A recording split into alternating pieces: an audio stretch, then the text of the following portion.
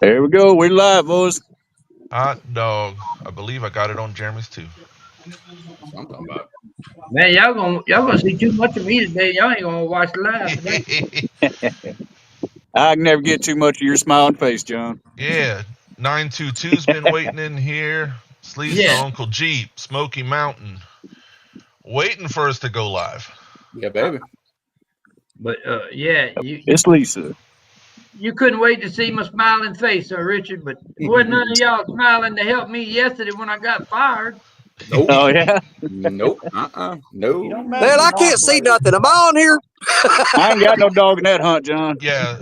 Danny, you're on panel and we can hear you. I can. You don't mess with the boss lady. No, sir. I Mm-mm. would rather shave a bobcat in a phone booth than mess with that woman. Mm-mm. I don't want to shave Bobcat. Nope. Now you went the wrong way with that tank. Mm. What we doing out here today, Richard? Well, we up here in Jerry's neck of the woods, up here on the Mississippi, trying to catch some blue cats, man. I got some brand new ancient mariner rods that I got, the J&S signature models I'm trying out today. Then I got the old standby challengers. I got a 10 footer and a 7.6 out with albatrosses on them. Got some shad, got some chicken and skipjack. Trying to see if anybody's home and hungry. So far, the answer has been no to both of those, except Jerry. Jerry's caught two. Three. Saying except Jerry's hungry. I've caught three. A 15 pounder, one around 10 or 11 pounds, then one about 6 or 7 pounds. And the 15-pound came off the signature series. First fish I've caught off. First time I've Nice. had them in the water, And, Nice. yeah. Any any preemptive comments on that new rod, Jerry, based off of one small fish? It casts really, really well. And the feel is it is different. It is definitely a little different feel on the fight, but won't be able to give you an accurate assumption until hooking to something noteworthy, like 50 plus pounds. Oh, for sure. That's where that new design will kind of show its legs. Yeah. Yeah. And Yeah, I just think for so. craps Just and put. giggles, I even got the little tiny evil eye, made it up with a little tiny piece of feedback to see what happened. I love that thing. Hey, what's up, Dank? How you doing, brother? Mid South. What's happening, man?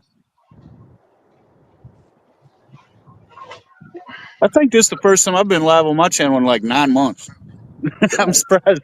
Surprised there's anybody here. Hey, we got 28. Ain't That was bad. for you. That comment's for you, John. Heck yeah.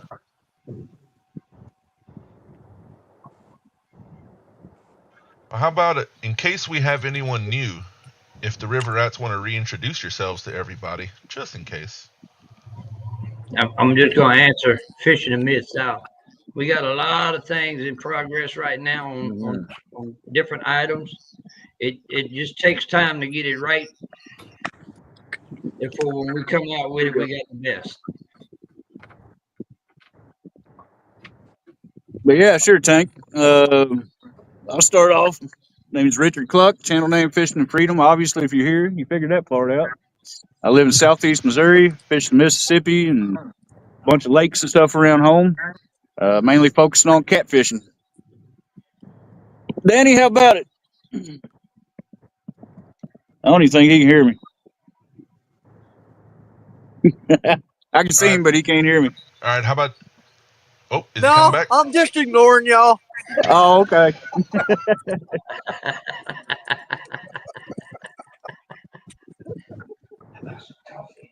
Go ahead, Jeremy. Well, Jeremy Dufour, otherwise known as Creole Catfishing YouTube. Live in East Central Louisiana, fish Mississippi and Chafalaya rivers. Sir. How about it, Jerry? Jerry Parker, Southeast Missouri YouTube channel, Parker Foods. Fish the Mississippi River, the Missouri, and the Kaskaskia rivers, and several lakes in our area. But primary thing is the big blues. But I am a multi-species guy, as you guys will see on my channel. I do a little bit of everything.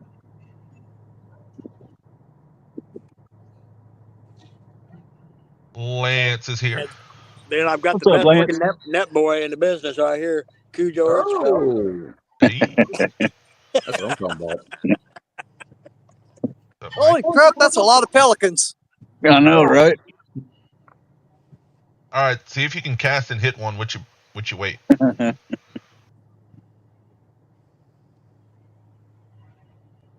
Are the pelicans eating? That's my favorite fish sign.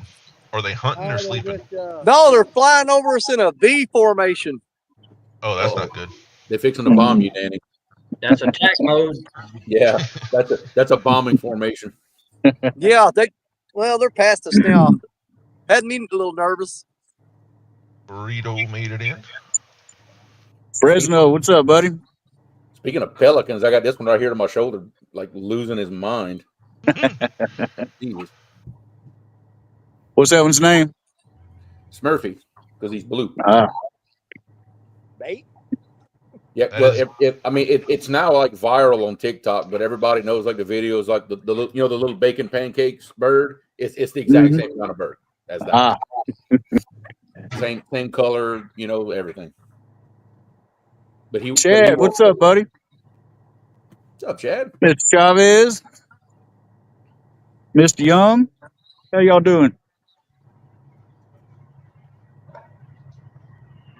More pelicans. There you go. Oh, I don't trust that one that broke off from the pack. I man. don't He either. looked That like one he's broke gonna off start and headed trouble. straight for Danny. Yeah. now I am a firm He's on a believer mission. in the barge bite. All I can say, fellas, is don't eat the ice cream. Right. No, Smoky Mountain. He will not do the bacon pancakes. My son's been trying to teach him that like for months now, and he will not do it. See, earlier Jerry was talking about that evil eye rod, and I happen to have one right here in front of me. Ooh. Yeah, Oh, that's one of the fancy ones. Yeah, that's one of the fancy ones, and you can tell this blank here is probably only slightly bigger than a number 2 pencil in diameter. Very, very small diameter, very light, very sensitive rod. But let me tell you something: do not let the size fool you. This is a bad little son gun right here.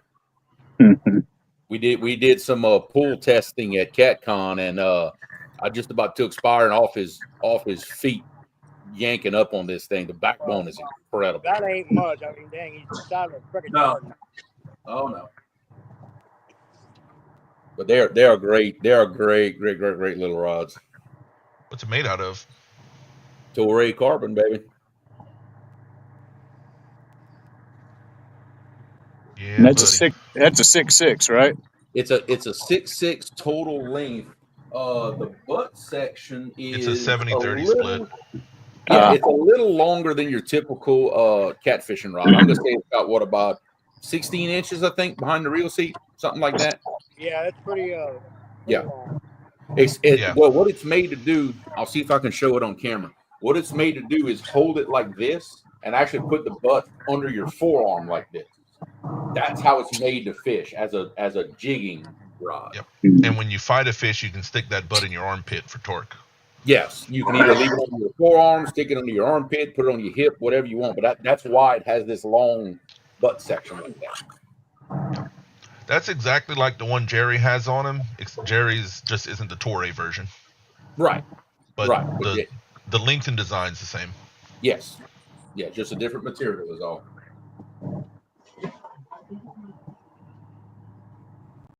And yes, Lance, if I remember the story correctly, yes, it did land a 400-pound tuna in an offshore fishing situation. Yep. Spiron and his family are catching huge offshore fish with those things. Yeah. Which that's his background. His background is saltwater fishing. So that's why all of the gear, all stainless, everything else, that's why it's all designed for saltwater, because that was the original intent for all this. Yeah. Pretty sure I could eat a 400-pound tuna right now, man. I ain't even need no breakfast. I'm getting hungry. I seen that little 6-7 pounder Jerry let go, and I was like, boy, you're lucky he caught it. I'd be over here building a fire. Hey, you know how big of a salt block you need to put a 400-pound tuna in sashimi style? A lot. Big salt block.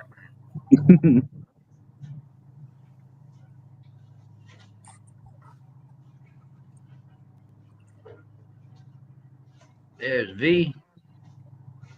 I'm gonna need y'all to catch a couple fish I know before I that. send Jeremy out there and actually have to bank fish for you. Oh Lord, let me tell you something. If it gets Them bad enough where I fighting got to go words. bank fish, it's rough. That's what I say. Them's kind of like fighting words for Jeremy. Well, the only thing I can do is go out in my front yard to that pond and maybe catch a little like 2-pound channel cat or some brim or something like that. It's about the most you will get out of me today. Here now, I've seen you catch pretty dang big flathead off the bank a time or two. That was look, Just that was saying. the right place, the right time, the What right you do? Here. situation, and we took advantage of it. I ain't trying to eat your food. Saw that. Oh, look, one of Danny's rods going down. Quick! Run back! What? He don't believe me. Oh, I say don't mess with him. Because then when it actually happens, they ain't gonna believe you. Must be too far from his phone. I saw his mouth move. Thank you, Danny. Ask and you shall receive. I said something about being hungry. Danny brought me a bag of chips. There you go. What a He's friend. all right. And some dates. Brought you a date? On the river? Not that kind of date. Oh. I think that should be a thing. I think somebody needs to come up with a I lost my train of thought, but what the company that goes around and delivers the food. What is it? Not Waiter, but the other DoorDash. DoorDash. There you go. I think somebody needs to come up with a DoorDash, but on the water in a boat. Dude, that ain't a bad idea. Telling you, if you've got enough people, you could actually make that successful. Now, good luck around the house, but still. You think if I named it Shore Dash, I'd get a copyright infringement? Ooh. Not for me. Ernie Brown got you beat. He called it Bank Dash by Danny. There you go. No, bank dash is what happens when Danny's rod all the way to the right goes off, and he has to take off and try to go get it. That's bank. I thought Bank Dash was what happens when you eat the wrong thing for breakfast. That too. Matt, what's up, brother? How's it going? Well, my wife come get that bird a piece of a Dorito, and he is losing his mind. Lord have mercy. Yeah, I think me and Jeremy's best bank spot right now is kind of high and angry. A little bit. Just a little bit. It's falling here. That's crazy. It's falling here. We're at 33 right now. Oh, wow. That's about where we're at. Our minor flood stage is like 31 and a half, 32, and I think we're at 33. Yeah. It's rolling. We're not flooding, but it's high. We're upriver from where Danny and Richard are. We're at, I think, maybe like 1.5 on the gauge. I think back home in New Madrid, we're moving like 1.7 cubic feet a second or something like that. It's rolling. Well, if you're getting all that there, then all that has to come down here too. So, yep. Hey, Richard, how about some French toast, eggs, and bacon? Nice. You're killing me. Andrew, SimSport is at 3103, so it's literally a foot from going into Smith Bay. Ooh. Yeah, I know. Ooh. Sadly, that's a spot we will never, ever be able to live fish from. But no, they don't have the reception for it. If it goes up another 4 or 5 feet, right, we'll have a little inland lake that we could tear up, brim, sac-a-lait, little catfish like you wouldn't believe. Yep. I'll definitely make a video out of it if we can. Yeah, but definitely. I don't know if we'll get your new 24-foot boat in there. We'll have to bring Dad's boat. Yeah, I don't. I mean, my old boat would have been a question. We maybe could have done it. Yeah, you ain't that big sea arc in there. Uh-oh, we got activity. I seen Richard jump up. Whatcha? He's getting us excited. That fish been pecking on that rod all day. It is. That's the same one. Well, that video I sent you guys the other day of the that Lowhead Dam. Yeah. You get that a little more aggressively, Danny. Well, get him. We need a fish on the bank that Parker didn't catch. Now, I want to remind everyone now, as you know, because we did the River Rat show long standing for quite a while. We went 50-something episodes. We never 51 episodes without a skunk. So, Yeah. Richard, I'm just saying, if you break the streak, I don't want to be you. I'm just saying. Well, that Lowhead Dam, I pressure. think all the walleye are starting to run. So I might one day this week or next weekend, I may end up there and maybe might be able to get a walleye video put together. Ooh. I have That's never eaten one of those. I heard they are delicious. That they is are one of my main bucket list fish. We don't have that down here. We don't even have them in restaurants down here. No. Heck no. Miss Stephanie, what's happening? I ain't seen you in a while. What's up? What's up, baby? She checking up on you, Richard. Hey, it's the car queen. Glenn said, I'm trigger happy. You dang right. I'm ready to catch one, bud. It's been too long. If a fish doesn't happen, Jeremy will have to go catch a little something in the pond. Yeah. Just to keep the streak. Hey, I guarantee I can drive a minute from the house and catch a little mudcat. Yeah, right there. Yeah, right there in my buddy's pond down the road. He's full of little polywire in there. Hey, if it's got whiskers, it counts. Okay. Yeah, she was having issues hooking her DJI camera to computer. Not sure what happened. But like I said, that external card reader will do it. So we ain't gotta worry about it. I did it straight with a USB-C to USB-C, and it worked. You know, it has to download drivers for itself, but it worked. Well, she said it worked. She said it worked before, but she had to do like a hard reset on the computer, and now it doesn't work anymore. So I figured it was some kind of driver issue. Yeah, it's driver issues. That's what I figured too. So she said, she's got an external card reader, and you know, if you get a good card reader, it's a little faster anyway.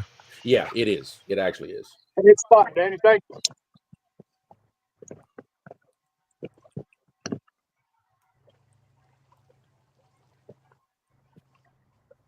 You like my new background layout, Jeremy? I like it. That's the one you got from me. Oh, you got the medals up and everything, huh? Yeah, I got them hanging on my headset thing, so they're hanging out here. I like it. Yeah, my show background is like all back here. Once I wasn't doing live shows anymore, I kind of rearranged this room and I put it back the way it was. So now my show background is way back there behind me where you can see. And my roller leader. There you go. Oh, we go put that to use. Don't worry. I've cut some off of it now. Mm-hmm. I've been using that same roll for over a year, and I don't think I've put a dent in it yet. I got my practice drop shots up here on the shelf. The cat was really interested in the German hook, so I had to hide it. I bet.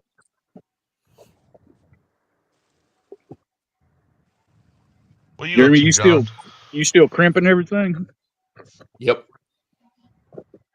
Still crimping and zero regrets. Let me tell you. I was going to ask you. It's been probably a little over a year now since you started doing that. I was going to ask you if you're happy with it. Extremely. Oh, extremely. I don't know why I didn't do it sooner. For me, it's faster. It's easier. It makes a much cleaner looking setup. And I mean, other than having to have a little bit of equipment to do it, I haven't found a downside yet. I love it. I will never, ever go back to tying knots unless I'm just forced to for some odd reason. Well, always the snail knot. Well, yeah. Besides the snail on the hook, obviously. Yeah. Oh, Benoit fishing's in the house. What's happening, ladies? Dynamic duo of the year, among other things. Jinx, you owe me a soda. Yeah.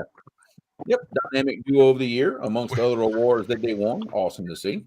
I know we get excited about it because me and Jeremy both voted for them over ourselves. I know, I did. I was so happy that they won that one instead of us. You have no idea. I was whispering at the award show. I actually would have been mad if we would have won over them. I would have legit been mad if we would have got that. So that was awesome. Congrats.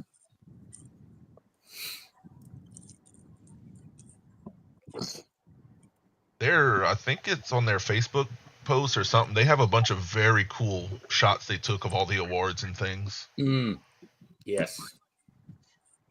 I like how they did that. They put like cool shots of the awards and plus threw like some big flathead pictures in there to go along with it. So I'm like, Right. that's just awesome. Looks like their flathead PBs are bigger than mine. Yours for sure. I think they're bigger than mine as well. They have big. I think so. Yeah, mine's only like 12. Most people have a bigger one. Well, we need to fix that this year. Well, Tim Scott is talking to me actively about how to make drop shot rigs to make that happen. So one of the first things that new boat will do will be hunt for my PB flathead. We can arrange that. I happen to know a guy who likes to do that kind of thing. So why would y'all vote for us?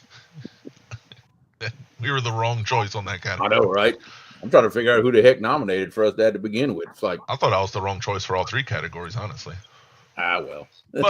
but greatly appreciate it. Let me not just absolutely dump on people. Absolutely. It just hey, yeah, it's cool to get recognized. It is. So thank you, Mac Fishing. Oh, thank you, Mac. Heck yeah, brother. Appreciate it.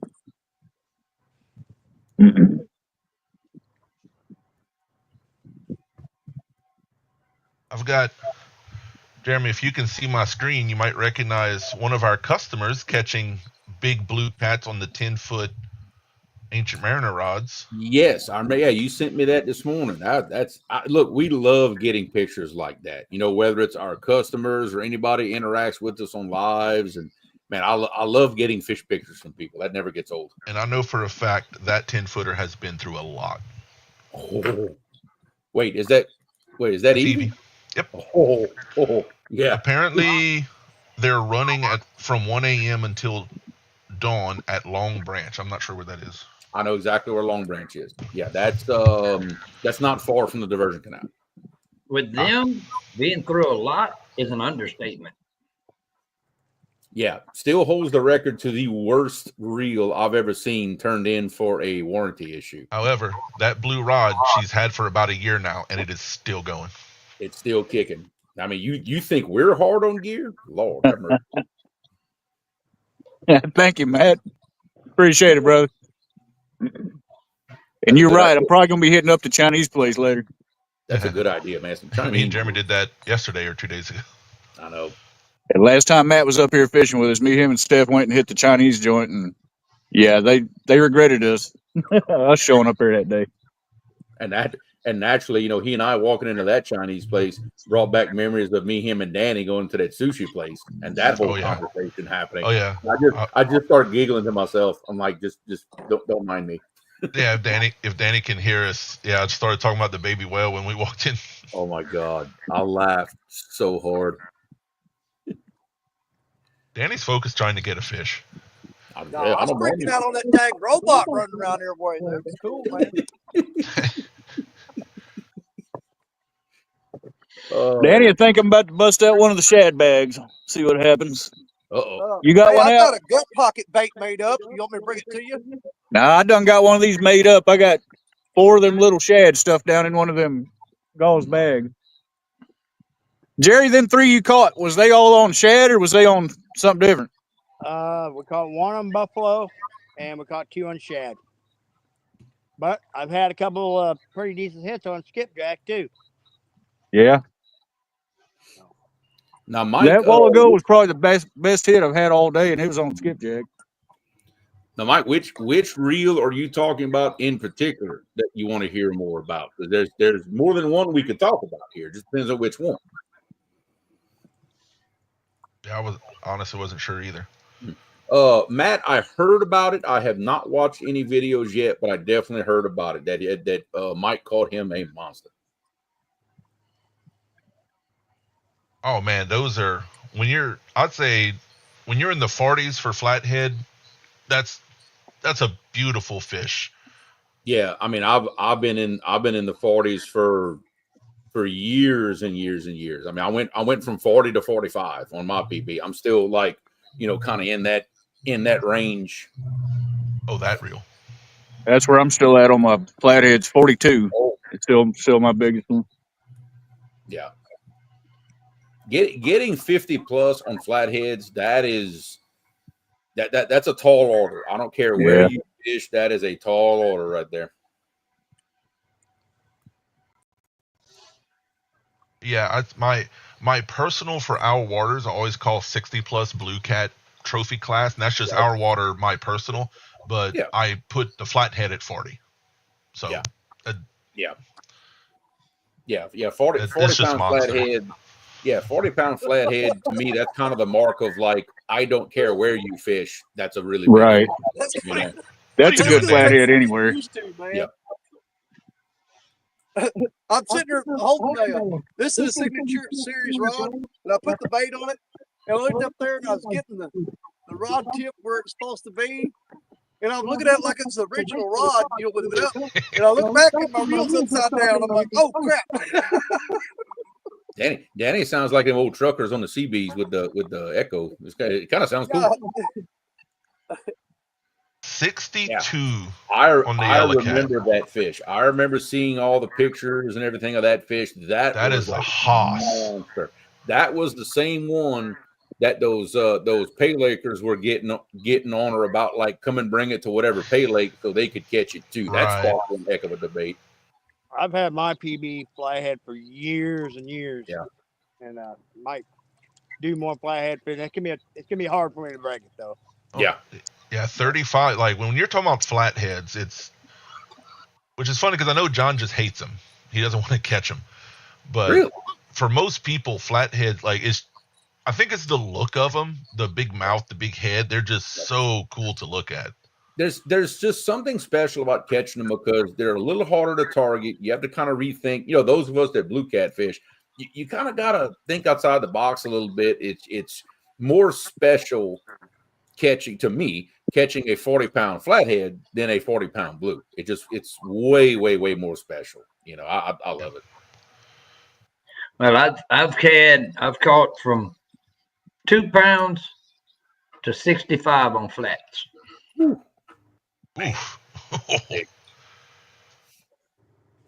Yeah, our state record flat is 95 or 97. So it's just right shy of 100 pounds, something like that. I forget what it is. Our Missouri state record is 62, and I missed it by 2 pounds. Oh, man. Yeah. I'll definitely agree with a lot more patience and but so worth it when it happens though. I don't know why it's so satisfying to go target them and catch a few nice ones. It is. Mad County wants to know if Jerry got room for some fun.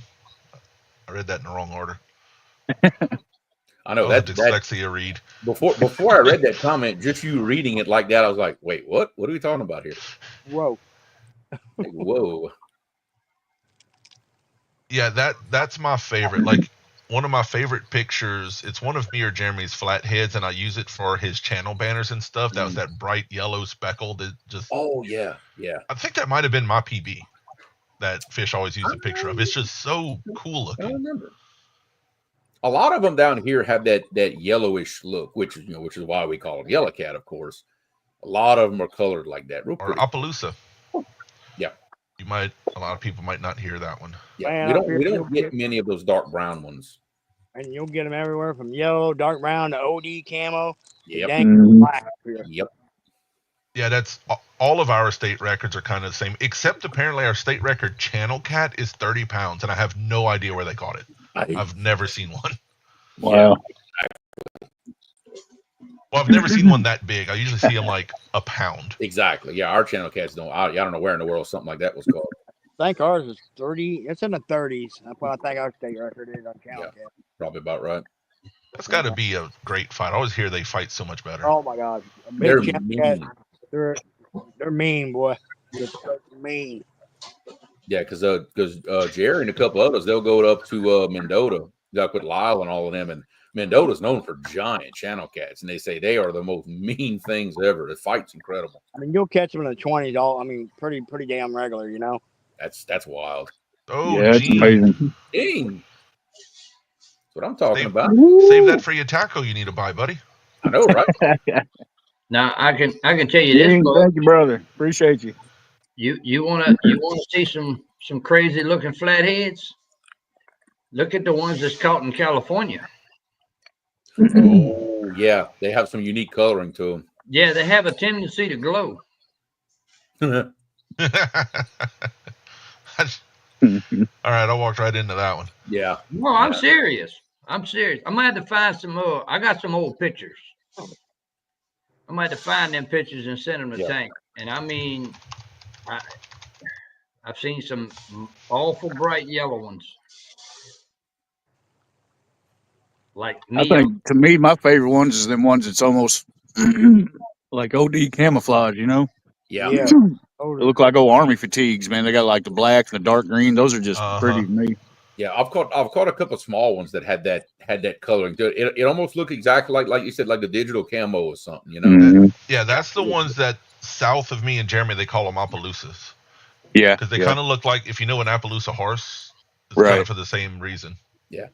Miss Cindy, I am not fishing because I don't have a boat right now. I am boatless at the moment, so yeah, I'm content just to sit here and watch.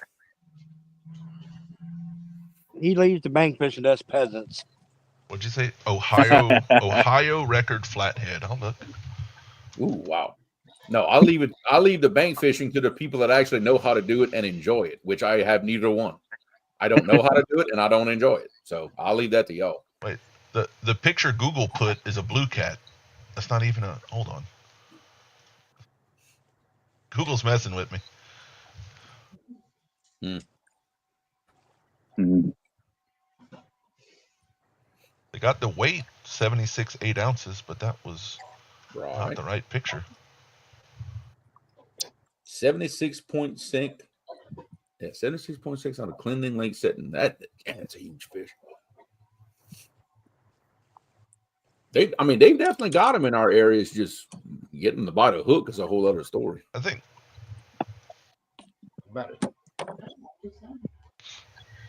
My question is, like with the flathead, they say like to find the one log in an area. We've got so much structure; they're spread out. Yeah, and yeah, in those certain areas. Yeah. Is that a fish or are you reeling in? I think he's reeling in. Bait check. Yeah, he's reeling in. Yeah. Now I will say, there's a few fish I've taken a picture of. Even if I'm not in the picture, even I say that is a horrible picture of that fish. So sometimes, yeah, I'm trying to remind myself not to judge based off of pictures. Sometimes, yeah, because you can camera angle and lighting can make or break a fish picture as far as like it looking bigger than it really is or not nearly looking as big as it really is. You know, I had a couple of pictures on my phone for a long time of like he and I me and Andrew holding the same fish and everything, just to prove the point of it's all about perspective. You know, it can change a lot.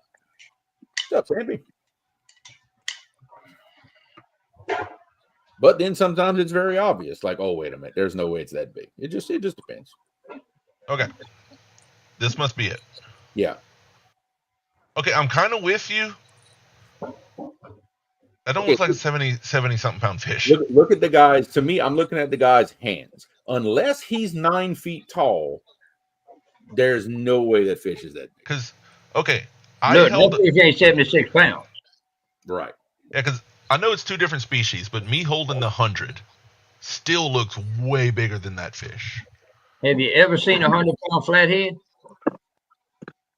No, I've only seen, I think I've seen up to like an 80, 70. I've seen a 100-pounder, and trust me, it's huge. Oh yeah, Oklahoma, like the Oklahoma, well, it's the world record, like a 120 or something. Like 123, I think, like, something like that. It is just it's like insane looking. Wide of the barrel, you know. Yeah. The article says that fish was 58.5 inches long, which means that guy's shoulders must be 90 inches wide. Right. Okay. I'm with you on that one. I try not to judge, but Now, what could also happen sometimes is, because that actually happened to us recently, is the newspaper article gets printed and you send them multiple pictures but they end up printing the wrong picture of the fish the article is talking about. Because we had an article recently in our local newspaper talking about Andrew's 100-pounder. Well, the picture they posted in the news article was of what, the 72 I caught, or the 87? It wasn't the 100. It wasn't the 100 because it was me holding it. It was still a big fish, so I don't think people are questioning it, but it was definitely the wrong picture. Nah, but technically, like, I know that's not the fish, you know. So that, you know, that does happen. Mike Irvin, what's happening, brother? Yeah. Benoit says theirs were bigger. Yeah. Especially when they hold them. Oh, yeah. What's up, Sampy? How you doing, buddy? That makes a big difference on who's holding the fish, because, you know, like, if you're a real small dude, yeah. Like me, people that look at me, they don't think I'm a very wide dude until they meet me. Oh, shit. Yep. That's why Andrew is not allowed to hold fish for us anymore. Just there's some old pictures of me and Jeremy when we first started bumping, caught basically identical 52-pound fish. Yep. Everyone swears mine was 30. Yeah. Oh yeah. Yep. Mine actually looked like it was 52. His was like 30 at the most, but it was, you know, essentially the same fish. When I first started YouTube, I'll never forget, it was like the first time you were live, and I was palming a fish saying, "Oh, look, we caught a little 10-pounder." And they said, "Oh, there's no way you're one-handing it." And I'm like, "No, it is." Tank is not allowed to hold anything for advertising purposes. Mm-mm. Yeah, see, V just sent me the picture that she took of her 62-pounder. Yeah, there ain't no way the fish in that picture was the weight they said it was. Can you show it or Facebook it to me? I can send it to you, and you can. I don't have control. I don't think I can show it all that. Yeah, just Facebook it to me. I will do that. All right, coming to you in Messenger. In fact, I would argue that her fish looks bigger than 62 in the pictures. Oh, wow. Yeah, exactly. That's what a 62 is supposed to look like. Hold on, wait. I'm staring at it. Nobody else gets to see it yet. I'm like, that's a fish. Yes, that is a fish. That is a beautiful fish too, man. That's what a 62 is supposed to look like, right? That would have been so. I got chills a little bit. That would have been so worth one of those nice mounts. The look, and man, look, even his eyes are like camoed. And the thing is, there's multiple things in the picture that proves how big it really is. I mean, like the fish grip still in his mouth, the net's nearby, her hands on it. There is no doubt that is a monster. Well, yeah, because that fish's head is wider than those fish grips is long.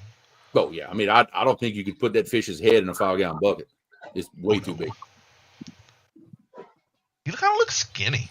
What time of the year was that caught in? Unless it's just because it's laying on its belly.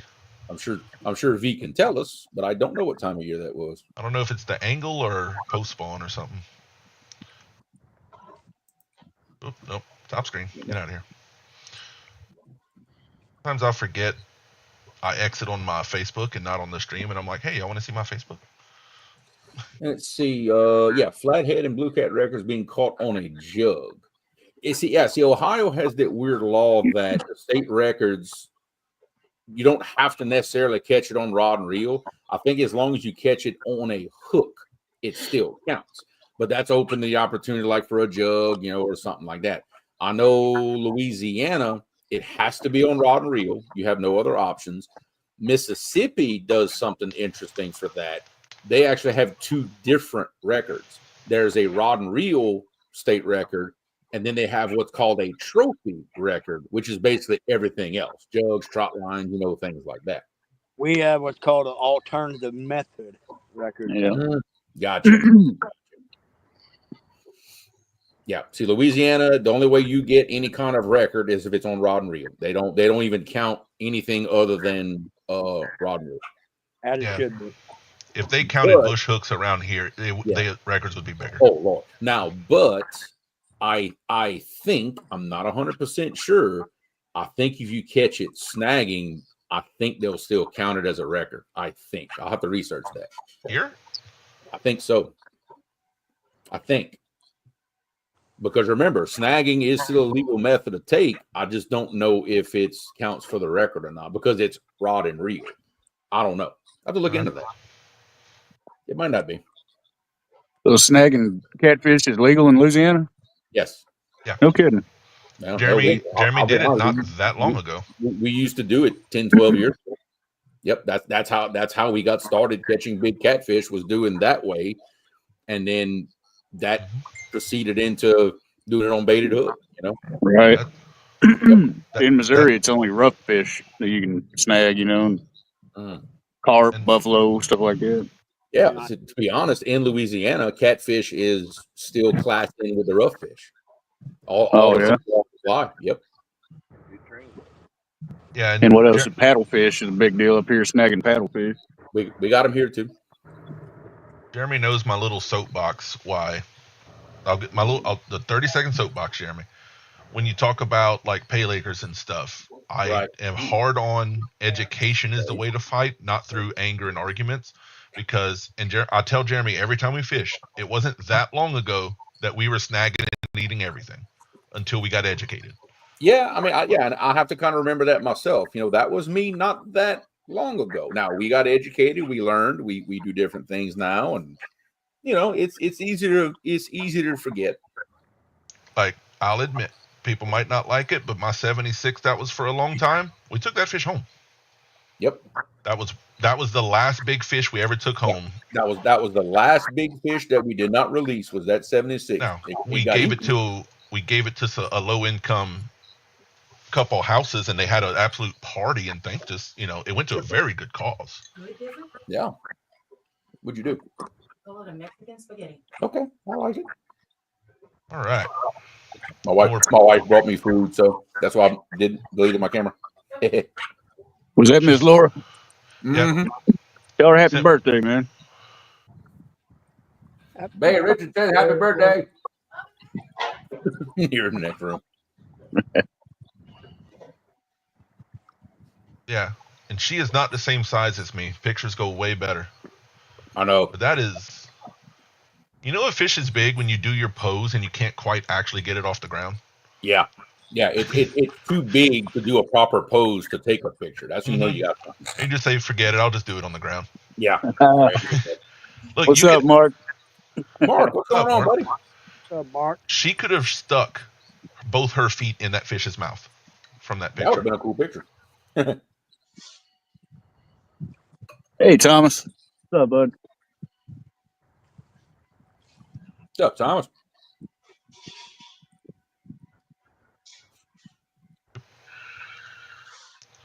Yeah, it is a dandy flathead, Mark.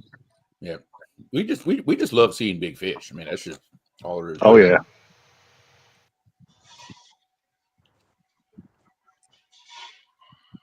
And I don't even care if it's a 10-pounder. If it's the biggest one you've caught, I'm just as excited for you. Absolutely. Especially the kids. I mean, that really lights me up, man. Some kids getting on some good fish.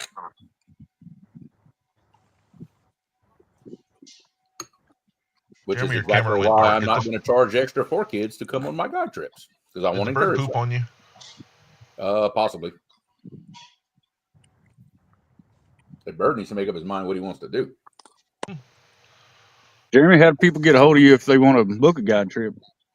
The website is actually active right now, creolesguideservice.com. We've got from right now, I've got my email and contact information on there. As we update things, there'll be more ways of getting a hold of me. Also, there's a Facebook business page. Yes, Creole's we do Guide have a page Service on Facebook as well. Yep. Any of those links you want to pop up, Andrew, go right ahead. So people know how to get in touch with you. Now you're asking me to make things. Hey, we can put you to work today.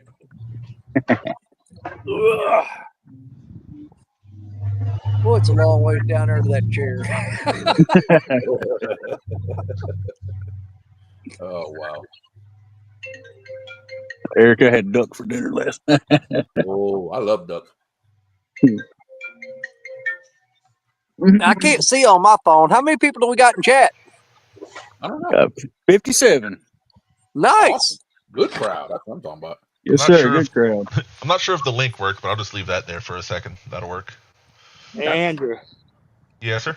have you ever had any duck sausage? I have. Don't answer that.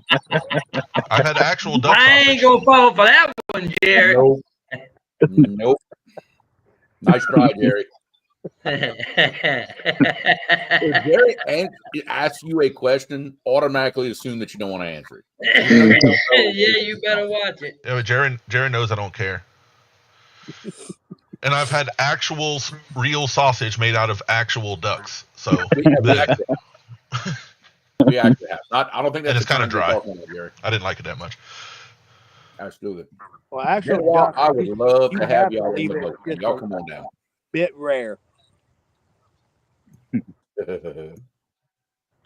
Well, I had some real good boudin a couple weekends ago. Thank you. They finally got crawdads up here. And yeah, I'm sorry, we call them crawdads. But the first weekend they had them, we all went down there, me and my brother and his wife and my wife. And me and him both got a couple big boudin to share. Man, it was good. Heck yeah. I get boudin. I ain't sharing with nobody. I don't care how much is on the plate. It ain't enough to share. Well, there's an outfit here in St. Louis called Gus Pretzel. They've been around, oh my God, probably 100 years. And it's like kind of a big Missouri thing. Well, they took taking andouille sausage and stuffing pretzels with it. Oh, fire. Hey, what's up, Eric? How's it going, buddy? There's a donut shop near me and Jeremy that takes boudin, puts it in some kolache rolls. Yeah. Please come down. Yes. Y'all would be so fun. Oh yeah, that would be a good time right there.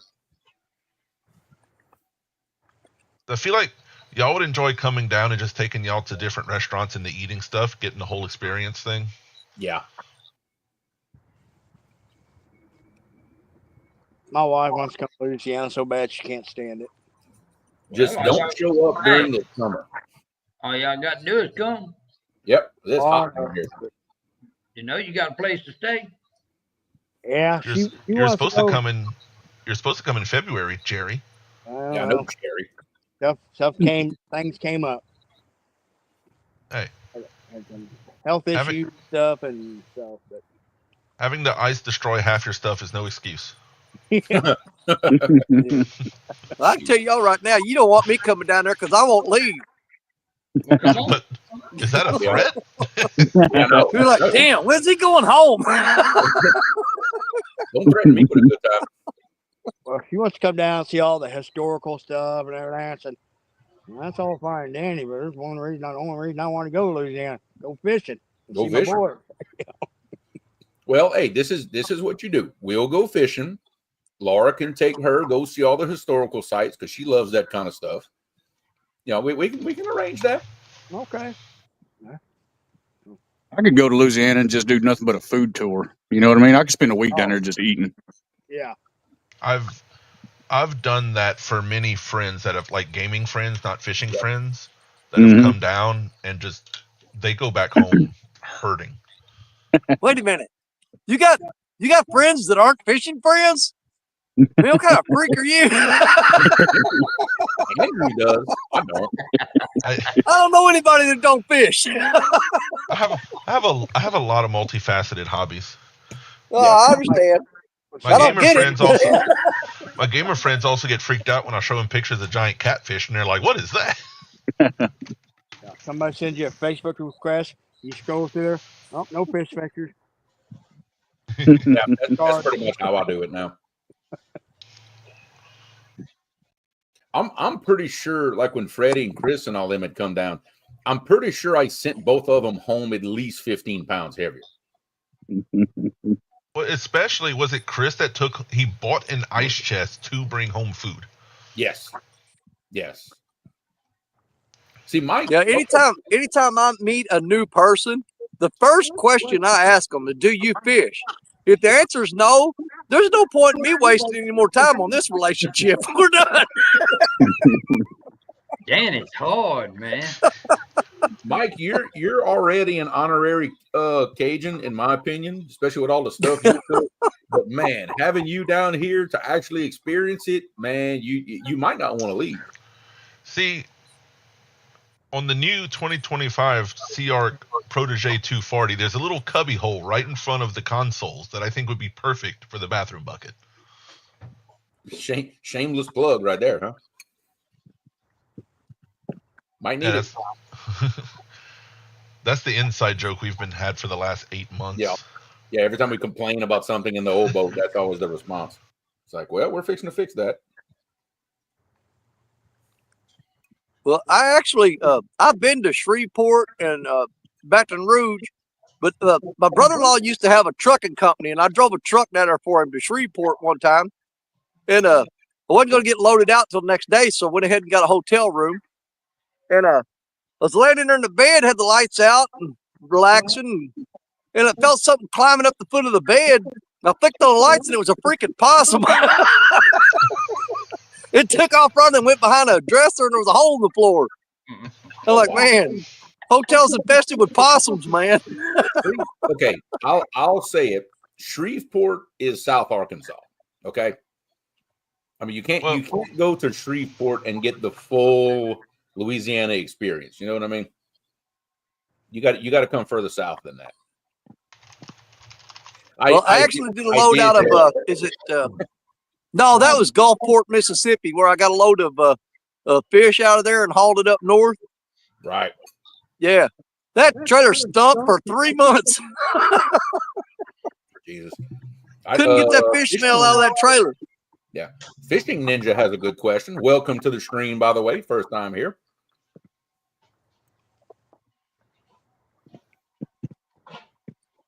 Fishing Ninja, these three guys are fishing the Mississippi River, close to the New Madrid area, I believe, somewhere around there. Central Missouri. We're about go about 70 miles north. Okay. Yep. I got you. Yeah, we're north of the Ohio confluence right now. Okay, gotcha. I think I got a variety of baits, like some shad, some chicken, and possibly some skipjack too. Yep. Okay. Buffalo and everything else. I got skipjack, gizzard shad, zombie carp, some little bitty shad that I put in a mesh bag. And I actually flipped over a rock and caught a lizard a while ago, and he's on one of them rods. Good Lord. Yeah, I got a lizard on that second rod from the left.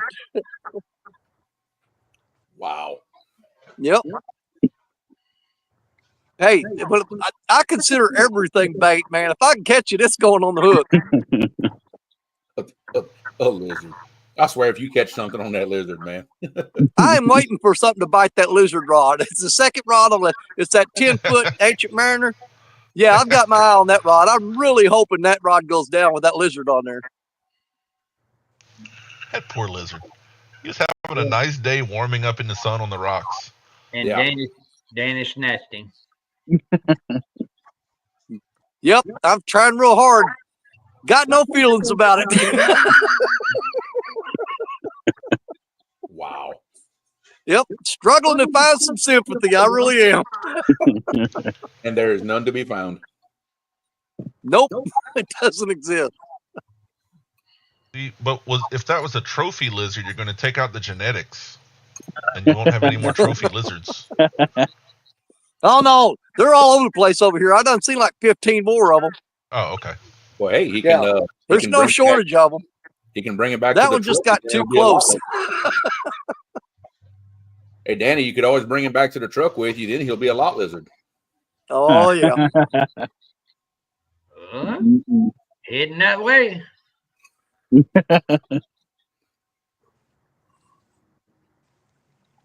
Man, I ain't even had the first bite today, man. This is killing me. What's happening? At least Richard's had his rods get tapped on a little bit. I'm steadily getting dink tapped over here, but I think it's a little bitty channel cat. Put one of them 4-aught river cat tackle German steel hooks on there. See if you can't do something with it. May have to. Put about one of them 5-aughts on there. Them 5-aughts don't discriminate. That's right. One of y'all just texted me a picture of a yellow cat. And I'm not sure who it is because I don't have that number saved. That's 922. Oh, okay. I was This about way to has my call. number. Yeah, the bite slowed down for a little bit. It was pretty. We were getting hit pretty regular, you know. And like I said, the bites just slowed down. All right, your number's saved now. Right, If you remember, Jerry, the last time we was here, the bite didn't pick up till around it was 2:00 our time. Yeah. Yeah, it's around 2:00 and it started picking up. But you know, Fishing Ninja has a great question for all three of you guys fishing. If one at a time, y'all want to run through all the gear y'all are using today. for all three of you guys. Sure. Well, I've got two ancient Mariner Challenger rods, 10-footer and a 7.6. Both of those have Ancient Mariner 6,000 albatross reels on them, 40-pound Berkeley big game, and 8/0 crimson red river cat tackle hooks. Then I've got two river cat tackle J&S Signature Series rods with Ancient Mariner Low Pro Ocean Tycoon reels, and just braid on those and river cat tackle hooks. That's all I'm using today. all right, from left to right, let's see. There's an Ancient Mariner 7'6" with a Ancient Mariner Albatross 6,000 on it. Then we got the Ancient Mariner 10-footer. That's the Challenger rod. It's got a 6,000 Albatross on it. Then we got the Signature Series rod there with a 7,000 Ancient Mariner reel on it. Oof. And then I've got the 10-foot spinning rod from Ancient Mariner, but I've got an Akuma spin cast reel on it. Then I've got the Signature Series again with another 6,000 reel on it, Albatross. And last but not least, we got another 10-footer right there with that Albatross reel on it as well. And all of them have River Cat's tackle hooks on them. I've got one rod out with a lizard. It's got that's actually a 5/0 hook. The rest of them are the 8/0 crimson reds, except for that one there's got the 12/0 German steel on it. All right. I'm the odd duck in the bunch. That ain't saying nothing. Understatement. Well, I work with both these companies. The 3 orange rods are Mad Cat rods. 2 of them are 12-foot casting, and 1 is a 14 spinning. The farthest 12-footer has an Ancient Mariner 7,000 with 40-pound Berkeley big game. Oof. With Andy mono leader paired with a 12/0 river cast German steel. The second rod has a Pin Squall 30. It has 40-pound Berkeley big game paired with the 12/0 German steel with the 80-pound Andy leader. Now the 14-foot rod has a Pin Fierce on it with 80-pound Mad Cat's braid, but it is paired with a 8/0 German hook. And then the 2 darker rods are the Signature Series RCT rods, and they are both paired with Albatross 6,000s. And then I have, just for craps and giggles, got the little Evil Eye rod paired with a little, Fluger reel with 10-pound braid with a little breed. 4/0 German, not German, but 4/0 river cat tackle hook. Oh, Hogleg. What's up, Hogleg? How you doing, buddy? Oh, Hey, Steve, what's up, buddy? Hope you and Melissa's doing good. Good to see you, man. So if anybody had noticed, there tends to be a kind of a general theme with all the gear. Yep. Yep. It all has to do with fishing. I'm the black sheep of the family. That's why we love you, Jerry. Every group needs a black sheep. If you don't know who it is, then you're probably it. I always respect some variety. Right.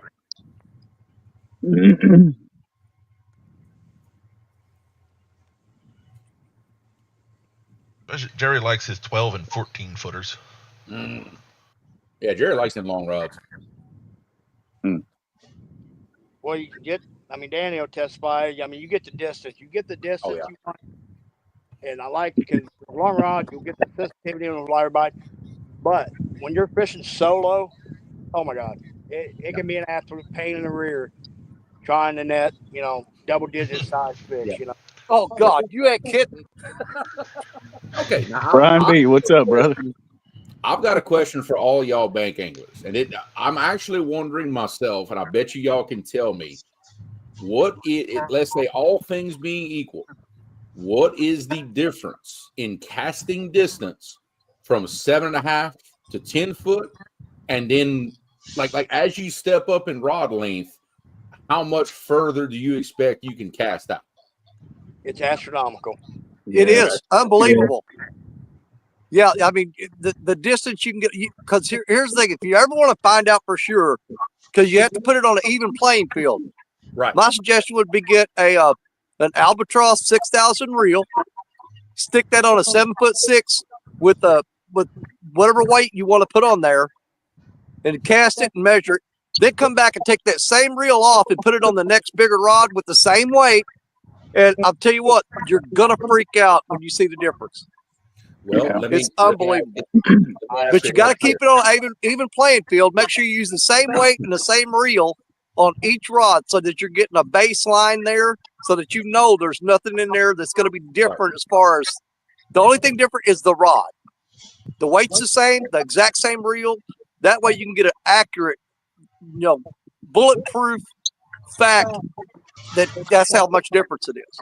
Right. Yeah, because I know you guys have done that. Y'all have kind of more or less put the same reels on these different rods. So I kind of figured y'all could kind of give a good perspective as to, hey, if you go from 7.5 to 10 foot, you're going to, let's say, increase your casting distance by, let's say, maybe 50%. Would it be true that a full 14-foot rod will cast twice as far as a 7.5 foot? Absolutely. Now, here's the thing that when you start getting them long rods, and Danny, I think he'll agree with me. You start getting into 14, 16-foot rod, you have to have a spinning rod to maximize your distance. I hate Absolutely. with The world record cast is with a 16-foot spinning rod with a spinning reel and braid. The record cast right now, and you can look this up, is 943 feet. Wow. That is over 300 yards. That's the world record right now, and you can Google that and check it out. 943 feet is the record with a spinning rod, and it's one of the long surf rods that did that. That is crazy. I hate braid with a freaking passion. I love it. Unless I'm bumping, but that's what I run on a spinning rod. Can I maximize my distance with it? Okay. Absolutely. Let's see. Fishing Ninja actually had a good question. Wants to know what everybody's PBs are as far as fish goes. Well, mine on a Blue Cat is 88.82. My flathead for actual weighed fish, I mean, I got a bigger one on video, but when I actually weighed it, it's 39 on my flathead. My channel cat is 19 3/4. Okay. On me for blue cats, it's 88 pound. Flathead, 42. Channel cat's 22. Man, you beat me on flathead and channel cat. You turned. Mendota, baby. If you want a big channel cat, got to go to Mendota. All right. Now, my blue cat, I'll be honest, I don't know the actual true weight because we weighed the fish on two different 110-pound scales and it bottomed out 210-pound scales. So I call it just like 110. It's 106 plus. That's what I always say about yours. And then flathead is 60 even. Channel cat is 29 pounds. I'm having a hard time following that now. My PB blue is 86.7. My PB flat's right about 45. Channel cat, I don't know, 4 pounds maybe. something if like it's that. counted. But do you realize at one time, all four of us, there was a very short period of time that all four of us, our PBs were in the 80-pound range. Yeah. And then you and Jerry wanted to go and screw it all up. And then his down here, even though he don't want to say it out loud, Huh? his PB blue is 101.1. You mean the blue that won awards? Oh, there he goes. I wasn't gonna talk about it, but now you forced me. Well, Yeah, you had to poke him, didn't you? Now the hundo, that was a boat fish. Now my PB blue off the bank is 93. Wow. Yeah. Catch fish with us. Come up to Sandusky. Yeah, I know. I'd love to go up to Sandusky one of these days too. They got some great big old channel cats up there. Right. Richard, you've been over the crab orchard. You went over the crab orchard with Danny last year. Yeah, yeah. Oh, yeah. That thing's full of double-digit channel cat. What's up, Oh, Pat? dude, we had a 40-fish day that first time we went. You know, we didn't catch anything. I think we caught maybe 1 or 2 under 10 pounds. The rest of them was all 10 pound. 10 Oh, pound absolutely. And I'm really looking forward to going back and doing that again. We're going to drag the crap out of Crab Orchard this year. Yeah. Especially, yeah. I want to put these signature series rods with that rod tip the way it is. I'm waiting to see how that does for dragging baits. I think it's going to be absolutely unbelievable. It's Dude, going I to be think great for dragging baits with that rod I design. think these acid wrap rods are going to be awesome for pulling boards. I bet you Yeah. they're going to pull boards really, really well. I think it'll actually help to pull them. You know, with the acid wrap design, I think that's going to be even better for dragging, pulling board, stuff like that. I do too. Yeah, there's a few of the YouTubers from up north. I know, like Roger has one, and I told him they better pull boards and let me know how it does, because me and Jeremy don't. We don't have a good opinion on dragging. We don't know the difference. Don't ask us anything about dragging baits. I'm very much a rookie at that. I'm looking forward to doing some dragging this year because I am making a massive upgrade to my trolling motor. So that's going to be I heard about that, Jerry. So I'm looking forward to dragging some baits because god dang, it was such a freaking battle trying to drag baits with the trolling motor I got now because just constantly fighting the remote and everything, and it just. Yep. So I'm really looking forward to it now. So. Yeah, because I heard it through the grapevine that Jerry's wife is not happy with me now because apparently I'm a bad influence. Yeah, because I was gonna go with the original like Terova, but oh no, excuse me. There's friggin' Parker. It wasn't me this time. I knew somebody was going to do it. I knew it. Like, Dude, I had a stopwatch on it. I said, how long's it going to be before Parker slips? There you go. He actually set a record. Proud of you, Jerry. Well, Jeremy's like, you got to get the quest. You got to get the quest. I said, all right. So I started doing research on it. I'm like, oh my gosh, it's like another $800. You know, more. That is not what I said. No, that is not what I said. I said, if you can afford That's pretty much get the exactly. quest. You know, you really need to get this. You see what's happening. He's putting words in my mouth and trying to put the blame on me for all this. And you know what? I'll take that blame. Actually, Jerry, I heard that phone call when y'all were talking. Jeremy actually said you were a punk if you didn't get the quest. Oh, I know. You know what? Shut up. Nobody asked you. Man, I guess I gotta, We could do like the Brady Bunch. I gotta punch you up. I'm just gonna hide. I'm just gonna hide. You know. I hadn't even told the wife about the batteries I gotta get yet. Oh. Well, you need to do what a coworker of mine did when he bought a brand new Indian motorcycle a few years ago. He waited to tell his wife about it in the middle of church so she couldn't scream at him. That's cheating. It worked. A good place to be tell her whenever we was kayaking yesterday, we was in that underwater mine shaft. That'd been a great place to tell her because she wouldn't be able to hit me. Yeah, that'd have been great. Well, Benoit, somehow y'all can make it down here. I don't know about the blues or the flats, but I think we can help y'all out on those PB blues. I think we can definitely try to work on that. Yeah, see, now that's giving Mark ideas. Yep. Tell them in church they can't scream at you.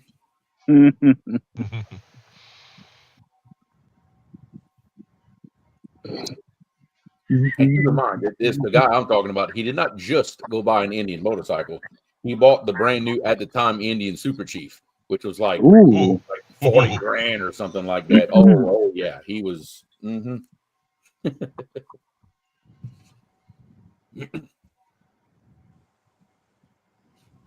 Yeah, those are nice. Mhm. Those are worth as much of a pretty nice fishing boat. Yeah, they are. I rode with some guys that had a couple of those. Yep. Ooh. The speaker systems were loud enough. If I was riding next to them, I could hear their music and bang along with it. It was. Yeah, this was like around 2020, something like that when Yeah. that happened. So yeah, it was brand new. I'm sorry, but I can't see Andrew riding a motorcycle. It looked like one of those freaking big orangutans riding one of those mini bikes. You didn't know I did? Oh yeah, Andrew was a biker for quite a while. Yep. Money decisions changed it. Yeah, on that smaller bike, you almost look like Grape Ape riding on top of that little van. Oh, on my starter Kawasaki. Yeah. Yeah. I can see him and Jeremy going down the highway like Dumber and Dumber. Just Oh god. Yeah, I had a 14 Road King Police that was redone. Yeah. For those that know what that is. Yeah, that was a nice bike. I had a 2018 Heritage Softail was my last one. I had a 2010 Softail before that. But Nice. I sold the Harley to get the boat. I don't regret it. Well, I sold both my little hot rod projects to get my boat, so I'm right there with you. sold my V8 Ranger and my Mustang to get the boat. Oh man, no regrets. I tell you though, these pretty 70-degree days make me miss riding, but I also think, well, I could be out on the water just the same day too. You just go riding a boat. See? Yeah. Well, and I was doing a lot of like long distance riding. I was in a club. Yeah. And I'd go cross state all over. I will get another bike, but not something that necessarily have to go like cross state and so far. Did a lot of charity events, all kinds of stuff. Yeah, we did a lot of them poker runs and stuff for like Shriners and the what's that one? The Ronald McDonald House up in St. Louis. Yeah. For and everywhere has like the veteran groups. AM vets and everything. Yeah, we were always at all their events.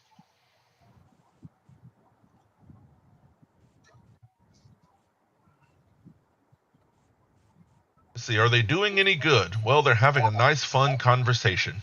Yeah. I think this is the longest I've ever fished in this spot without a bike.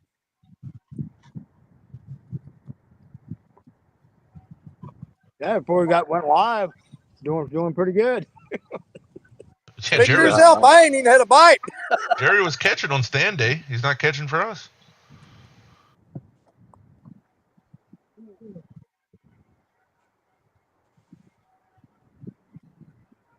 Yep. Typically, this time of year, it's more of an afternoon bite here anyway. Yep. Yeah, I know last year every time we fished this spot, it was usually a later in the afternoon when we got on.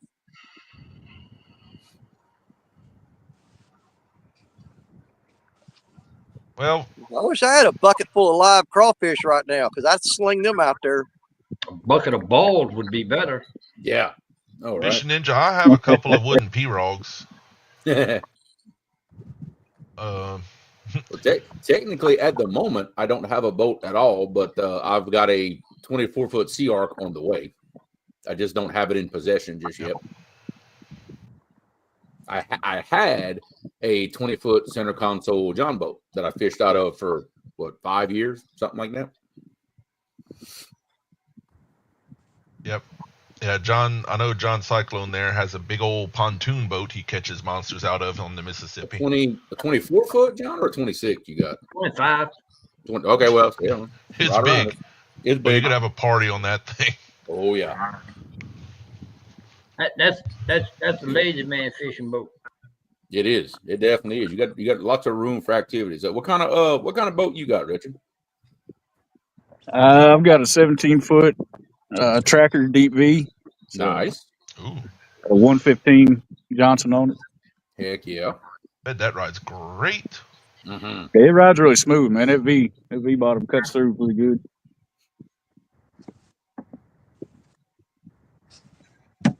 Danny, what kind of boat you got? I got 2 job boats in the backyard that ain't seen the water in 7 years. No, Thomas. The Pro God is actually a 26-foot. I went with the 24-foot Protege. That's what I'm getting. If anybody was at CatCon, Jeremy's boat will be just like the bright blue one that was in the back, but a different color.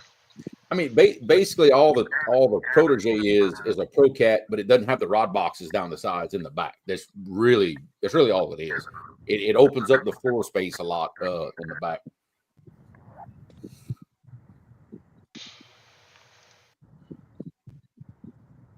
Ooh. What's that other they make, Jeremy? A Easy Cat? Yeah. They make that 26-foot Easy Cat that has like the couches on the front. Yeah, it's got like the couches and stuff all down the side. I looked at that thing, man. That's nice. Oh, that's a family fishing boat there. Oh, my God. God. Yeah, for sure. Jody, that Protege's nice though. Yeah. I'm okay for now because the river is high and nasty and flooded, and it's like I couldn't do much right now anyway. But I think as this nicer weather stays and the river calms down, I'm gonna end up getting really antsy before, because it's gonna be mid-April before I get it. I've got another 6 weeks to go, so I'm okay for now, but I don't think I'm gonna be okay much longer. I'll be honest.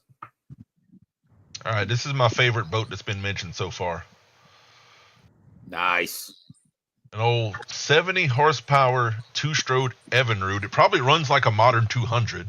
Probably so, yeah. Mm-hmm. Those things were nuts. Yeah. Heck yeah.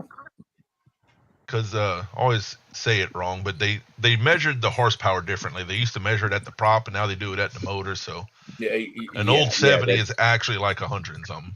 Yeah, I promise you that 70 is not nearly 70. They roll.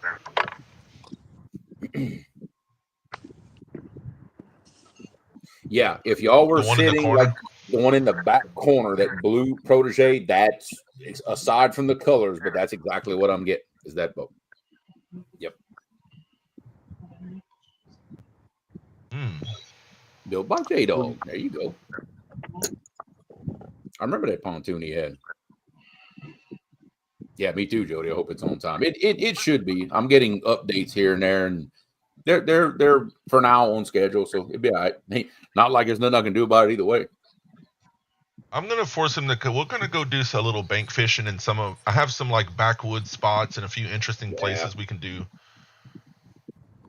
We can do some cool things. Yeah, we'll do a little bank fishing. I'm sure one weekend we'll drive on down to John and hop on the party bars and do some fishing. You know, we got ways of getting out on boats. And our dad has a 16-foot Express. We won't bring it like to the hydro, but we can go fishing. Yeah.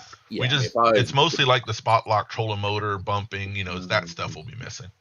So you may see me filming like an old school catfishing video. No big time electronics, no nice trolling motor, just an anchor, a rope, and some rods, and that's it. Yep. Laughing Cat, if for sure I'm going to get the 200 on it, I might upgrade it to the 250. I am not 100% sure as of this moment. It just depends on a few things, but at least 200 horsepower. Yeah. And I am going with the Suzuki, even though it's a little bit slower than the Yamaha, the reliability and the fuel efficiency, I'm going to go with the Suzuki. Yeah, he's not super worried about like top speed. It's more the fuel efficiency, the range, safety in big barge waves, stuff like that. And plus the 7-year warranty that Suzuki is offering right now. Oh, he is concentrating on that rod. You know, it's like boiling water. If you stare at it, they won't bite. Sometimes you just got to walk away from it, then it goes down. Open up a bag of chips. He'll take it. Oh, yeah. Undo your belt. He'll think you're going to the bathroom. The water in that river is pretty up there, isn't it? Really is. Man, Jerry's got some what's flow. happening, brother? Look at that current seam, like off of Jerry's left shoulder. He's casted right in it. Yep. Yeah. Oh yeah, Bobby, you're right. That Yamaha's a tank. Don't get me wrong. It is, but that for all of our local commercial fishermen to be all switching to Suzuki's, that tells me all I need to know about the reliability. I feel like all of the companies make great motors nowadays. Yeah, they it's kind of like when you argue Ford, Chevy, Dodge. It's like right. they're all good now. Yeah, they're all good. Roger, what is happening, brother? Hey, what's up, Roger? This is a great question. Yeah, that is. My first response to that is that depends greatly on the river you're going on. Personally, my river in my area, I wouldn't want to be on it in a small boat. I'm gonna be like 16 and under. But river gets real wild down here, big barge waves and everything.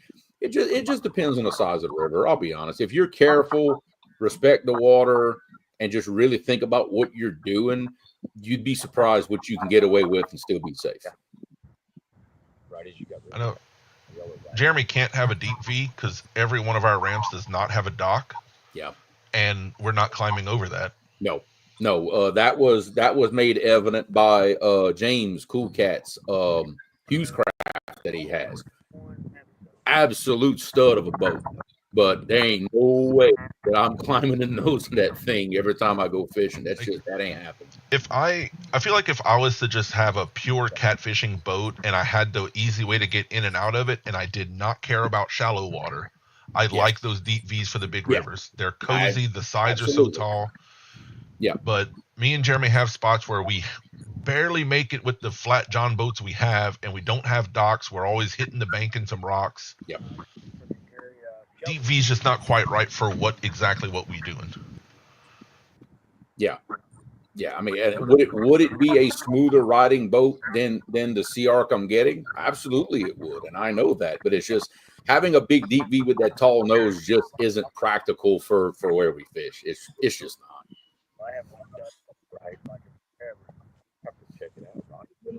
I'm too old and out of shape to be climbing in the front of a deep V like that every time I got to get in the boat. And then we've caught a lot of huge fish out of Dad's 16-foot flat express. Right.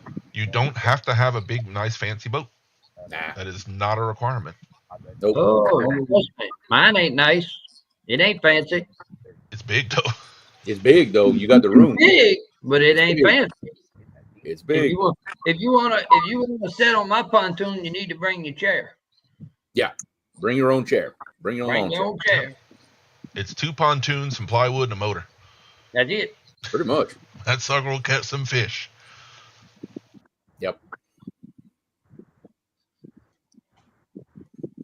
Yeah, see that's the thing. Everywhere we go, I have to climb over the bow no matter what I do. So that weighed heavily in the decision of what kind of boat I wanted. You know, that automatically ruled out every deep V on the market. You know, it's because of how we have to get in the boat. Yeah. Yeah, X Cool Cat's about watching me climb over the bow and try to get in the front of his boat. I wish I had a video of that. Oh, the worst part was getting out. Getting in wasn't too bad. Getting out, I just jumped in about knee deep of water and said, "Screw it, I'll just ride home wet." Yeah. Yeah, Matt. That's pretty much exactly what happened. It was just a tuck and roll and just roll over that rail and fall in the front of it. Yeah. It was. Well, we were wearing winter clothes. We weren't agile at the time. Oh God, no. Well, I'm not agile anyway, but it was even worse then. John, did you freeze or are you just staring at us? Oh, okay. And if I can't do it, then how would I expect my clients to do that? You know, it's just one of those things. You got to get what's best for you, and sometimes you can't let nobody else tell you what's best for you. You know, it depends on where you're at, what you're doing, where you're going. You know, all that good stuff. What you do is you go fishing with a bunch of your buddies that got different style boats. Yeah, they do. And it'll tell you pretty much what you don't want. Yeah. Yep. Oh yeah, see a boat like that'd be awesome on the Mississippi River. It'll be a little rough when the water gets choppy, but as far as stability, oh my God, yes, awesome. That's like that other one I got out here. It's a 20-footer, but it's got 30-inch sides with Yeah. 6-foot bottom. Yeah. Jody, actually, for me, the walk-through windshield on the Sea Arc, like I don't have to turn sideways to pass through. Yep. Like it, not by much, but I can slip right through. It's a little wider than what I Not thought. with my arms down, but I could. I like touch the edges, but I don't have to turn. Like it's close, but yeah, it's got a pretty good gap in it. Now the way James is, I know Jody knows that one. The way James's is made, me getting with that little step, like I was having issues. I couldn't get my knee up. That was fun to watch. Oh my God, James was having to coach me to help me get it back out of his boat. Yeah, I just about put my foot on his rear end and just pushed him out the front door. It'd have been Like easy. I fit in the door. It was getting my knees up. I couldn't get. Yeah. Yep. Right. I just want that little mini tugboat I put in the chat. Oh yeah, I know, right? I think Oh my God. Let me see if I can pull that up for people, because that thing was. How far back do I have to go for that? Pat put the first one in there. Pat put the little plastic tuggy in there. Then I put the little red and white one later on.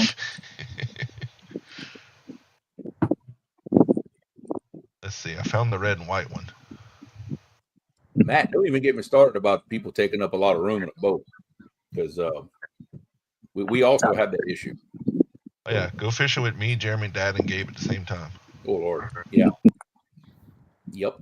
That's why we needed a bigger boat. Yep.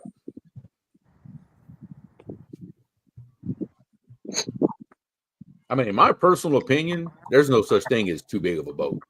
I'll be honest with you, because I don't care how big that boat is, you're gonna find a ways of like, man, I wish it was 2 feet bigger. It's kind of like building like a shop at your house. I don't care how big you build it. In a couple of years, you could wish you went bigger. Well, as long as you can launch it. Yeah. That's why I love Dad's boat. We can put that boat in anywhere. Right. We don't even need a landing. Absolutely anywhere. Yep. Any little puddle, anything like that, it doesn't matter. We can put that boat in. Aaron, what's happening, brother? Good to see you. Look, I found it. What up, Riggs? How's it going, man? That's it. Yep, that's it. My YouTube suggestions, anime and jokes. See that? Dude, I promise you, I would go out in the river in that. That is awesome. I want to bump out of that thing. I know, right? Can you imagine you and I fishing side by side, like standing in the back of that boat? Lord, no, not at all. I like the little weed eater motor on it. Mm-hmm. Oh, that thing's amazing. You say you need a bigger boat. Why do you say need exactly? I know there's a 20-foot center console for sale. I'm just saying. That I know the price was lowered twice recently. Yeah, it was. Yeah, it was. Speaking of, if anybody wants to buy Creole's old boat, it is still for sale, and he is stressing out to get it sold before the Sea Arc gets here. We have not moved it out just yet. I know what's going to happen. It's going to sell like the day my new boat shows up, where I'm completely stressed about it. I know what's going to happen. I know exactly what's going to happen. That boat is basically the Grizzly, ain't it? Yes. Yeah. Yeah, it is. They're made in the same plant. It's just got a different name on it. Right. Yeah. I think its steering wheel says tracker on it. Yeah. The dang steering wheel says tracker on it. Oh, look. There we go. Jerry's squatting. He's looking. Oh, nope. Hands back in the pocket. Oh, he was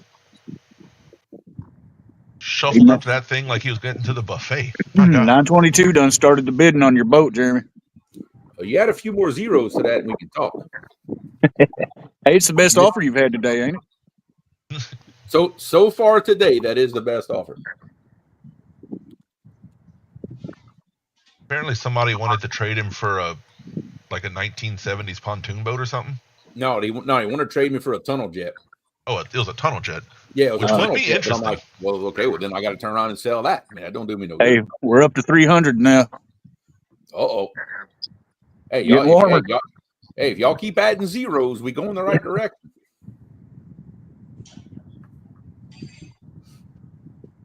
Keep going that direction. Hey, we can work it out.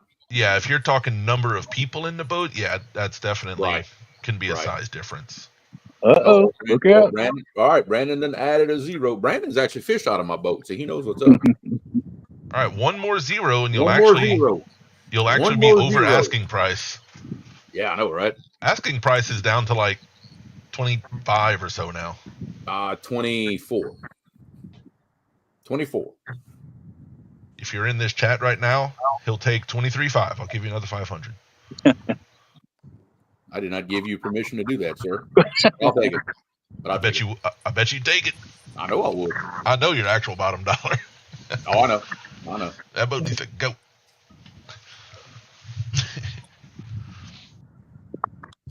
With financing available, because it's actually on consignment at his dealership. It is. Be in the water. Raising river level, no start biting. Go ahead and take it. Gonna take it. Yeah.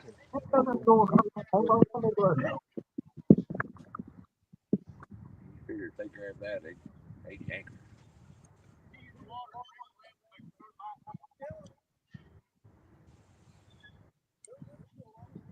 Where'd John go? He slipped out the side door?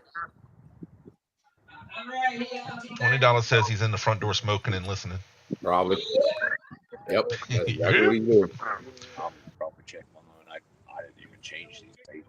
Yeah, Brandon, that's what the guy at the dealership told me. He's like, man, once it starts warming up, people start fishing again. He said it's gonna go. It's just me being my normal nervous self about everything. Don't pay no mind to me. Kind of spread it out. So Yeah. you never know. And then if we start hitting them, I think Richard muted himself as he's muted. Yeah, I think he's talking to like some other guys or like Danny or something. I don't know. Yeah.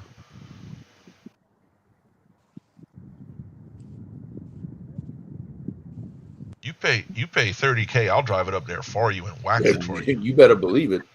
It'll have a full. I might throw in some rods and reels with it if you pay that much for it. Shoot, I'll make sure you got gear in it, hooks and tackle and everything. I think we calculated if you bought a brand new one just like it, boat and motor, it's like 40 something. Yeah.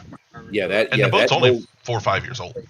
That boat brand new right now. Like if you go, let's say like the Bass Pros and the Cabela's sell them right now. That boat is right at 40, like as it sits, just boat, motor, and trailer.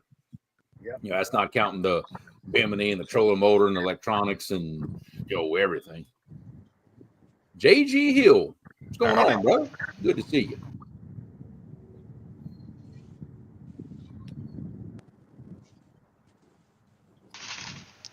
All right, Jerry, catch a fish. I'm running out of stuff to talk about. Counting on you, Jerry. Don't let us down. Well, I finally got a couple of hits since the stream started. They didn't want to commit. Catfish Pro rod and reel to start catfishing. I'm not gonna lie, for the price you pay for them, there's definitely worse things. I'll say that. For the average fisherman, especially in the smaller waters, I wouldn't have any complaints. Depends on when you say start catfishing. Be more specific on what size fish are you expecting to catch when you first start. Right. If you want to start trophy fishing, absolutely not. You'll destroy it on the first decent fish. If you're going to catch some 5-pound channel cats, it'll last you a long time. Right. So it's kind of there's a very wide range, but for what it is, for what it costs, it's not bad. You just have to understand what it is and what it's capable of actually accomplishing. Rod, look at Roger's comment. He said RCT rod strikes again. Fish on. They're still fishing. That's what I'm talking about, baby. Yeah, he's put a few on it today. I like it. Some nice fish too. I like it. Hey, Bobby, we can do that too. 24 for the boat and rest for the vacation. Hey. Yeah, he'll take that. Tell you what, buy that boat for 24 and he'll give you a free guide trip in there with it. I can't argue that. I'll keep making deals. That boat needs to go. Hey, for 24, I can send you on the road and deliver it somewhere. Yeah. I can do that. Road trip. Road trip. Don't forget, if Jeremy's working, I can go fit. If y'all come, I can go fishing with y'all. Yeah. And still like show you the rivers and all. Mm-hmm.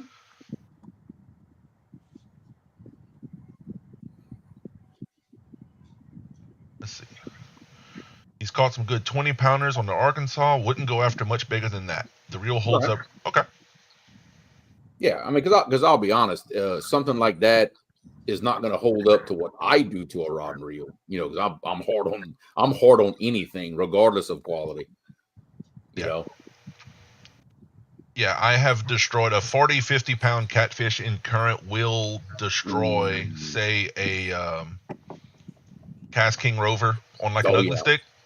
Yeah, one good fish will destroy it. A 50-pound plus will destroy that. I mean, reel. yeah, we've destroyed Cast King Rovers, like the cheap Walmart Abus. Like those don't hold up for what we do. Yeah, but it's a whole different thing, you know. Yeah, they've been rocking it today. That's what I'm talking about. You need to call them a river rat and get them on the show so we don't skunk here. No pressure, huh? No pressure. No pressure. You talking about your new rod? Yeah. The time's coming. I'll be honest. I have casted mine. I haven't caught a fish on mine yet. Well, I'll go.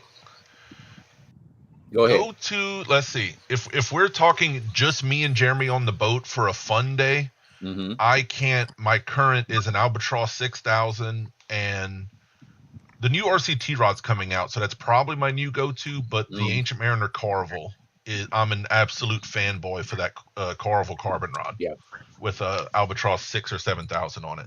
Yeah, I like the 6000s for a little bit of smaller stuff. I'm a real big fan of the Ancient Mariner 7000s because of the line capacity and the toughness, everything. And like I said, the new RTC reel that we're fixing to drop on the market, I promise you that one will be my new favorite. That's definitely going to be. It's going to be awesome. And I also have a soft spot for the Ancient Mariner low profiles, not only for bumping, but I've used them quite a bit for anchoring now.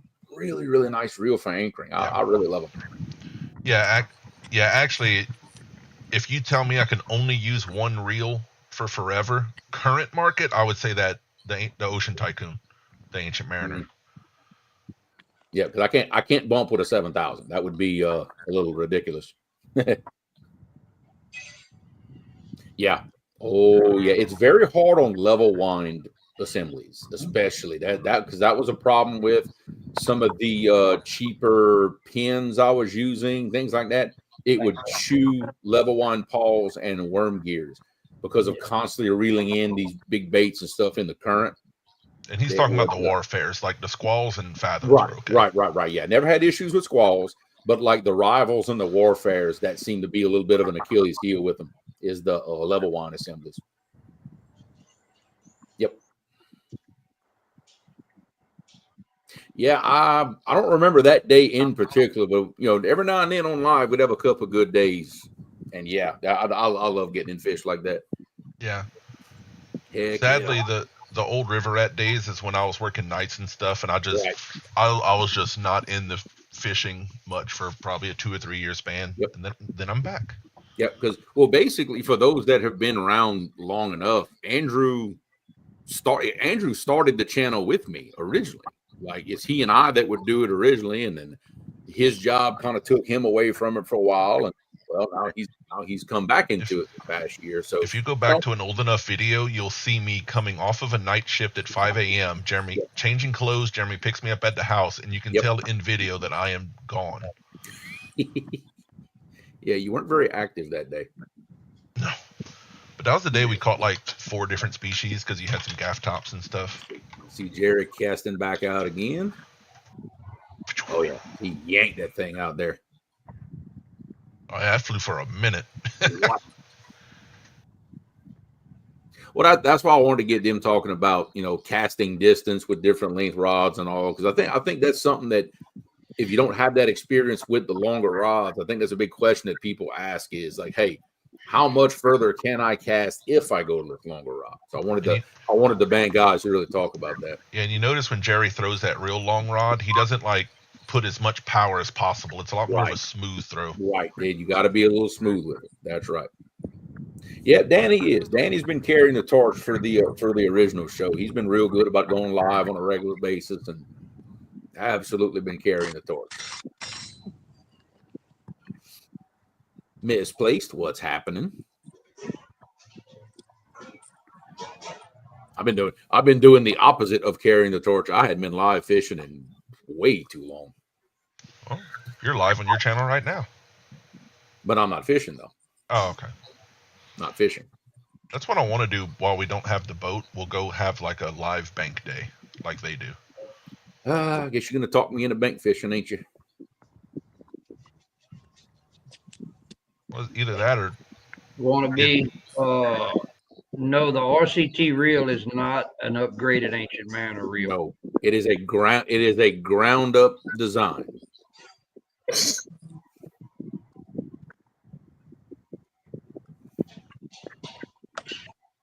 Yeah, all the internals are different. The internals, like say, let's compare it to an Ancient Mariner 6000. The main gears are bigger, they're thicker, the drag is different, the level wind design and toughness and the level wind gear, like it is a ground up different reel. It's still very good reel. Well, I think John walked off screen to go get his. I'm sure he'll be showing his on camera here in just a second. No, we're not saying Ancient Mariners are bad reels, Right. Oh no, not at all. It's just at all. It's just we went with something totally different for what we wanted. There we go. There she is. It actually has more in common, like with your pin reels and things like that, than any of the Ancient Mariner reels. To be honest with you, looking at it like outside, right? Yeah, just outside looks, But in here, that's the difference. Big beefy gears, big beefy stainless steel gears. Actually, it is crazy the size of the internal parts. Danny, what's in your hand? It's my eel head. Oh Lord, Danny. I don't know what that was for a second. Danny. It's an eel. Otter. Get your mind out of the gutter. It's a freaking eel. Hey, I don't even know anymore. All I can do is hold that up, and somebody's gonna have something smart aleck to say. So there you go. Well, yeah. I've been carrying this eel around for a month. Yeah. Fishing Ninja, yes, they all come with the power. I'm probably gonna break that, cut his head off, throw him out. That combo John showed has caught fish, a bunch of fish on the Mississippi, and Jeremy has one like it that we have caught fish on. Yeah. When I was at CatCon, I had a fella ask me, "Have you caught fish with it yet?" And I rolled it over, and he was looking at the handle on it. He says, "Oh, that's bait scales." I said, "Yeah."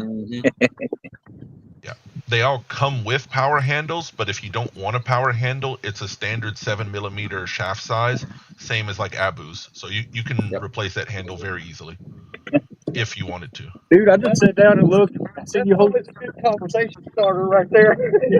Yeah. For my camera, it looks like you hold up a frozen picture. That's off that 37-inch eel I caught. I'm gonna take the head off, throw it off, but I'm gonna cut you a couple chunks of this and try something different. Right. Yeah.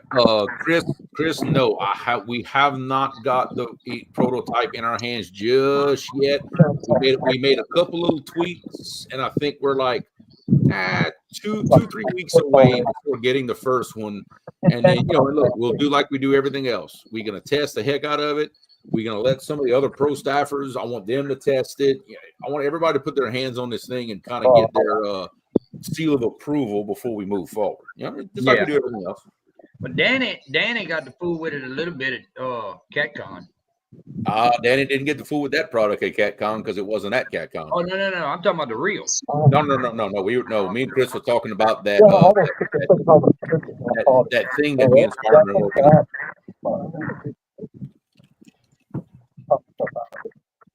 I know which one you're talking about. Yeah, now you know which one I'm talking about. There's so damn Which I many mean, of them. we'll say it. We are developing a bumping rod of our own for Ancient Mariner. Yup. Yeah, buddy. Yeah, the people at CatCon got to see an example of the material type Yes. to feel. Yeah. There's one floating around down here. But the first prototype that would have been at CatCon, the action wasn't quite right, so it got sent back to get a stiffer action put on it. Yeah, the action, the tip action was a little soft, so we're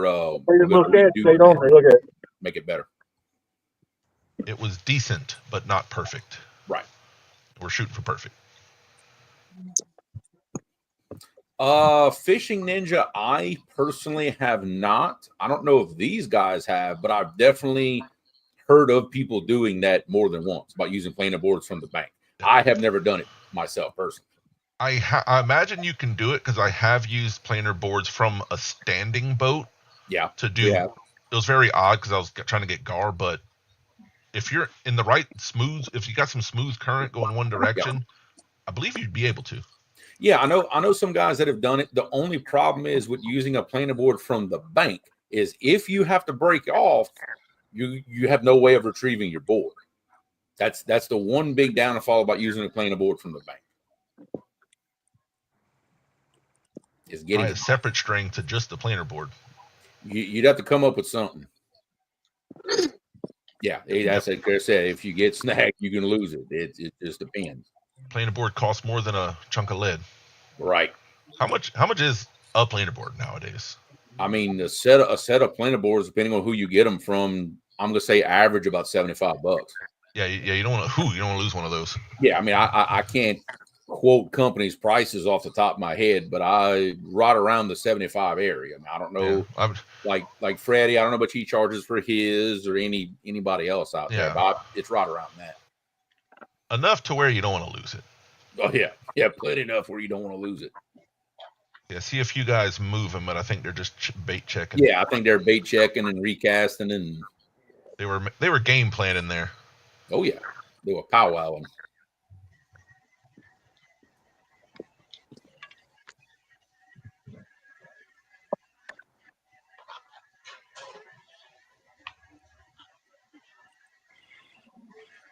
Oh yeah. No, Ninja, you're 100% correct. If you've got the capability of making your own, yeah, definitely, it's definitely cheaper. That would help. I don't have that kind of artisticness. Nope. By the time I would buy the equipment I need to make a planer board of my own, I could probably buy 4 sets from somebody else. We have 2 sets. It's an original Uncle Lou set that Jeremy has for catfish, and FOA gave a set of the small boards to Dad for crappie, which we have used. And those were nice. Man, Roger got another fish. Roger got another one on the RCT rod. Yeah. Wow. Man, do we need to send Roger a link?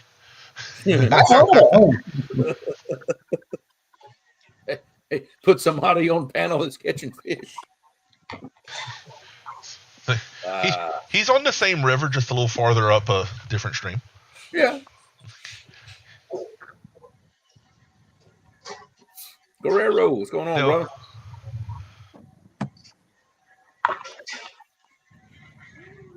But like it is in bait fishing, though, yeah, I mean, you camp out a spot for a while, but man, things can turn around real quick.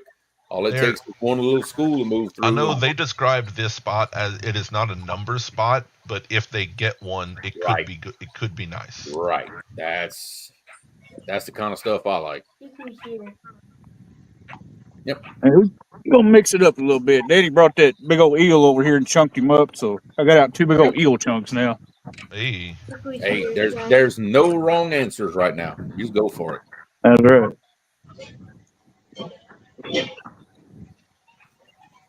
You ain't got to worry about slinging that dang eel off the hook. That stuff's like hooking boot leather. No, yeah, that thing there. I've fished with it like once or twice, and yeah, that skin is tough. Well, the one Danny had looked like it ought to smell tough. Look like it. It was well cured. Yeah. That's what I like. I like when John uses that mullet. Oh yeah. Yeah. That stuff don't come off. No, you ain't taking that off a hook. Especially that mullet. Guerrero, what's up, Guerrero? You actually see in Jerry's stream how far they're casting out with those long rods and where it's hitting in the water. They're getting out there. That last throw is with an RCT. Was it? Mm-hmm. That if the two dark ones far left are RCT. Yeah, that was it. Oh, you can tell when it's the long ones and big orange suckers. Mm-hmm. Like that one. Hold on, Yeah. can I get him quick enough? He's about Solo to toss. layout. There you go. He's about to toss that big. Yeah. Wow. Where'd it go? Oh my god! It went. Yeah. That was a Man, he toss. splashed water on Richard. Was that the 14? I think so. Heck, Danny, he's fishing y'all spot now, I believe. Right? I love when he catches a big fish on that thing and the bend is like 10 feet above his head.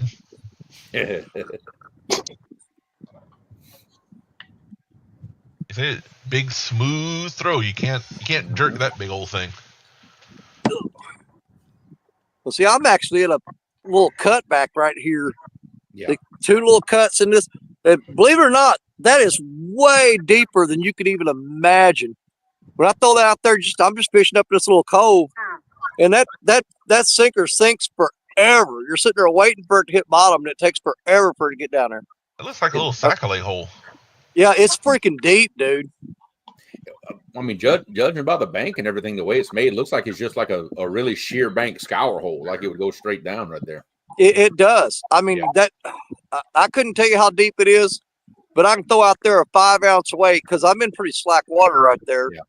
And I can count to 10 before it hits bottom. Ooh, shoot, Danny, you might be in 80 feet plus of water. Oh, I'm betting on it, at least 80.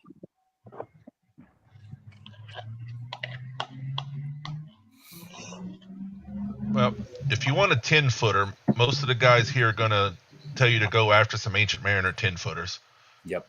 That's, I know Danny Stone has a few of them out there. Richard has a few of them out there right now. Yep.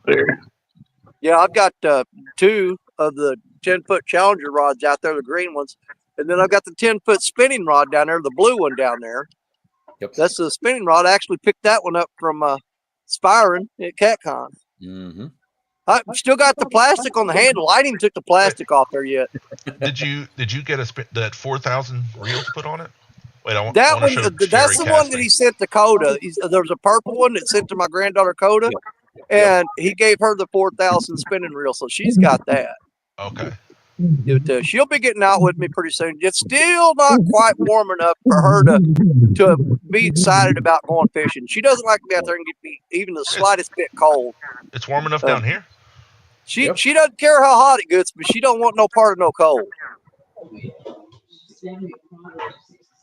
It's 70 degrees right now, I think. Chris, it's average or high for this time of year for us right now. You know, with all that rain and snow melt and everything that's been coming down lately. Yeah, it's muddy. It's full of logs. It's definitely not low. You know, we always get some high water this time of year, and it's high. Ain't no doubt about it. I haven't used that particular one. I know I have the Ancient Mariner Challenger 10-footer and can cast a country mile. Oh yeah. Yeah, the action is great on those. Danny Stone would be great for comparison. He's used so many different brands of long rods. Right. What you say, John boy? Let's see. Roger is man. I'm getting a whole bunch of fish pictures from Roger. Heck, God, a couple of nice ones in there too. I guess forward them. I think we can arrange that. Let's see. Okay, coming to you in Messenger, the whole package of them. Now I don't know if I doubt all of these were caught on the RCT rods, but I know some of them were. But overall, they're having an If he's awesome sending fishing. them, if he's sending them to you, it might have been. Well, it's him and wait, let me look back at the picture, make sure I don't say a wrong name. Look like him and Zach. Yeah, it's him. It's they're in him the and pro Zach. They would have got a couple of studs in there. They're having one heck of a day. Oh, they are having a great day. Mm-hmm. Yeah, Cheers. Richard and I came real close to driving up to Lake Baldwin, but with these Signature Series rods, we wanted to at least try for something big. Right. Yeah. These are all. This was like an early morning triple. I think the smallest one was on the RCT. It's like 18, and then the other two are a little bigger.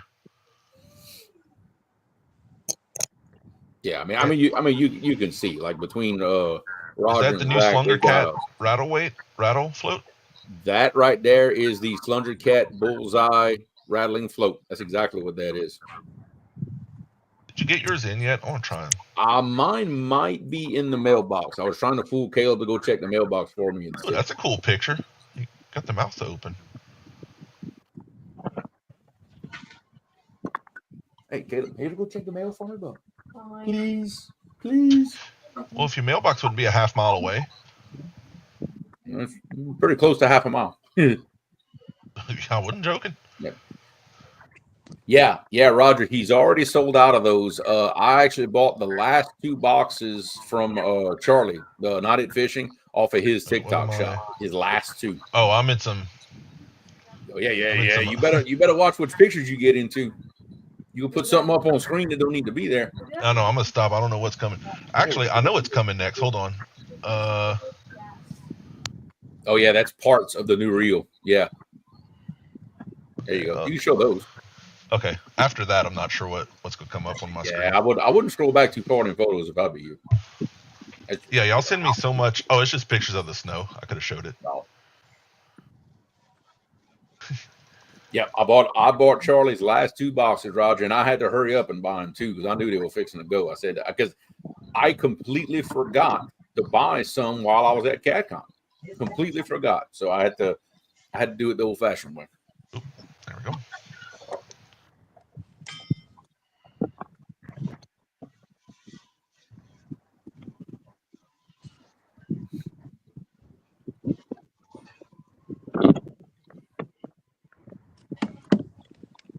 John, did you see at CatCon was it the Kentucky State record bluegill? No, Oh my God! I didn't get to see too much at CatCon. I was too busy talking to people. Yeah, if it wasn't in that booth, you didn't get to see too much, did you? Not much. Well, Jerry's a pro on them long rods. Mm-hmm. That, what was it? 3.5 pounds? Something like that. It was crazy.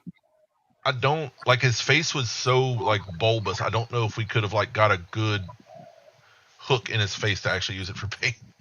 No, I don't think so. It was insane.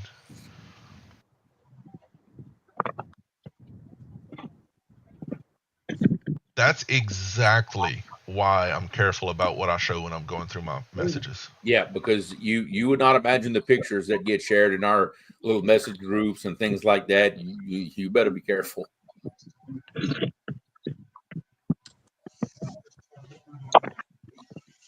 Well, Thomas, from here on out, I plan on being there every year. I'm going to make this a yearly thing. So, we finally get you going. Now you want to go back, huh? Well, yeah, you knew that. 93. You know what I'm saying? Yeah, you knew that. Yeah, people just don't realize, how much fun you have at CatCon. You tell them, and they're like, yeah, whatever. And then they go and they go, oh my God. Well, meeting everybody was amazing. I can't even put it into words. Yeah, all you gotta do is get people to go one time. If you get them to go one time, you ain't gotta say nothing to them ever again. Well, they'll be back. I'll vouch for Jeremy. It's never been a lack of desire. It's been a lack of ability. Yeah. Right. Yeah. That's all. Well, what it is now, now that the promotions like through RCT and everything, that gave me the final push that I needed to bite the bullet and go. You know, it was always a thing of just going for my own purposes. I could never quite justify it. Well, now because of all this that's going on, it's like, okay, I've really got a thing to do now. So yeah, definitely worth it.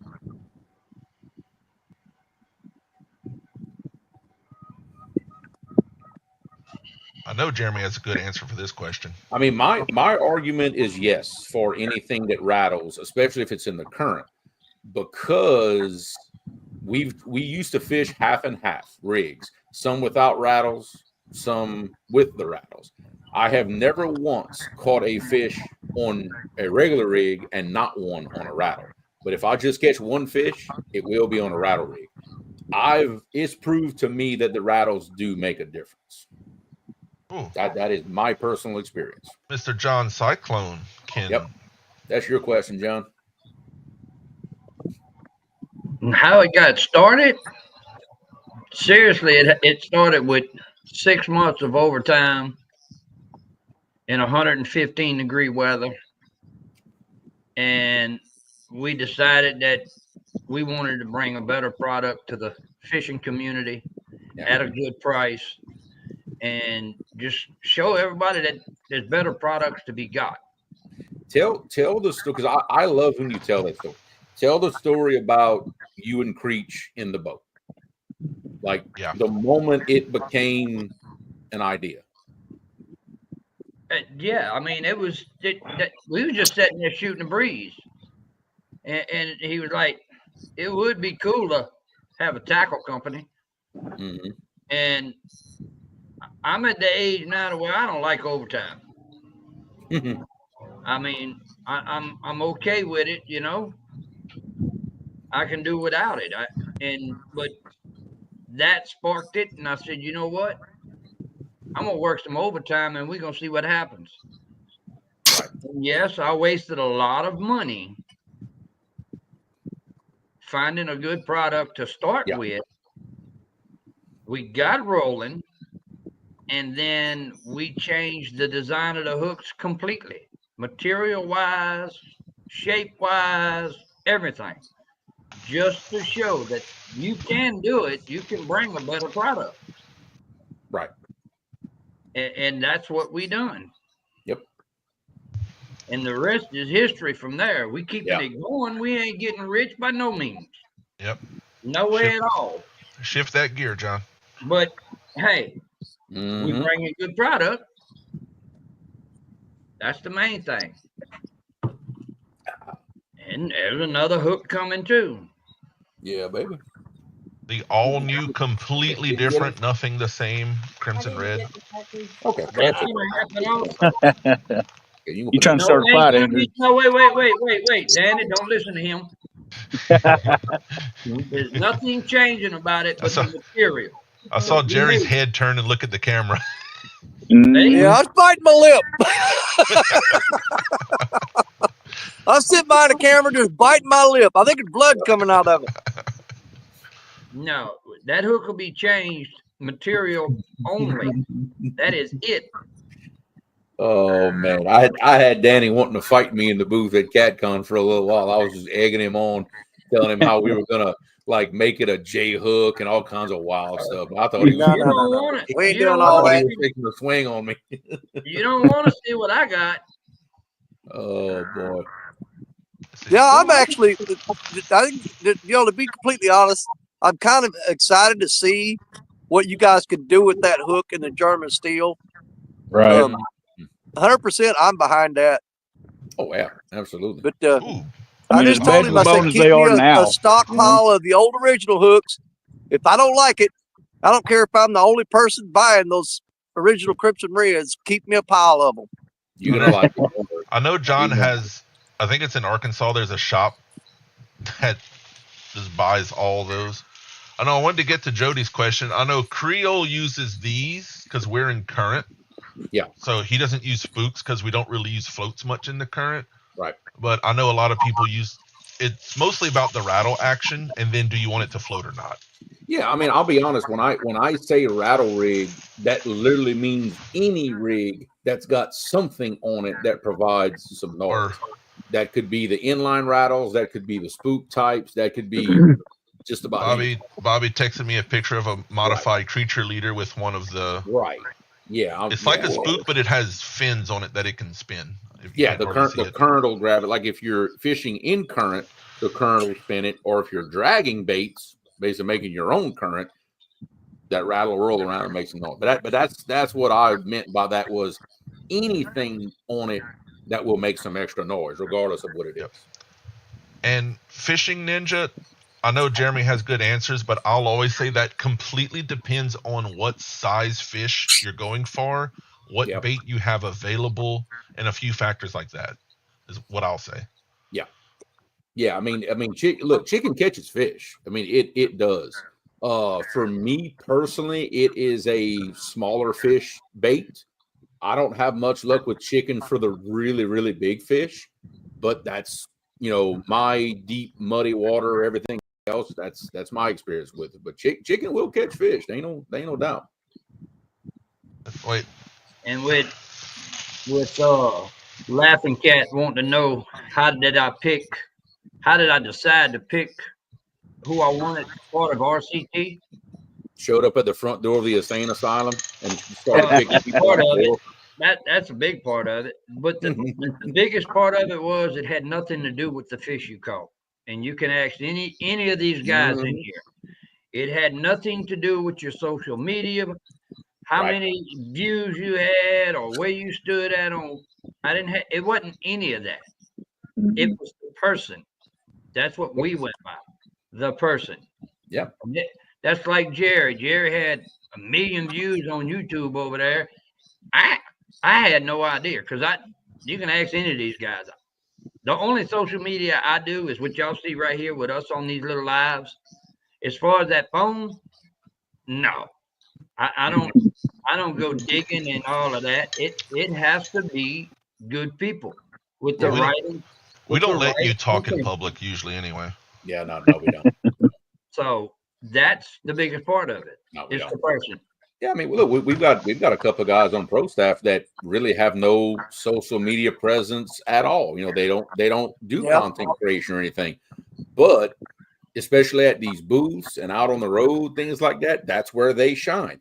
We've got somebody from every walk of life, every up and down the social media ladder. It's all over the place, and everybody in the group has the freedom to do what they think they need to do and what they're comfortable with and what they're good at to help us promote the brand. We don't have this blanket thing of, well, you're going to do this and you're going to do that and you're going to do that. No, that's whatever you want to do, able to do, have time to do. That's what we do. And I find it gives everybody the opportunity to shine in whatever way they want to. That's it. Look, we got Cody Frederick. Yeah. Good example. The little fella, he doesn't have a lot of time to fish because he's always on the road because he drives truck. He's a long haul trucker. Yep. But everywhere he stops, he promotes River Cats tackle. Yeah, absolutely. He is a rolling billboard like for the brand. He wears all the merch. He has flags up in his truck. He's got it all. Oh yeah.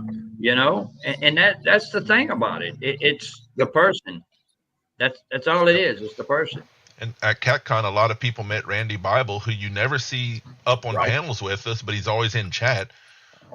He's just one of the guys. He's not a giant TikTok star or anything, but he's one of the hardest working guys you'll meet for helping promote and do work. Like just come to a show and does work to help. Yep, absolutely. And the main thing with us is when you have the time to promote something, that's fine. But the main thing is family first. Right. Bottom line. Right. Family first. Because if I find out you were dealing with RCT and not what was going on with the family, I'm going there's going to be some chewing. I've been fussed at before. I'm going to do some chewing. Family has to come first. Once family's done, then you do. Yep. I mean, hey, everybody gets excited fishing. You forget to Nah, say don't let them anything? kid you, man. They I- brought me on because John and Randy didn't want to be the oldest guy in the group.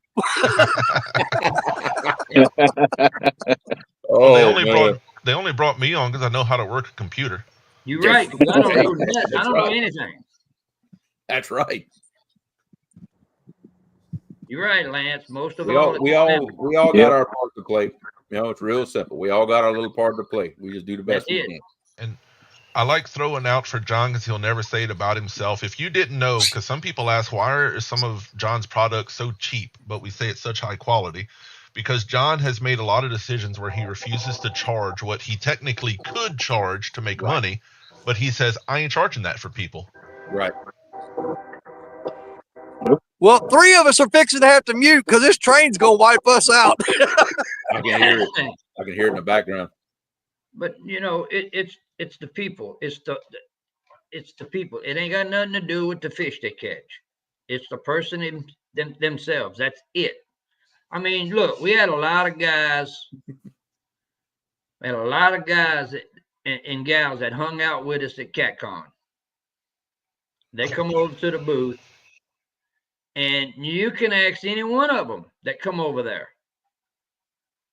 Just ask any of them. You can ask V. You can ask any of them if any of them were pressured to buy anything. The only thing I tried to get them to do was keep making coffee. Yeah. That's it. Okay, I did pressure that one young guy, and y'all were laughing at me, Oh yeah. but I stopped myself at the end. It was good though. I know. I had fun watching that. And speaking of the coffee, Lord have mercy, that was some good coffee. Wow, that's what got me through that show, I believe.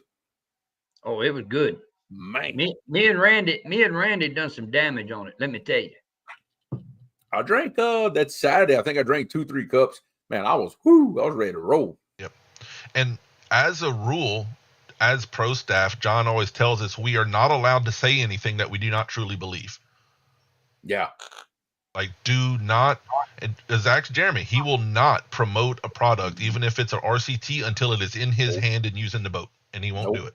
Nope. Yeah. That's what, you know, because that's what I would expect of everybody else. You know, that's just how it is.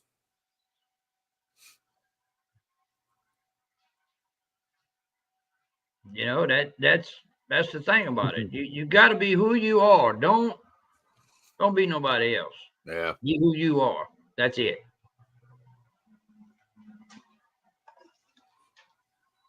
Oh, yeah. Well, maybe dull it down a little bit in public, John. Who? Yeah, you know, maybe you. Nah. We all got to go eat it. Y'all know we all got to go to Cracker Barrel after the show. Lord have mercy. Wait, was I pressuring or just doing a good job of explaining a good product? Those are two different things. There you go. Although That's the thing. Knowing what you have. Oh, this is my little boy's parrot. This is Smurfy because he's blue. I don't know why he's hanging around with me. That parrot always hangs out on Jeremy. Mm-hmm. He'll talk every now and then when he's in the mood. I think Danny went to CatCon just to get pictures with all the women. That's my opinion. I mean, it's a plus. I'm not saying that's why we went, but I mean it's not a bad. Yeah, you know what I mean. It's not a bad thing. Now I feel like I wouldn't doing my job if I didn't at least ask to buy it. Right. You know, but I mean, we've had people ask us that question. You're not scared to break it? No, we want to break it. If it breaks, we know where the issue is. I actually haven't been able to break an RCT yet. I'm kind of sad about it. Not yet. I hadn't, and we've done some crazy stuff too. I had one break on me. Yeah. Yep. Oh, I was by Jeremy was laughing at me by Saturday afternoon. I was used car salesman mode on some things. Oh yeah. I was having to calm down. Big time. I get excited just like going into like all the technical details about the stuff. That's what gets my mind going. I enjoy that part of it. Not the not the salesman part, but just the going through the specs and explaining why we did this, why we did that. You know, I like that part. Hey, that's a goal. Yep. I know you were talking about how you were just excited that, how you put it, you were excited that you walked up and saw something different Yeah. for the first time in Yeah. a long time. Saw something unique. But Yeah. I still tried to convince her not to buy it. Oh, let's see. I see. Is it Danny down there? Kind of. I think he's just watch. I'll give him for I a don't know. second. Danny, I think he's Danny- readjusting. Yeah, he's I don't- adjusting. Yeah. I thought Danny had that fixing to reel down on something pose there for a second, but He had just thrown that one out. I think he was finding the bottom. yeah. Ninja, not in our area down in Louisiana. No, it just didn't get cold enough for long enough to actually do a shad kill. That's not something we really see. I think there were, for the ice, the guys right at the Gulf that had the heavy ice had a few minor shad kills. Yeah, there might. Yeah, it was a little bit, but overall, Not enough to like hurt. No. No, that not down. The shad down here is really tough. No, you don't have to worry about that. I mean, they can go in that super deep water and the water temperature is only 45 or so, even with the ice. So as long as they're not in like a foot of water, they're fine. Yeah. I just realized Danny's packing. Danny's always packing. He's always packing. What you carrying, dude? Oh, that's just a little B9, man. It ain't much. Oh, okay. Yeah, Okay. I usually put it's one of the smaller ones I got. I usually carry it in my pocket, but I thought I'd throw it on the hip today. Yeah, Oh man, I don't go to the bathroom. Man, I take a shower. I'm strapped. And you fish with Jerry so much, you have to stay strapped. Right. Yeah. I have to tell him too. Said Parker, I will shoot you. It might be in the pinky toe, but I'm gonna slow you down, dude. That won't slow him down. He starts getting all grabby and touchy feely. He'll come at you, Just have to slap like your an old hip and dog. go. Don't go too far with that now. Yeah. Hey, you shooting, Danny. you start messing with Danny. That's a good way to come down with a case of acute lead poisoning. You ain't lying. I tried pepper spraying Parker, but he just licks it off his face. He likes that stuff. Oh yeah, that ain't gonna Yeah, he goes. He's like, spray some of that on my sandwich. Fishing a lot of spots we fish around here, it's a good idea to carry a little. Yeah. You get in the. Yeah, we got a couple spots where you get some crazies hanging out. You know. Yeah, there was a few individual spots. Like I said, it was in some of the marshes where they didn't have a deep channel to hide in. Right. But none of them were like widespread. It was like certain little pools or something. So not enough to like harshly affect populations. Yeah, it was just localized stuff. Yeah. With no big thing. Yeah, the fishing industry's fine. They didn't. Oh yeah. 2 weeks after the ice, nobody was complaining about it anymore. Well, I know that ice got down all the way down, like in the Panhandle of Florida down there. There was a massive fish kills in a lot of the canals down there, like lower Florida. Yeah, I think Okeechobee had a few because there's just not enough deep area for them to hide in. It actually killed off a lot of the exotics, I think, down around like Miami and stuff. A lot of the peacock bass stuff. It killed off a lot of the peacock bass. I wonder if it killed a bunch of the snakehead that are trying to invade everywhere. Oh, I don't know. Snakes are pretty daggum tough. Yeah, I think it'd be pretty hard to kill those off. Those things are tough. Yeah. Well, they're all the way up here. Richard, he was posting last year. Got them down by Duck Creek, I think. Yep. Yeah, they've caught them. Yeah, out they of got Duck Creek, two. They caught two out of Duck Creek. and now they've caught them all the way up to the spillway at Wapapella out of the St. Francis. Yep. Time to start eating them.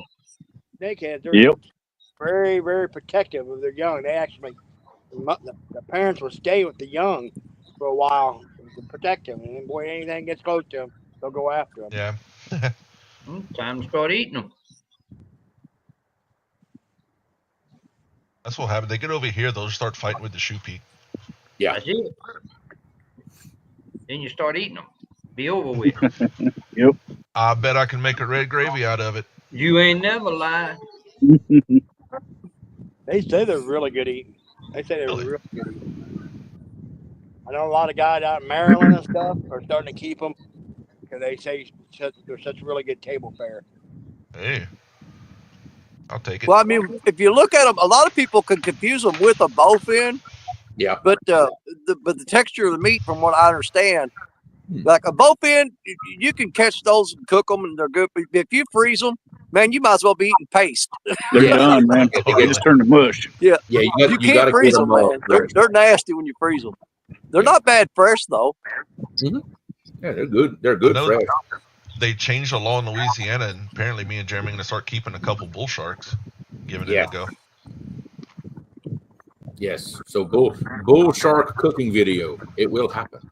Shark. Oh, it's good stuff too, man. I love shark meat. I've always But heard where I it's fish great. down in Florida, especially along the Panhandle, I think the length limit it has to be a minimum of 54 inches before you can keep it.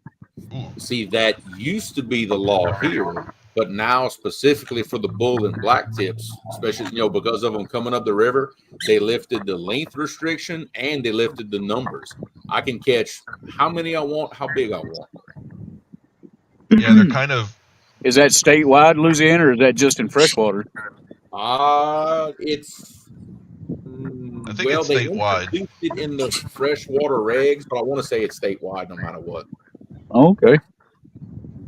Yeah, and I know some of our pro staff, Iconic Outdoors and Bayou Hunter, they know how to cook them. Oh yeah. Iconic knows. Listen at me.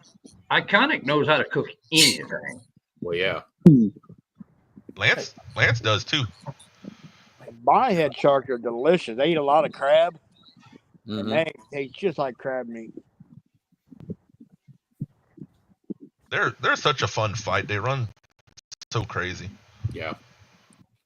Dude, I've hooked into those. Have you ever caught one of the spinner sharks? They will literally jump out of the water and spin in the air. Those are fun, but man, they're hard to get in because they jump out of the water, do that spin, they'll sling your hook almost every time. Yeah, I know. I was fishing on the coast with Bayou Hunter and some of the guys, and I had my 10-foot Challenger.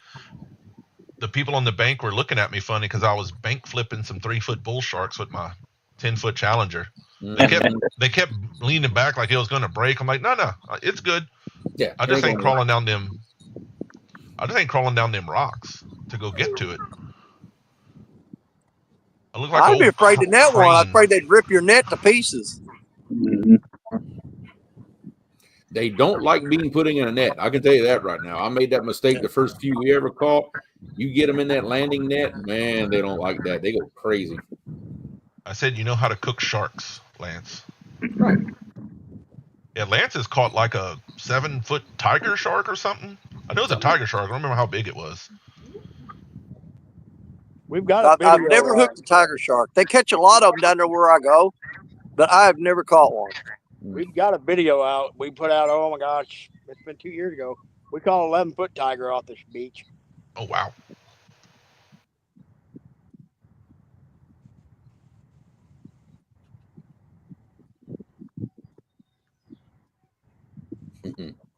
I need to get me some tags one day and go rod and reel alligator fishing. That would be fun, man. I'd love to do that. I've got spots. I could do it so easily. It's just. Oh yeah. Was it Austin or Iconic that caught some gators on the Challenger rods? Yeah. Yeah, I thought so. I seen some pictures of him. He caught a few pretty good sized ones. I think the biggest he caught was 6 foot. 6 foot, yeah, I think that's right. He did it, and then a customer of ours also did it and sent us some pictures, I think from Florida, if I remember. Florida. Yeah. They was caught on the carbon fiber. Yep. Oh, right. Yeah. Get him, Jerry. Jerry's on the move. Jerry's moving. He smells food. Uh-oh. Get him, Jerry. That's a lot of reeling and not a lot of bending. I don't know. Unless he's running. Oh, did he catch it? He got him. He's on it. He got it. Oh! Get him in, Jerry. I think he's hung up. Uh-oh. Now, he's got He's got a big ledge right there where he's at too, and you'll get hung up on that thing so many times. I think that's Don't what look at us, Jerry. I can't help you. I ain't got nothing to do with that, Jerry. If y'all saw he that hung on that run ledge? Jerry did, that's the same run Jerry does whenever they put new spring rolls up on the buffet.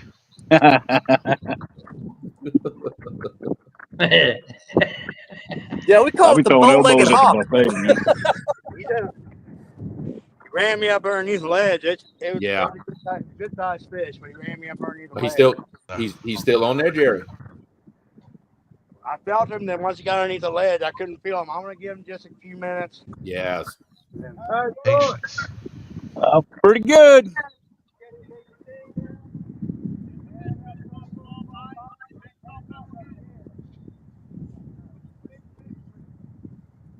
All right, give me just a few minutes, guys. I'll be back. Jerry yelling at y'all, or y'all got somebody else out there? Yeah, there's a guy up there on top of the levee hollering down at us. Oh. Tell him they ain't biting, and you wouldn't be lying. Pull out the 9. We got another train coming, so Yep. I'm gonna try pulling on this sucker. If you don't pull, I'm gonna bust them off. 'Cause there's so many big holes and these ledges. Once you get them in there, Yeah, I hate that spot where you're at right now. I did. That's where me and Jerry fished the last time we fished together here. I got a 33 pounder out of that spot. Yeah. When it's that tough, I bet the big fish are right there. Yeah, we actually tripled up right there in that spot where he's at. I got a 33 on his rod, by the way. I just showed up, and he had a rod go down. And while he was catching that one, he had another rod behind him went down, and I grabbed that one. And he had another rod go down to his right, and he broke off the 2 that he was hooked up on, and I landed the 33 on his rod. well, this is where That was a great day. same, I didn't even have a rod in the water. It caught a fish on Jerry Parker's rod. big fish for the live series. That's where it came from here. I've caught a bunch of 60s, 70s, some 80s out of here.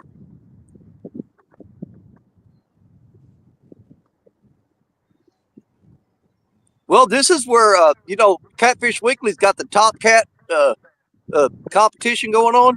This is where Jerry caught those 2 and put him in the lead for Top Cat. Oh. That's the thing about this spot.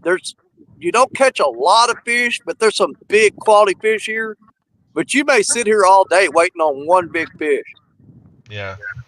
I do love the way those points are coming out. Like there's so many undertows and currents. There's a lot to look at on the water there.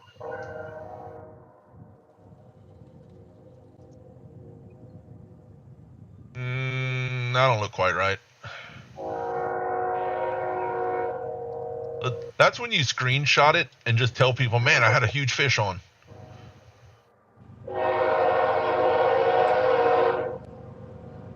Oh, let's see. I'll mute Jerry for him with the train.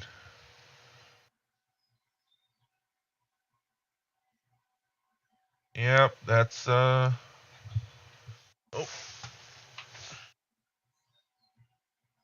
Hold up.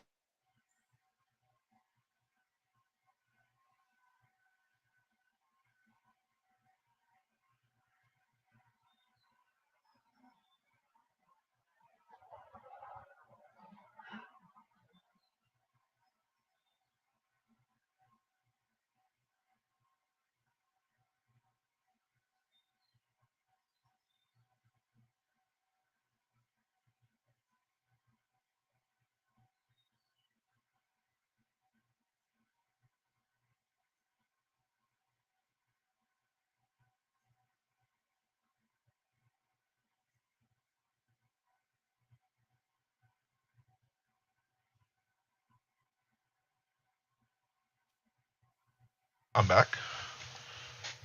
Let's see. They still have train passing by, it seems like. What's everybody's water temperatures like up north? I know I'm starting to see the Facebook pictures, people saying, oh, fish are starting to bite, starting to move. I think Roger earlier today said they were still at like 40. It rarely gets that cold here, period.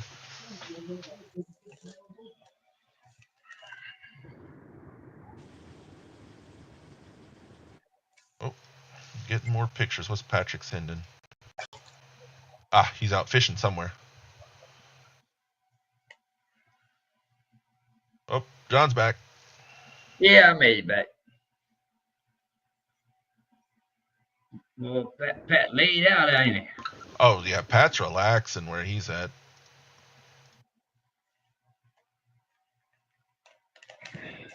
Let's see, I think the train must be gone.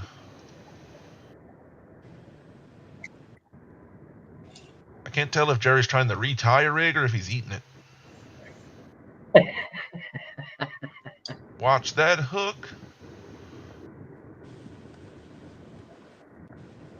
Well, you think that big orange rod Jerry has been through it?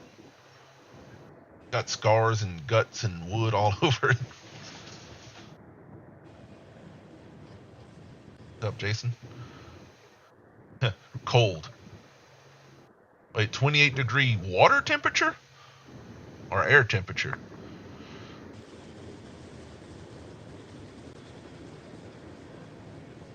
Have you been in the water the last couple of weeks, John? I'm not sure what we're at, temperature-wise. I actually haven't, Tank. Sure it's in the mid-40s, about right now. I mean, I almost had an open weekend before CatCon, but that all changed. Maybe next weekend. Maybe.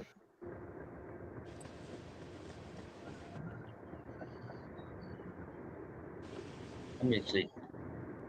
I had to check that. Check the calendar. Oh, I'm checking the road station. Oh, there's. Oh, we can find spots to. I ain't worried about the calendar. Oh, we can find spots where there's stuff. Because if the rivers are that angry, I'll bring you up into the Red River in one of those spots if you need to. I got spots. Just.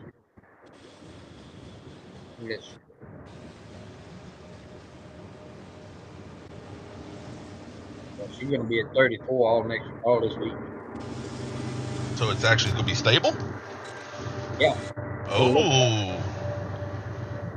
Well, I'm gonna have planned to come down and visit you next weekend unless something happens. It's in 2 days. It's gonna go on a stand. It's gonna be on a stand for 3 days. And let's see.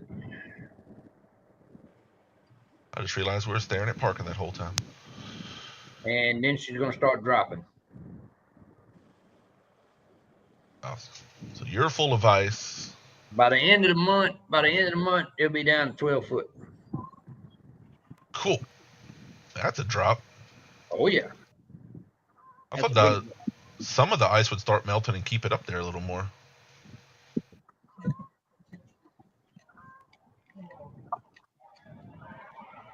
I think the lowest temperature I think I've seen water temp is like 38. And it don't stay there long. No. Average winter tips, what, John? 45? Yeah. Consistently? You see, that's why. See, like we're getting a lot of cold water this year. Right now. 9 chances out of 10 that'll move our spawn back some. We'll have a little longer fishing season than before spawn. Then. Yeah. The last year and this year, I'm trying to learn the differences with the water temperature between the Mississippi to the Red. Because everybody else might not have that situation, but those two rivers come together right where me and Jeremy fish, and some days there's a 10-degree difference. So we're trying to get better at figuring out, based on temperature, not just current, which one we want to run up that day. Water temperature is like 38 right now. Ooh. Yeah, about right. That's cool. Well, so if it's 38 for y'all, it's probably 42 to 44 by the time it gets down here. Something like that.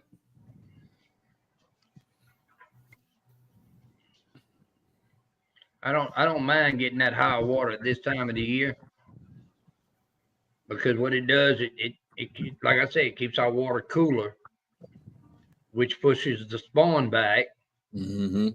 and allows us to fish longer before the spawn hit.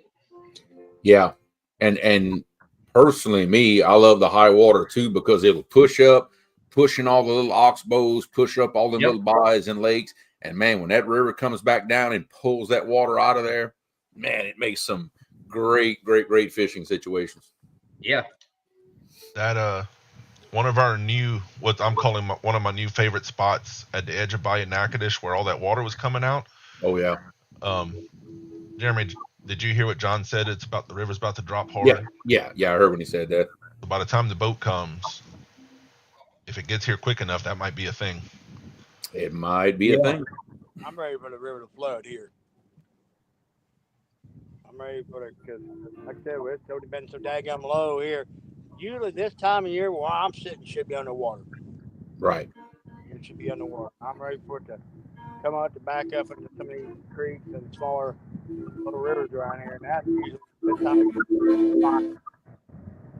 It stays up and kind of stabilizes out a little bit. Well, you're much better if the river comes up on a very, very extremely fast rise and backs up into those creeks and small rivers here. Those fish the main river and go up in those smaller tributaries to get away from the trash and debris and all the bait fish goes up in, which can make for some excellent fish. Yeah. Yeah, sometimes trying to find where they concentrate is the trick to it. There's a lot of water out there.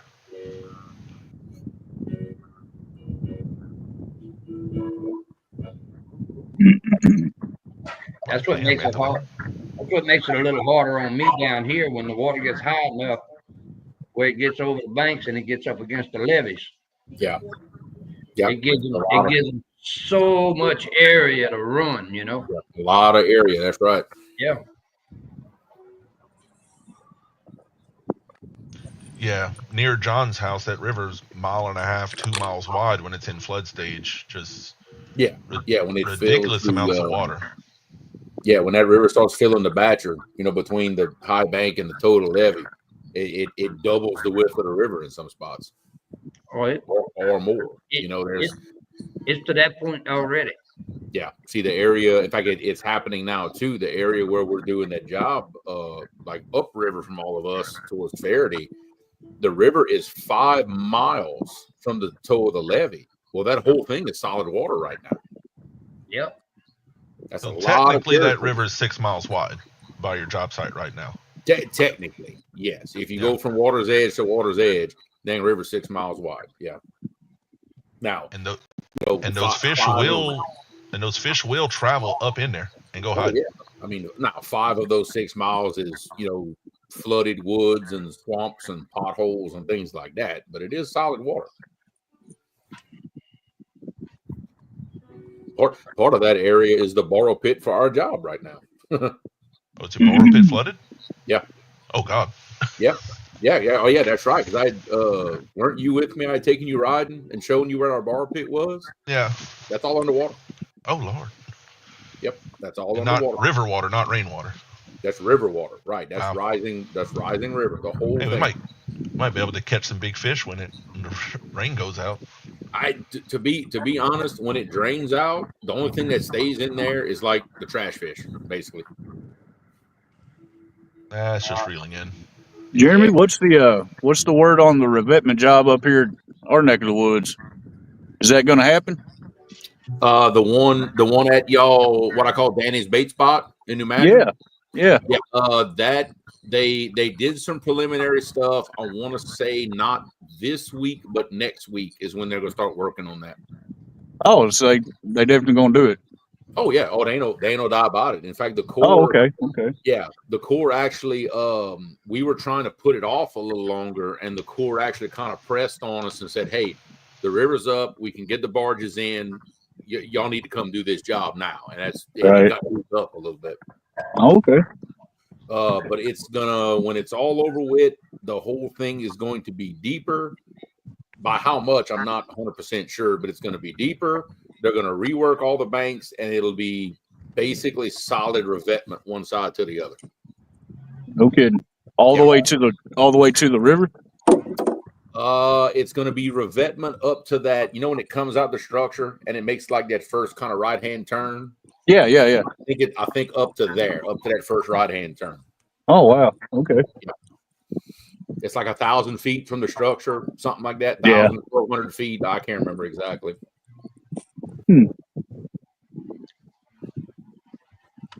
Yep, that is happening very, very soon. It's not going to take them long. I'm going to say, I don't know, a couple of weeks, something like that. They'll be in and out. It don't take them long. Oh really?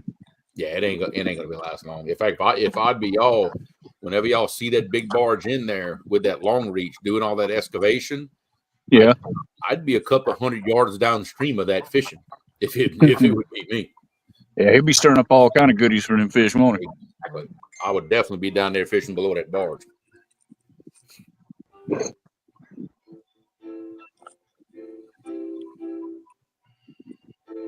Secret Creole fish catching techniques. He actually hires a guy to go dig out some dirt above his bait spots every time he does a 1v1.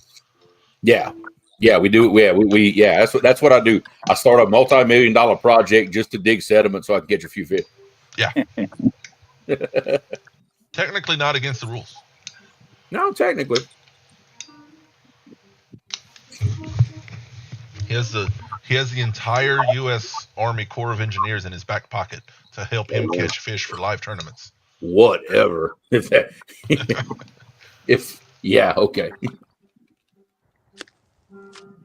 That's a big tinfoil hat.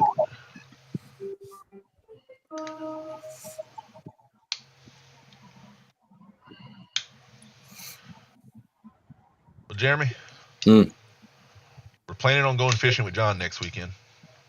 Are we now? Well, apparently the river's going to be steady all week. Mm-hmm. So you need to get back from Alabama so we can go fishing.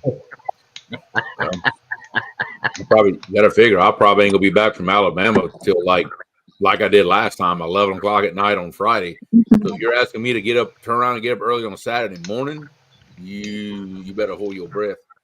I'll go without you. Don't be a wuss. Don't be a wuss, Jeremy. I mean, I'm just telling you how it is. I'll be fair to him. He would do it if it wouldn't be for Laura and Caleb at the house wanting to actually see him. Yes, that is exactly why.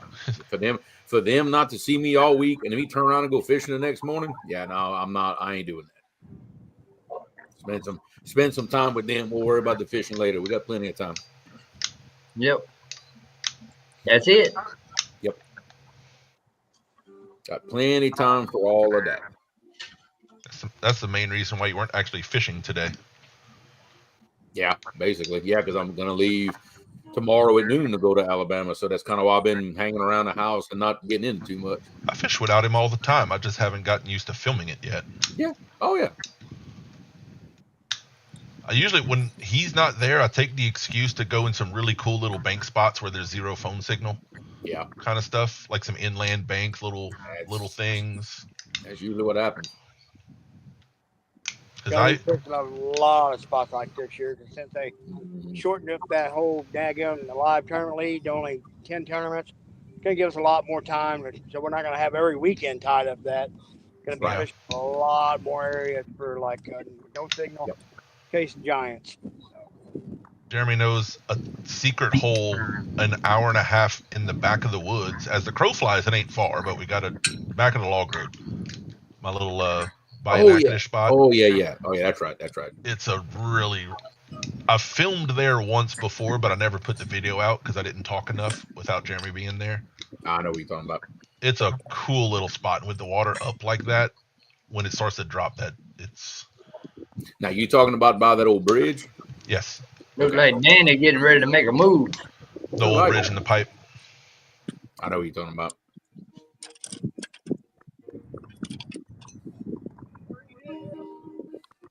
Apparently, wastelands also carry bank rods. Yeah, they do. Look, looks like he's done that before. Man, I ain't weighed no fish in this Freddy sling yet, but it sure does carry a lot of gear. I'm probably fixing to break my freaking neck, but I'm gonna try to get around all that. And I'm going way over there. I can't stay in the same spot this long and not get a bite. I hear you. We're gonna do some of that Jerry Parker mountain goat crap. I can leave you on full screen and watch you fall. Yeah, it's probably gonna happen. Yeah. Because these are some really loose rocks here. Yeah. Richard, hurry up. I Go just don't film want them to from fall down behind. because that's deep. If I go in that water, I'm going under. Hey, do we have any cool cartoon sound effects like ready to go, just in case? Oh, there's going to be some grunting, trust me. Danny, to be honest, it'll be easier for you to go all the way up and then walk down track and drop down. I can't hear nothing he's saying. I'm trying to breathe. Jerry said to go up the bank, over, and then back down. It'll be easier. I ain't listening to Parker. I'm just repeating what he said. I'm not saying it's the best. Ooh, that is look at the current seam at the edge of that hole. Yeah. Ooh. I'm going to try to get on that point right over there. That's where he's heading. Do y'all have barfish in those kind of spots? No. Well, occasionally the white bass will show up in there. But most time below me, about 200 yards below me, there's a real fast ripple. They'll stack up in there pretty hot and heavy. Yeah. Nice. A video I sent you guys, I think it was Friday. That wing dam. Oh man, that was like in about another month. They'll be stacked up in there like cordwood.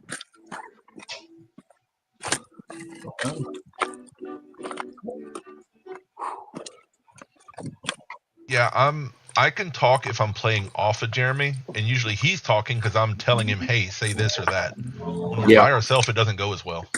Yeah, and Andrew's basically my handler, like especially like on camera. That's just kind of how it has to be. Oh, yeah, dude. like, take a breath. Take a breath, Danny. I don't know if I can get across that. That mud is like quicksand. Use that stick and tightrope across it. I'm going to try to walk on these logs and get across here. Yeah, you step in that, you're going. That mud you'll go up to your waist. It's deep. Oh, we made it. I did that with John a while back. Yeah. I jumped in and I went all the way up to my waist in mud. Now you watch. I left 4 rods out over there. Yeah, if they go down, Richard's going to have to get them. I keep an eye on them for you. Well, if they get on there, they're all you, buddy. The people that aren't used to rivers notice something here. See all those logs on the bank here? That's how you know there's a big point, because behind that point there's back current, and the back current is what leaves the logs on the bank. I just wanted to go over here and see what this looked like. It looks like a river. Huh. Interesting. And it's shot on the upstream side where you're at. That's shallow. But straight off that point, there's about 60 foot of water. I like the sound of that. Yeah, that looks like it's shallow where Danny's pointing there. Yeah. That's all the ripples. And then, yep, there it is. Oh. Breathe. All right, we're going to set one rod up at the edge of the shallow where it drops off into that current seam. And I'm going to throw one straight out there in that main current. Yeah. Oh. All right. Dude, there's no holes in the rocks to put a rod holder out, though. See that, Danny? It's fine. See? You didn't die. He's breathing. Dude, I'm exhausted already. Take a breath. Take a breath. It sure was, Stan. He talked about that reverse current and back current and all that stuff. That was a good one. Oh, I would love to hear Epic talk about back current. I've watched that seminar on video before, actually.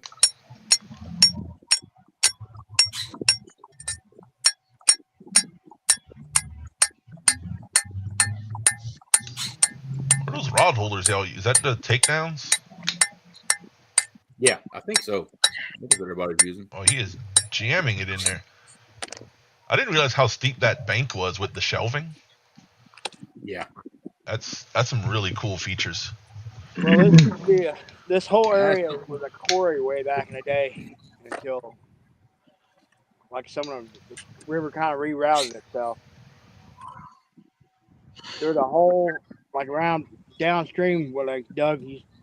Even in low water, there's about 120 foot of water in there.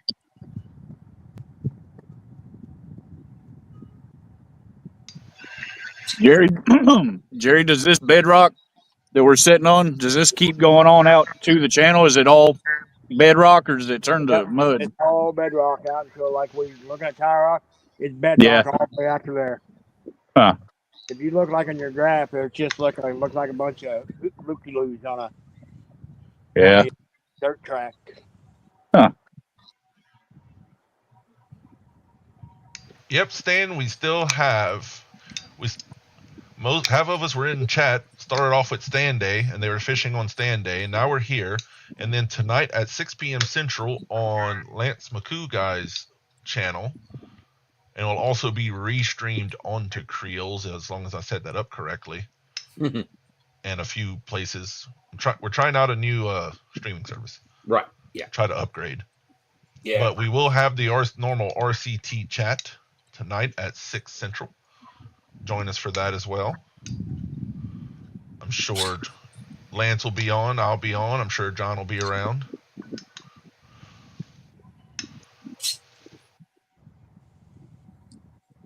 No? You won't be around, John? All right. We don't need you. I know. You never know who else. That show gets off the rails half the time, but that's the fun of it. These guys might still be out here sitting on the bank trying to find a fish.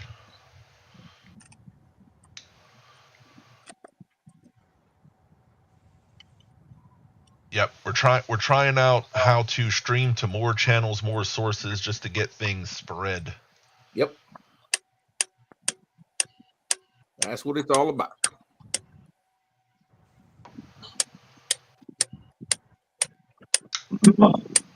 Yeah, I hadn't been on so long. I lost Facebook as a destination from StreamYard. So I tried to reset it up, and I can't remember my passwords or nothing. So That's what happens. yeah, I'll have to figure that one out. I would figure out how to do Facebook, X, and I used to do Twitch, but I didn't have very many viewers on Twitch. Nah. Yep. Supposedly with that streaming service that we're using now with Restream, that you can go on TikTok as well as one of your options. I haven't done it yet. I haven't really messed around with it too much, but we will soon. We'll start diving into some of that. Supposedly, if it works, we'll be live on the Ancient Mariner TikTok tonight too. Ah, that's right. Yeah, because right now we have 5 destinations we can go to. We're trying to, try to fill them up as much as we can. Yep.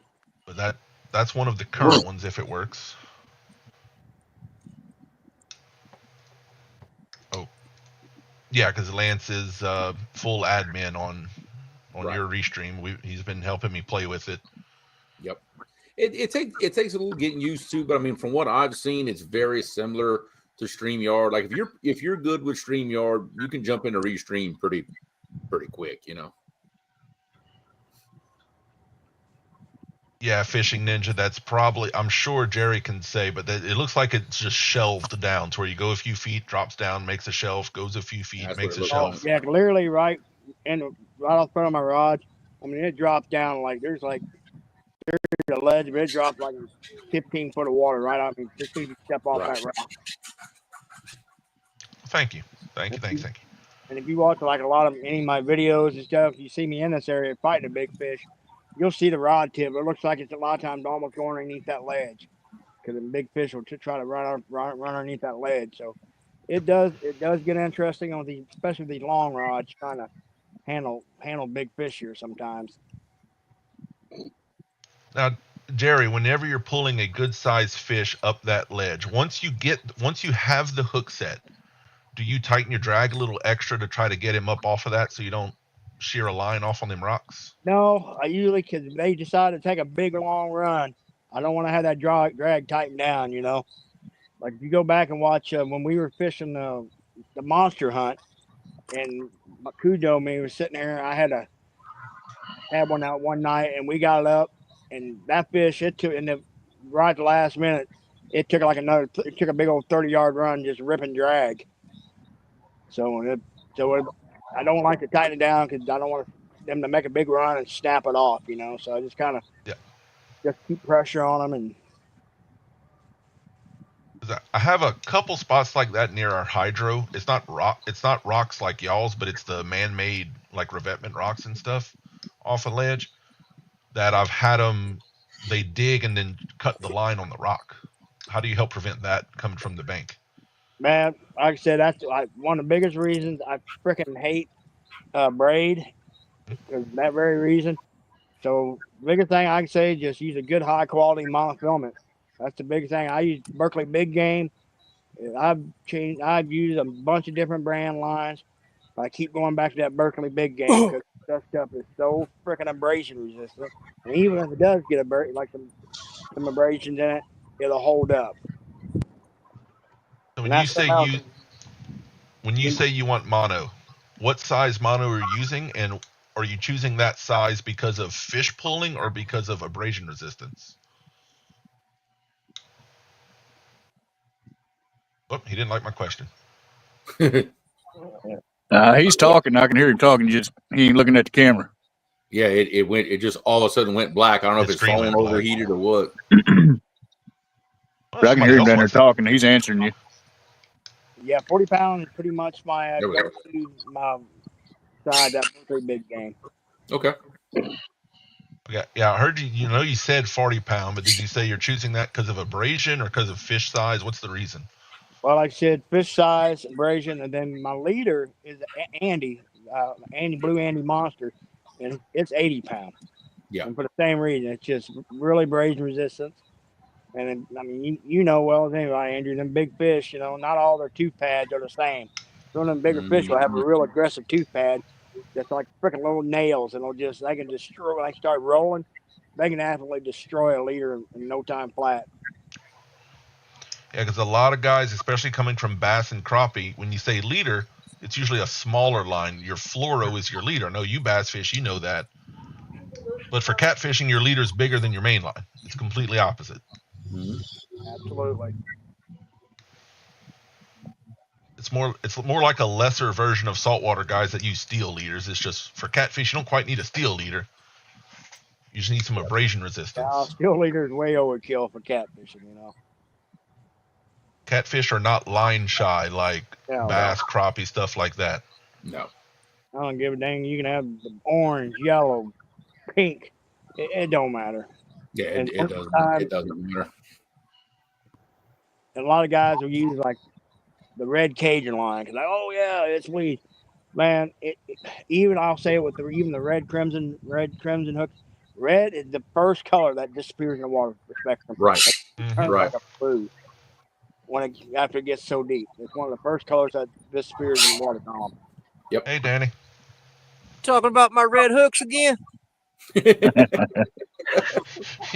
heard red hook and came running. Oh, yeah. I ain't the best shot in the world, but I can hit you from here. At least make him think about it.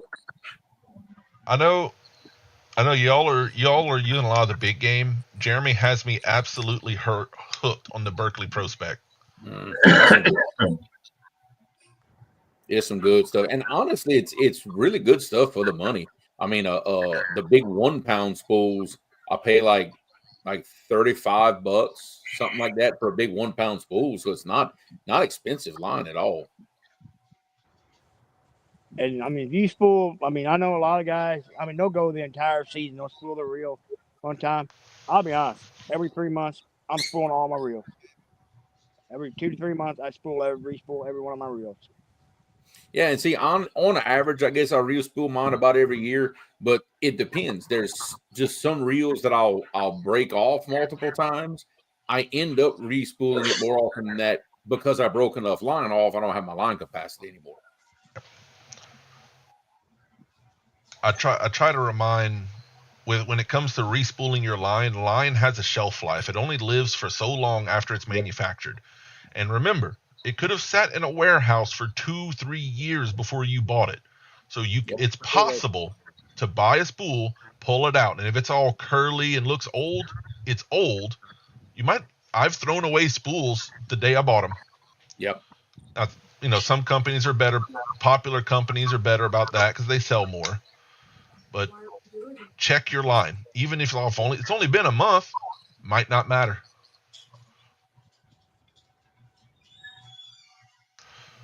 Is there somewhere you haven't fished that's on your bucket list? I know me personally, all of my bucket list places are not catfish. I want to go catch walleye. I want to catch saltwater. I want to catch some rainbow trout, stuff like that. Yep. And mine are just the opposite. Here, I can get them both at 2 of those. Oh, I need to. Yeah. Mine is just the opposite. Mine is going south in the Gulf, deep water, and fishing like deep water, saltwater species, tuna and things like that. That's my thing. I know somebody will take you. I know. Giant live grouper is like right at the very top, or a big old going to the Snake River and chasing a big one, some big sturgeon.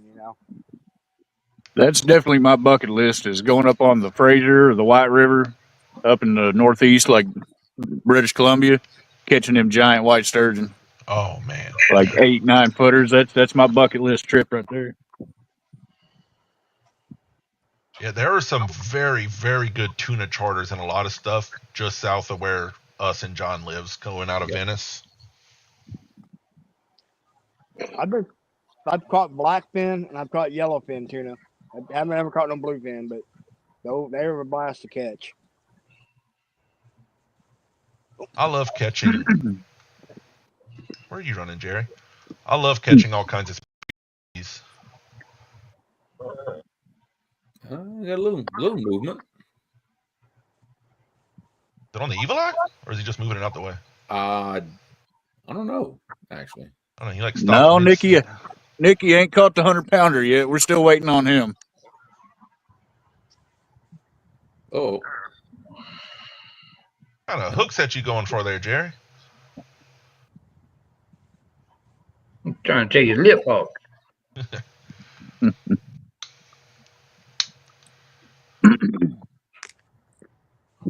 Oh yeah, I've got open invites from so many different people. I need funds and time, like everybody. Yeah. Mark has had an open invite for 5 years for me to go ice fishing with him. Jeremy refuses to go. Nope, it ain't happening. I'm telling you, you ain't get me out on that ice. Ain't happening. I'm right along with you. I've got invites from Mark and James Dockery and a whole bunch of them, and nope, ain't happening. I'd like to come down and catch a 100-pound plus gator gar. That's what I'm screaming. I haven't fully figured out the rod and reel, but I can help you with that with some noodles. Yep. I know one of my favorite fishing experiences was going to Colorado and walking up and down the Platte River, and some of the, at 8,000 feet, I caught a rainbow and 2 brown trout. It's just different.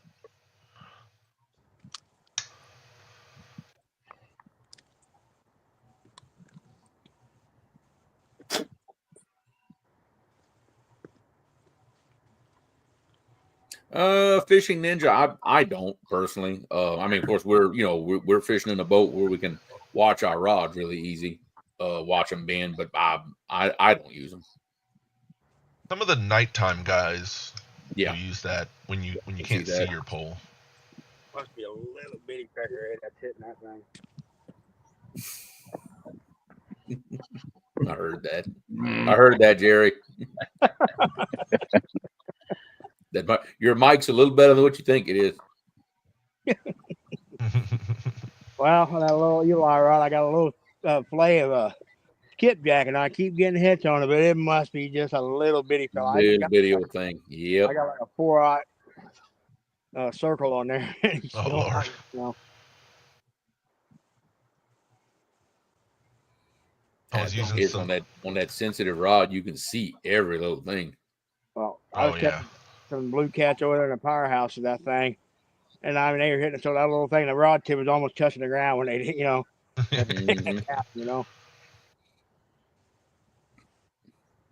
Mhm. I like going catch bait in one of those ponds with Jeremy. I put a 3/0 German steel circle on an ultralight rod with like a 1/4 ounce bullet sinker and make a tiny little Carolina rig. Yep. And just smoke them little bowheads. I mean, anywhere from 5 inches long to some of we caught a few that were 12 inches long. But man, you have fun. Just there's this one after the other. Oh, it's a blast. That's what I was catching trout on the other day. Pretty much that same rig, little piece of shrimp, and we're just sticking the rod up against. I got down Doc's corner and I caught a limit trout in about 20 minutes, using them little 3/0 circles and a piece of shrimp. I know Jeremy has had this happen. I've had it happen twice. I've had it once happen because of a faulty rod holder, and it literally pulled the whole thing off the side of the boat. This is a long time ago. And then during a live tournament, I had that happen because we set a rod down on the bottom of the boat. Fish hit it and took it. But luckily, the fish drug the rod and reel across one of my other lines. The hook caught the reel, and I got the rod, reel, and the fish all back in. This is on video. Yeah, that is. It was on a live video. Yep. Well, it wasn't a big fish, but up at Baldwin. I got this on video too. Had like a 2-pound blue cat pull that 11-foot Daiwa out of the rocks, and it was skiing out across the water. Yeah. I was able to take my other rod, throw it across it, catch it, and bring it back. And I thought, boy, it's going to be a big one. It was like 2 pounds. He was just a mean 2-pounder. Yeah. Uh-oh, Danny. Uh-oh. Get him, Danny. I get him. The concentration. He's in position. He's got one knee up. He's thinking. Captain Morgan. Oh, there he was. Oh, get him. Oh, yeah, he got him. He got him. He got him. That was an aggressive hook set. Yeah, it was. He wasn't playing with that one. I don't normally suggest a hook set that aggressive with circle hooks, but Danny Stone's got skills. Yeah, I got a little excited.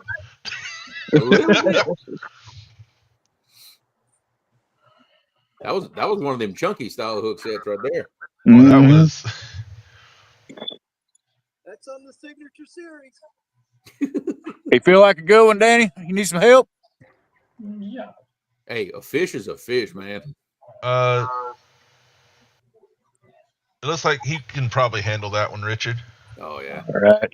Like 10-ish range. Yeah, it'd be all right. Oh, there you go. Show off that rod pulling sideways. How can you handle him? There we go. There you go. Get on up here. See, Danny got away with that hook set because he's very good at feeling when they're fully on there, Right. And he knew it was already pre-hooked. And plus, you got to keep in mind our hooks have that little bit of that hybrid tip, you know. Yeah. Shallow water cats, baby. Nice. Heck yeah. I moved down that deep hole. The skunk is off the live, baby. That's what I'm talking There we about. go. Our streak is still intact. Thank goodness. With 3 hours in. All I Hey, had to do was move. Hey, it's come down to the wire a few times. Oh, Danny is excited. Pick him up. Show him off. Yeah. There you go, Hot baby. dog. I left my scales down there. I'm going to say it's probably about 9, maybe 10. I was gonna say 8 to 10. I'll That go is with a that. long fish, huh? Yeah, he is. Turn him side, back down. Pretty Is he long. that thin? I tell you what, if he'd have a big gut, that'd be a 14-pounder. Yeah. Mhm. That is a 2-foot long fillet off that thing. Now I'm going to break your heart. Look, zombie carp, baby. I broke out the zombie carp. And for those in chat that don't realize, zombie carp means a let's just call it a well-aged Asian carp that's been up on the bank for what, a month? Less than fresh. Yeah. Slightly I've on the been other throwing side. the skipjack and the shad. I said, you know what? Let's throw zombie carp in shallow water We're going to completely change everything we've been doing all day. And that's what you get for it right there. Yeah, zombie All carp right. is the one that's kind of like free, I like love right you. up on the bank. The buzzards don't even touch it no more. Yes, sir. Thank you, Stan. Appreciate that, buddy. There we go. Yep, that sun's warming up. Sun's warming up them rocks in the shallow water over there, Danny. Must be. Hot dog. Hey, get that rod back out there. Yes. Richard, bring over the other rods. He found fish. Dude, I ain't been looking at the other ones. I guess I need to keep an eye on them. I kind of forgot they was back here. That's my first fish on the new Signature Series rod with the Iron Man reel. You know what I'm saying? Iron Man colors. Yeah, baby. I mean, we don't have any official names like for those colors of those reels. We all just called it that because that's what it looks like. Well, that red and gold. Tim Scott named that the Iron Man when he saw it. He said, "Why didn't I get one of those?" I said, Yeah, it really does look "We can like get that. you one, buddy. Don't worry." Mm-hmm. Is that the red one or the pink one? It's the pink one, but we're going to tell everybody it's red. Okay. Because I think the original run had some red ones, but the red ones didn't sell. We don't have it no more. Real men will fish with pink. They're not as scared of it. Show off that big reel seat, Danny. RC Oh, that's purty. Oh, that's purty. There you go. And that grip, dude, I've got catfish slime all over that. Look. Solid grip. And the grip's Is that the green one, Danny? The green rod? Yes, sir. All right. Yep. The grip doesn't move on the blank or anything. That is really shallow water where I'm throwing this too. Hey, let her rip. I've been fishing deep all day. No big. Hey. Look at him hopping down that rock. He's like a kid again right now. Oh, he's all excited now. You got some adrenaline going now. Mm-hmm. I don't blame him. I'm telling y'all now, the first time I actually get to go fishing again, once I got all my stuff, whether I'm live or whatever, I'm telling y'all gonna see me giddy as a little kid trying to catch a fish again. Oh my God, I know. I may have to go live just for that. Just, kind of get the moment. See, how's that throw? Send it. Oh, so pretty. The rod's nice too. This sounds like the play-by-play at a golf game. You do the little golf clap, Andrew. There we go. Yeah. Right.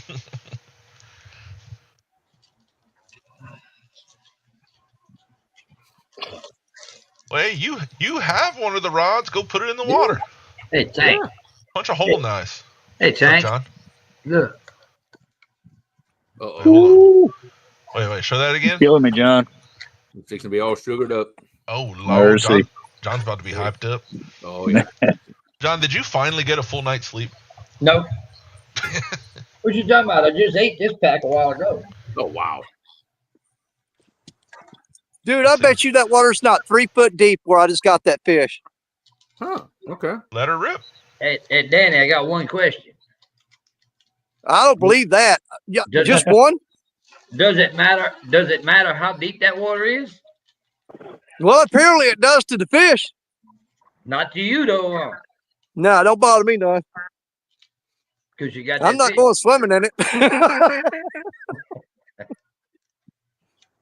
See, I know this guy that started a guide service down in Louisiana that would help, take you fishing. Right. He doesn't have the boat. Not yet.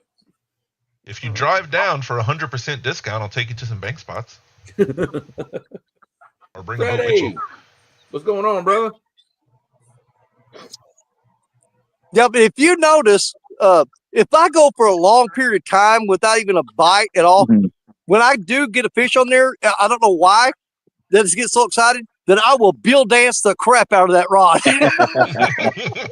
And they'll take it. They will take it. I can't help it, dude. I mean, I want to get that fish. I just jerk the crap out of it. I'm setting that hook. Yep. Hey, Todd, what's up, buddy? Glad you made it in. Jenkins Vintage Iron. I like the sound of that. Hey, that's a good dude right there. He's from Malden, and Okay. he's got a channel. He's just started. Mhm. If y'all want to go check it out, him and his sons building old classic trucks and stuff, mostly Ooh. Chevys. They kind of specialize in 70s and Okay. 80s Chevys. And Those square bodies. I like it. yeah, there's some good stuff coming out, man. Y'all need to go check them Like it. out. If somebody wouldn't mind, drop the link for Jenkins Vintage Iron in the chat, please. Y'all go check them out.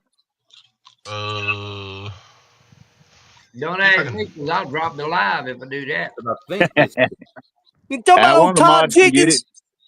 Yeah, Oh, ain't he your cousin? yeah. Okay. Then I know him. Let's see. Yeah, you know him. I guess his profile picture is about a mid-70s Chevy square body with a different color door and fender. Yep. That's the one. That's the one. That's my kind of channel.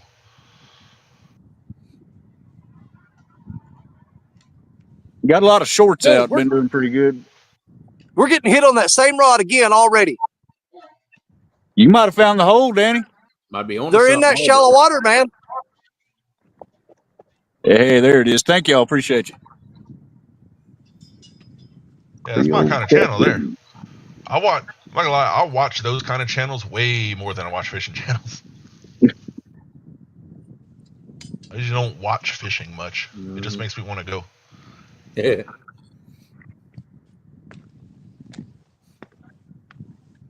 Freddie, apparently your waist sling works great for carrying 10-foot rods down a rocky bank. It does.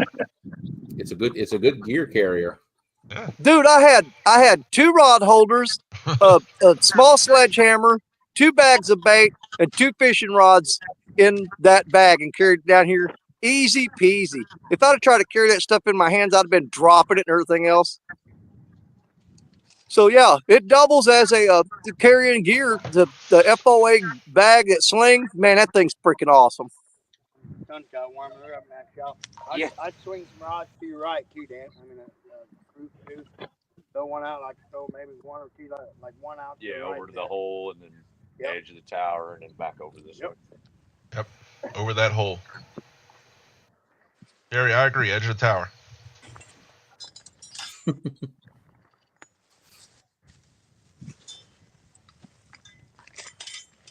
I'm kind of wishing I'd have carried a couple more rods down here now. Tell Richard to go down there with you. I was just sitting here thinking about throwing a couple over to the left on that shallow part. This point goes out, and it's pretty shallow over there. That's why I moved out of it earlier. I thought, well, that'd be too shallow. And shoot, I might throw back here. Yeah, you've got a lot Yeah, of sunshine. dude. I mean, if you look, this whole cove right here, off to my left, that's shallow water, and that's where I just got that fish out of. And I mean, you see, I haven't been here very long. After fishing all day long, moved to the shallow water, throw it out there. What did it take? Like 10, 15 minutes to get a fish? Maybe. But at night in the summer, that flat where Danny's thrown into is killer. I've caught some big fish in the summertime at night on that flat. The Ancient Mariner rods do come in spinning versions. Mm-hmm. Yep. Yeah, they do. The RCT rod, you don't need to acid wrap a spinning rod because it's already all on the bottom. Yeah, it's already on the bottom.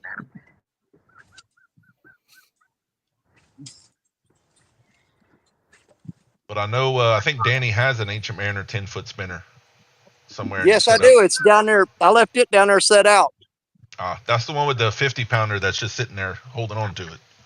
Well, hey, I got faith in Richard. If I look down and that rod's bent, all I got to do is yell, and he's got it. Oh, I got your back, buddy. Yeah, but the thing is, if Richard reels in that fish, he go claim that fish too, though. You dang right. I don't care. Hey, it don't bother me a bit. Well, that depends on how that goes. I'll tell you how my pop used to tell me that. Whether he was on the boat or not, if you caught a fish with his rod, it was his fish.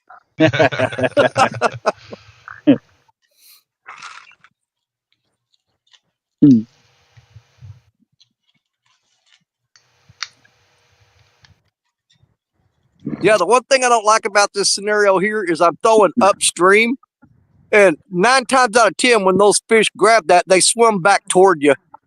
Like I said, that fish bent the rod pretty good when he first bit, and he bit it good enough. He got me down them rocks and got me down there pretty quick. But then after that, he just started dropping slack and swimming toward me. I don't know if you saw it or not. I was reeling up slack. Pretty quick until I finally caught up with him. And whenever he pulled against me, that's when I jerked that rod and set that hook on him, which I didn't need to do. But, I wanted to. It sure did look cool when you did it, though. Danny, don't teach the kids bad habits. It sure did look cool, man. He was reeling down. I was like, oh, he got him. And then whack. Just, full. I thought he was just trying to bank flip him right there. Yes, the albatross and challenger lines all come in spinning directions. 7, 6, and 10 footers. Right.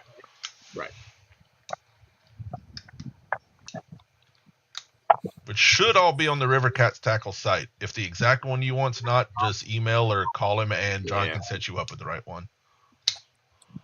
Oh, and y'all know I absolutely have to point out the fact that was on the Crimping Red 8/0 wide gap hook, by the way. Soon to be redesigned. Seems like it worked pretty good to me. Don't get it started. J-Dog, what's happening, brother?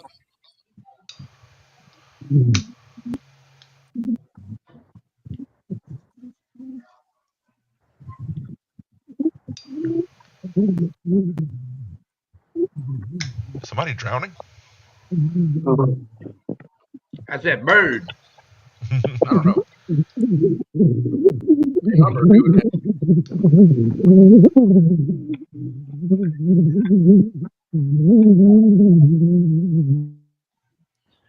Sound like a bee. Sound like a little dog. Well, apparently it's Richard, because when I muted him, it stopped. That was strange.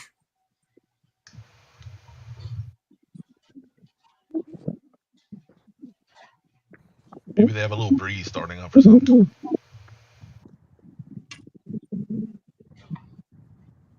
I'll just leave Richard muted for a minute. See if it fixes itself.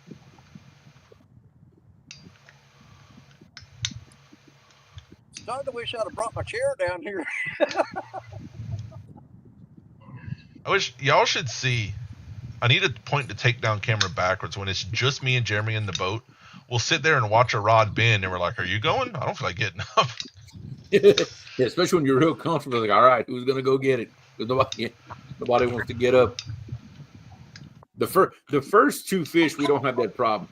After a little while, it's like, okay, are you getting up or am I getting up? What are we doing? The rods. Yeah, when you get about to the 10th, 10-pounder, it's like, okay. Yeah.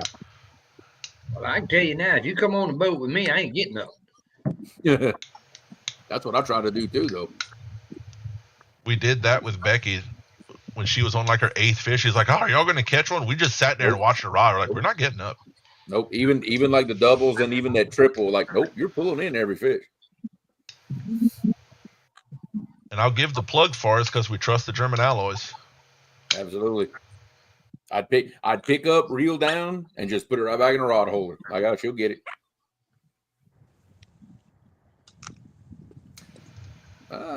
Just tested Starlink Mini on the boat. You fancy friend. Tell me you got money without actually telling me you got money. Starlink Mini? Yeah. Do you even know what that is, John? Not at all. It's internet. He just put house internet on his boat. Yeah.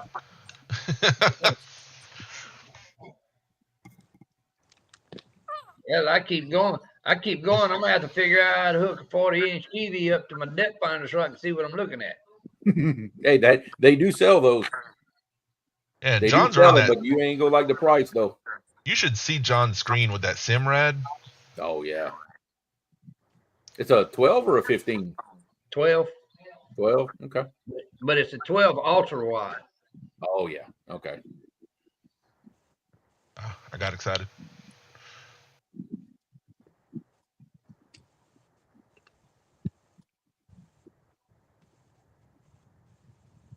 Yeah, Chris has better internet on his boat than John's house now.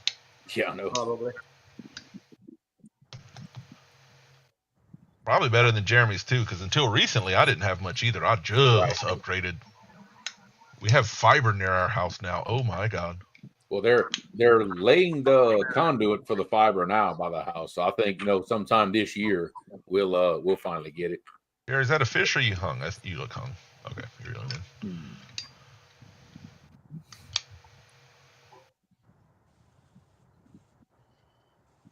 That's why I've been on more shows more recently, because y'all can actually see what I'm doing. It's not just grainy.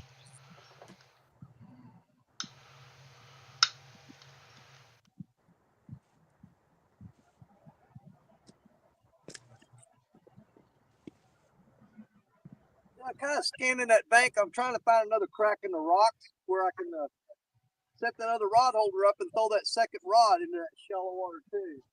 But that's pretty solid granite or whatever, shale, whatever this is. I don't know.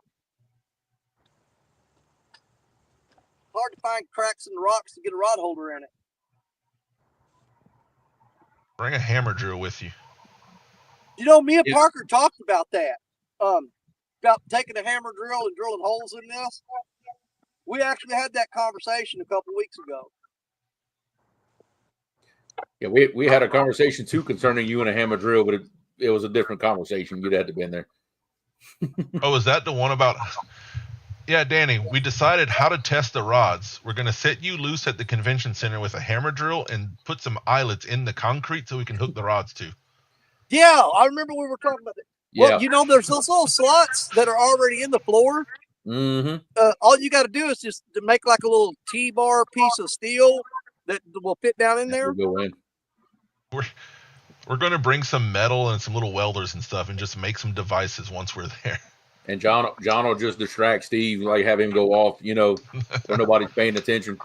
Danny running around with a Hilti. I'll sneak him off to smoke a cigarette or something. Yeah, there you go. Well, surprisingly, you guys usually have to have this conversation with me, but I'm going to have it with you now. Don't do anything to destroy the building if they tell us don't come back. That's why we're going to give you the hammer drill so that we can still come back. Well, they expect it from me. It's no big deal. We got enough looks strapping Patrick's son to a rod with a harness.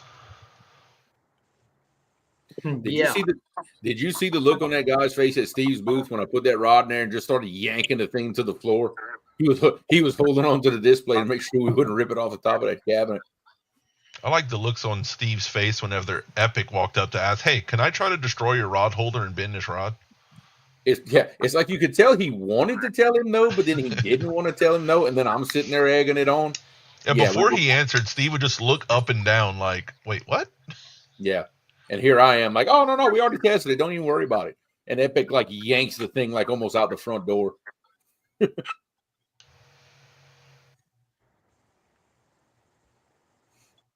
Oh, it was a good one.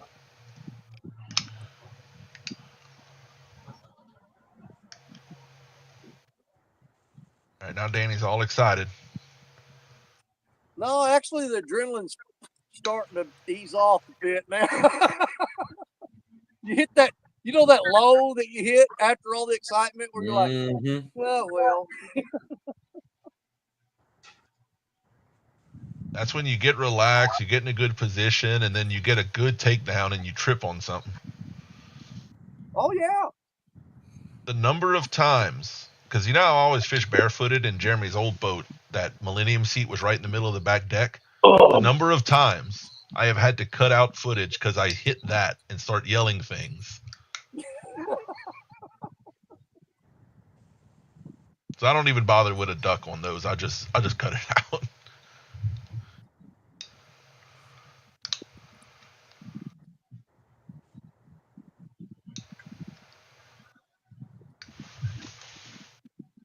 Oh yeah, go see Epic Catfish on TikTok, and there's some interesting videos he's put out with those new rods. Mm-hmm. Unfortunately, he put my face all up in it, but he didn't ask. He didn't even ask Jeremy. No. He told him. No. What he did, he fooled me. He did not tell me he was going to do that. And then when I watched it, I'm like, oh man, because he knows if he'd actually asked me, I would have told him not to do that because I don't like that kind of thing. And then there he went and did it anyway. So thanks, Epic. But what are you going to do? It's Epic. You can't tell him nothing. I don't know. He was running around. Oh Lord, yeah. Uh-oh, Parker. See, he fooled me into believing that I was just filming the TikTok for him. Yeah, that was a mistake. Yeah, I thought we were filming him, and then when it comes out, your face is all over. Yeah, I know. It's like, what happened? I have a face for radio, so it ain't not good. I always like Parker's bank fish ready position with that one knee down. Kind of like the Captain's Morgan's pose, kind of. Yeah. Yeah, I just think it was like a dog when it's on point. No, maybe not. Oh, wrong button. Look. Oh, Danny got him another one. Yep. Get him, boy. It's where you're fighting a tarpon the way you're horsing him. What are you doing? That might be a little better fish. I don't know.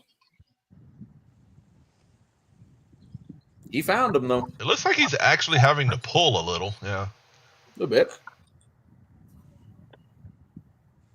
Oh, come on. Oh, man.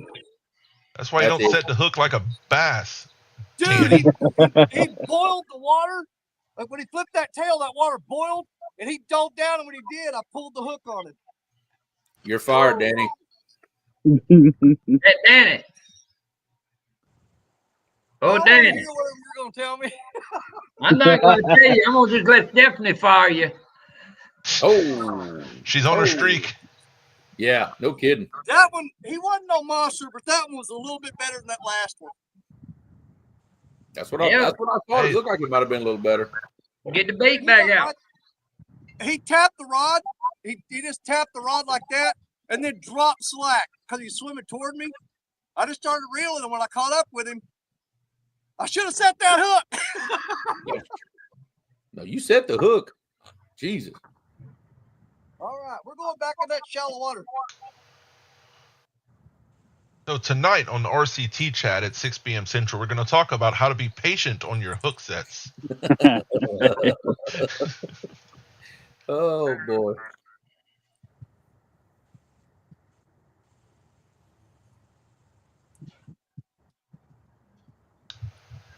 Stan has RCT rods and hooks coming soon. Ooh. Oh. Nice.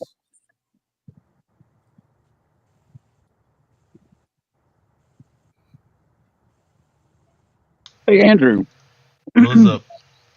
Speaking of the video where Tim was showing off the J&S rod, or the video that you and Jeremy made, can you play those? Yeah, all I gotta do is pull them up on my computer.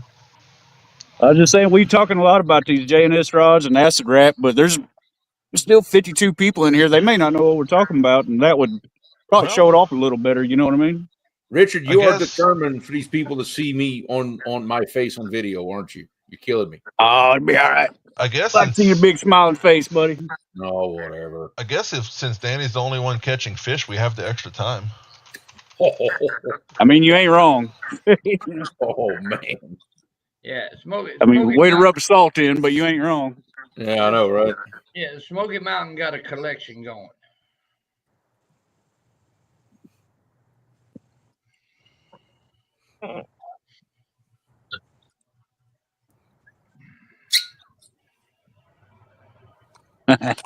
Nate said, Danny, stop acting like John Parker. Hey, Danny, swing that thing, Danny. Swing it hard. Hey, oh, well, there we go. Oh, yeah. Oh, yeah. Hey. That was a good one. Hey. All right. I'll show Epic's TikTok. It's 2 minutes long. You want to see the whole thing, or want me to skip to the rod parts? Yeah, play the whole thing, man. We got time. If y'all don't mind. Y'all killing me.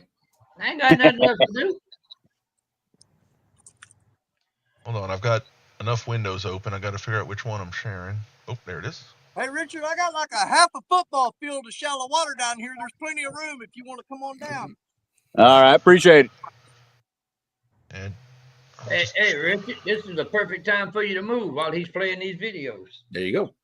Yeah. all right, can y'all hear that? I'm not getting sound from the video. No sound. Look, hold on. I'm sharing screen. Nate, don't you even start that. Nope. No. Absolutely not.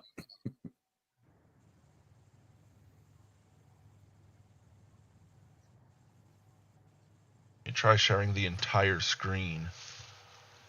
You hear it now? Wait, nope. There. Nope. Nope.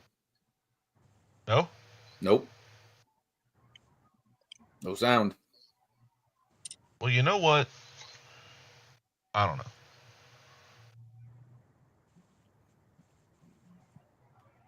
I don't know. I mean, I'm sure there's a way to do that. I don't know. I'll just play it anyway. Just read the captions.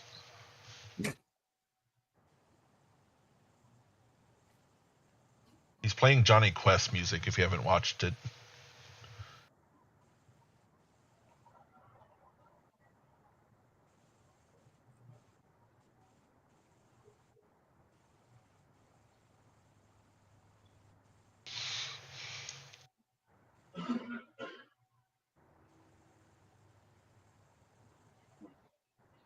Come on, you tech dude. You can't get volume on it.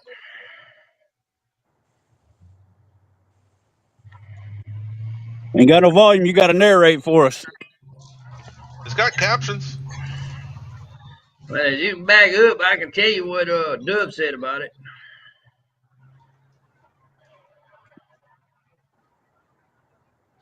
When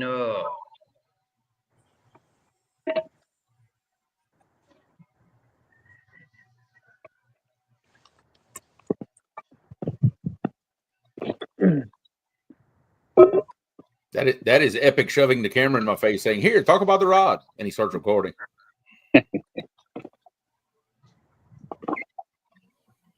Epic went easy on the bending of it, though. Yeah, he didn't nearly do what Byron did to it.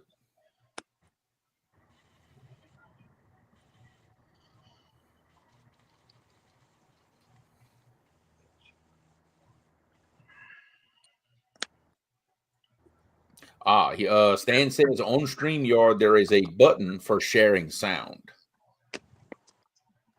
There's a big old chunk of that zombie carp fillet. Good Lord. Soaked in its own blood, marinated, and cured.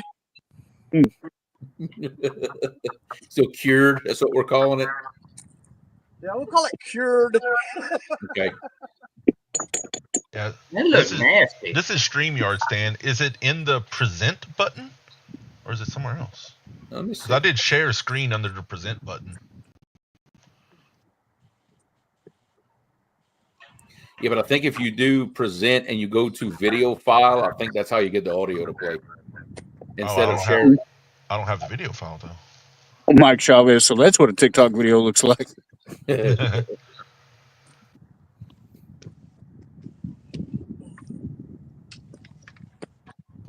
See, it's not just me.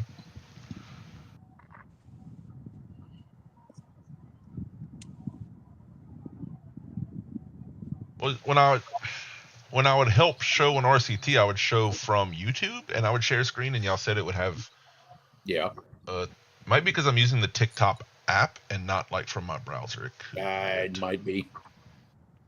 Now, let's make it more challenging. Let's see if we can catch a fish blindfolded. No, that sucks. My glasses fall if I do that. Jeremy, did you see the results from the Twisted Cat tournament? I have not. Big fish was 80 pounds, and the weight, bag weight was like 170, 180. And where was this at? Alton, Illinois. Alton, At Illinois. Alton. Okay, no, I hadn't seen that one. That's There's just some- upriver from us, and I fish up there quite a bit. Actually, that's where my hundo came from. Was that area? From Alton. There's some Now, nice fish Alton bags. Alton is the first dam on the Mississippi, right? Going upstream. Yep. Okay. And Keokuk is the last one. Yes. Right. Yes. One by Joe Lunsford. Big fish 80.43, bag 181.12. Wow. That's a good bag, man. 180 Bag. pounds. Wow. That's usually, I mean, it's almost a given. Most time, there's big fish is usually 100 plus. Yeah, I think that's the picture of the winning bag. Ooh. Yeah, Wow. it looks good.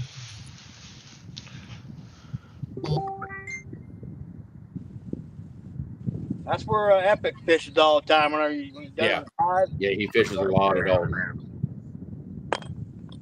Is that on the Mississippi, just a section of it, or what is that? It's the Mississippi. Yeah, that's at the first dam that actually crosses the Mississippi in Alton, Illinois. So was the tournament above it or below it? Below it, probably. Marina is above it. Is above the dam, but a lot of guys are locking through. The Missouri, that's where the Missouri River comes in. Just not even probably a mile down is where the Missouri River also comes in. That's the conflict. Oh, that sounds amazing. So, there's been 2 previous world records caught right in that area. Wow. Yeah, and how far is that from Danny? It's a long way from Danny. For me, it's only like not even an hour. It's about 3.5 hours for us, I think. Yeah, I'm up there. I'm up in that area daily. I work up in that area. So Cody caught 180 pounds of fish and 2 fish. That's a day. Yeah, that's definitely a day.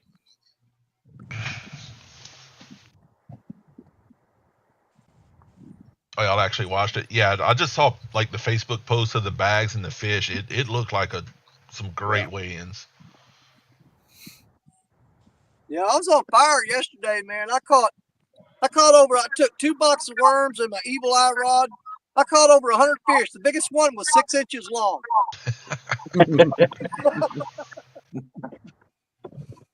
Yeah, we've got 165 in 2 fish on the same trip. That's about the biggest we've ever done.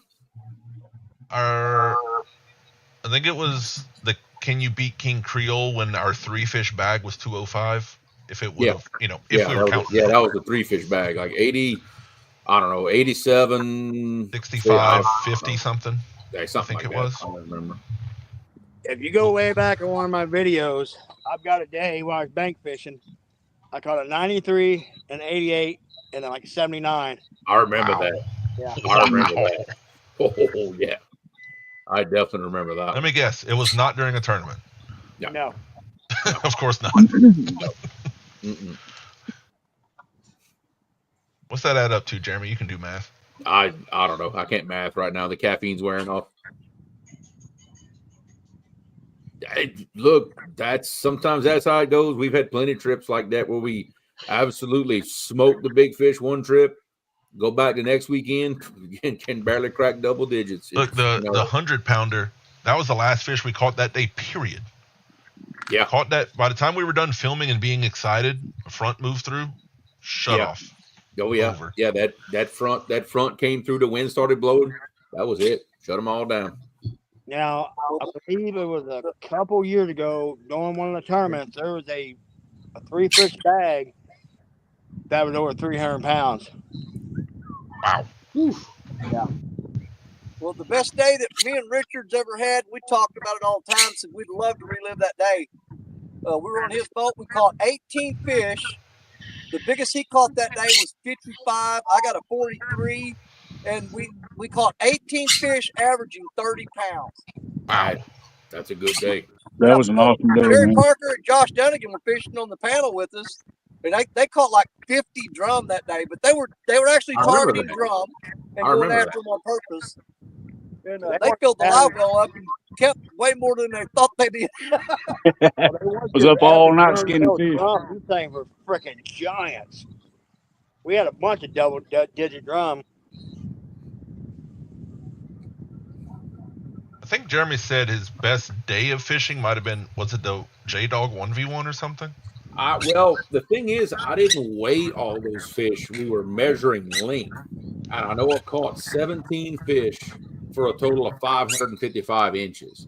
Now, what that equates to in pounds, I really don't know because we didn't weigh them all. That's one of my best single days. Now, And really, the day we took Becky fishing was one of our best single days. That was a great day. Yeah. Well, Chris Gamble, he just had a Gato. He just had a 2,000-something pound day not too long. Yeah. Yep. Yeah, I was talking with him about it at CatCon. In fact, yeah. If I'm not mistaken, it was closer to 3,000. That best day for me and Richard, though, we were fishing with like three. I threw the cast net, caught a whole bunch of little 2.5, 3-inch shad. And, dude, that's what all those big fish were lighting up. We tried skipjack, big chunks of gizzard shad, but they were taking those little tiny shads, what they wanted. And we actually quadrupled up once and then tripled up right after that. Wow. The best day me and Stephanie had on the water was 23 fish, and we had 700 pounds. Heck yeah, man. Where's my phone calculator? And that was the day that I done had enough at 11 o'clock. 700 even, John? Yeah. That's a 30.5 pound average over 23 fish. Average, yeah, that's good. God. That's good. Hey Tank, I was on the lower end of that big eddy. Mm. On like the downriver stream in? Yep. Your hole that's like 5 acres across? Yeah. It's big. I drift fished in that hole one day for 5.5 hours before it spit me in the river. Wow. In the pontoon. Wait, 75 channels that averaged over 20? That was at Sandusky. That's monsters. What? That was at Sandusky. Wow.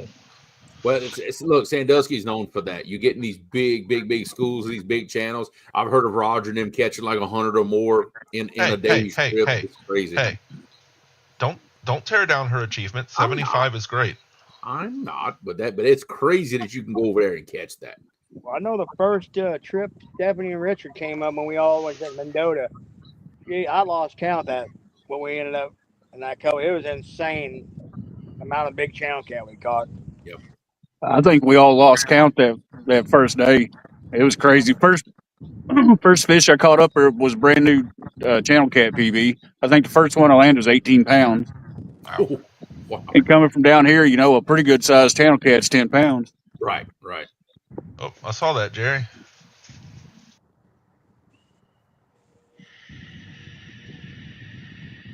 They've been doing that a lot. They don't do that long. They'll pop it once and that'll be all she wrote.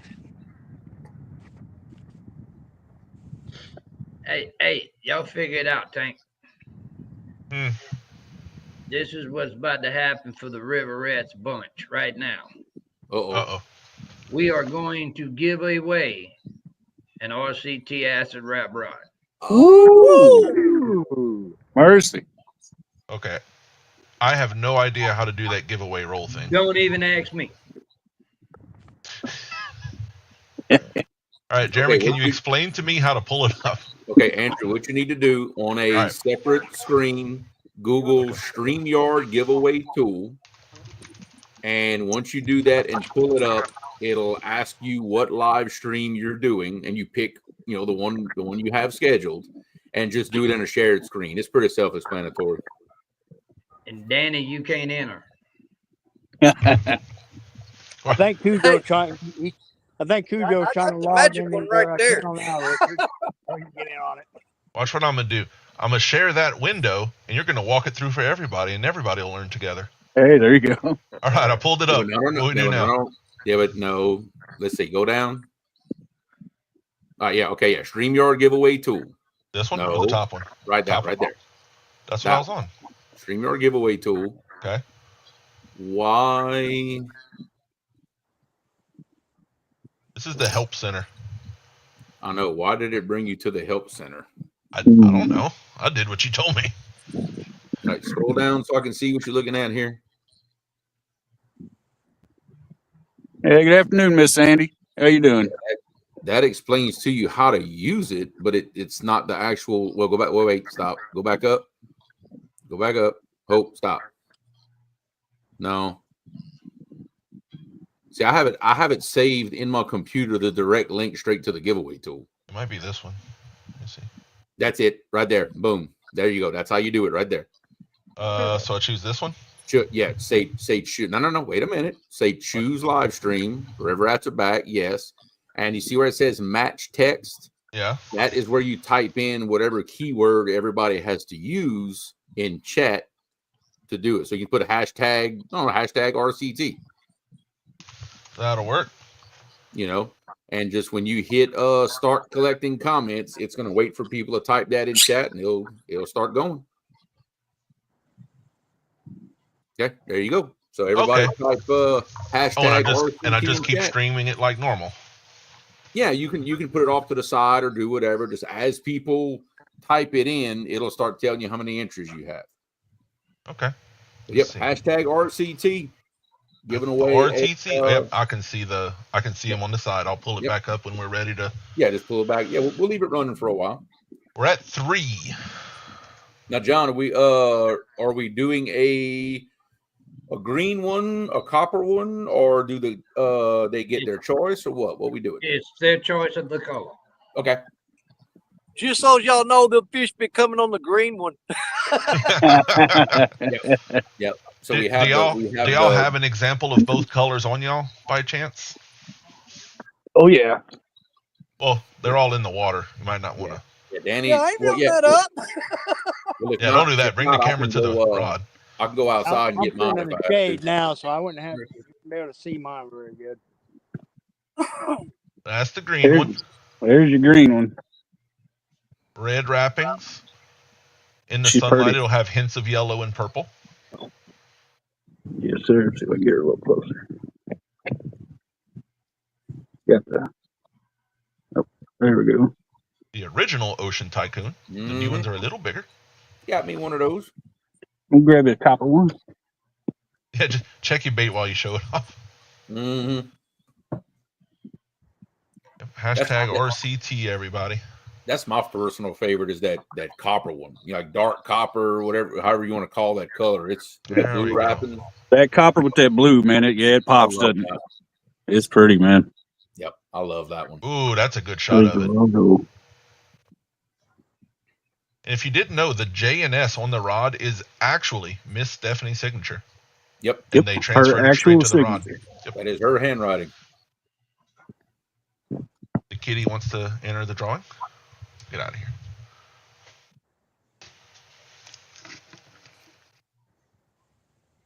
Nope. Ed Jenkins, if you just joined us, hashtag RCT to enter for a rod giveaway.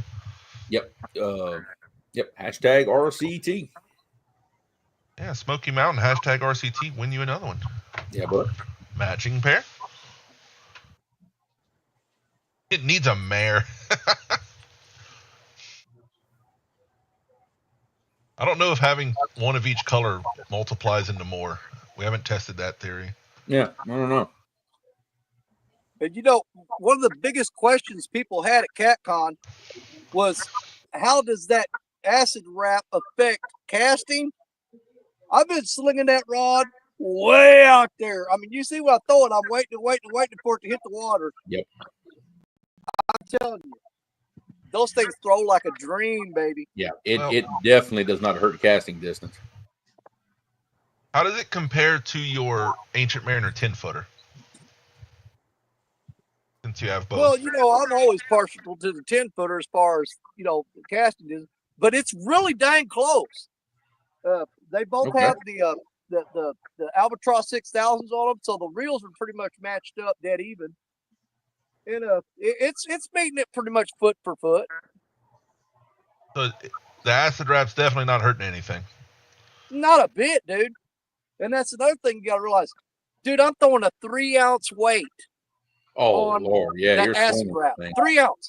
I've got 4 ounce on the 10-footer. Yeah, a lot of me and Jeremy's testing was at 5 ounces and up. Like 5, 8, 10. Yeah, I don't even have any weights that are less than 30 5. at one time with John. 20. I mean, next time I throw it out, I get the camera lined up where you can see how far it's throwing. That's with a 3-ounce weight, man. Yep. And it's going that far. If I put a 5 ounce on there, I could probably spool that reel. Mm-hmm. Put it up against Jerry's 14-footer. That might be a bit much. You ain't got a hair on your back end to put a 5 ounce and spool that reel. Uh-huh. Mr. John, real-time catfishing. What's happening? Yep. Hey, Mr. John, how you doing? We still got hashtag RCT running for a rod giveaway. Mm-hmm.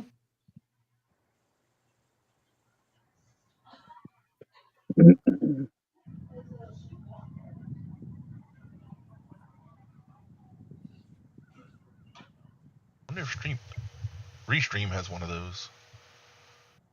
I don't know, actually. That's just rude.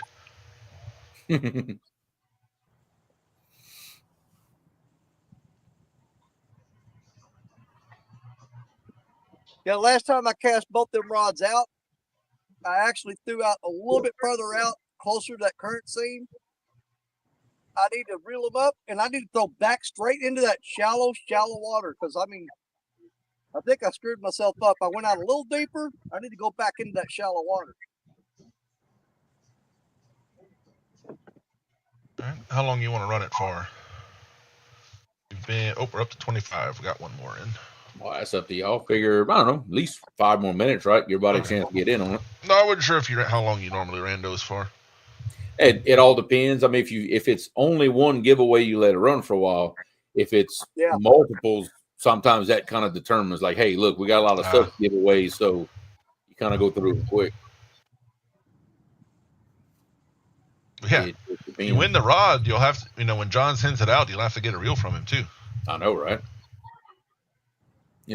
While you're there, Well, I absolutely suggest you get the Albatross 6000 on that. That's my favorite reel. But you've got a lot of other options there. Yep. Man, I wouldn't be afraid. I've got one of mine that's got the 7000 on it. I love that 7000. I love that big old reel. That thing is a freaking beast, dude. Mm-hmm. Oh, the cat stepped on my mouse, almost made the thing run a little early. All right. Yeah, I would love to take a page from your bucket list there, Jeremy. Mm-hmm. I would love to take this acid wrap rod with a 7000 reel on it and take that out deep sea fishing. Yeah, that would be fun. Hey, that big 7000 will handle. I can tell you that. Yeah, that thing will hold a ton of line. Stan likes big reels, and he cannot lie. Mm-hmm. And I'll tell you that Albatross 7000 throws just as good as the smaller ones. It's wild. 100%, dude. Absolutely, it does. They throw. I've just got a couple of them 7000s, and I've got 4 of the 6000. But I'll be honest, I'd rather have the 7000s. Except for the actual weight of the reel, there's not a downside. Yeah. Well, and it's slightly more expensive. Yeah, I mean, it's just so much line capacity. That's why I love it.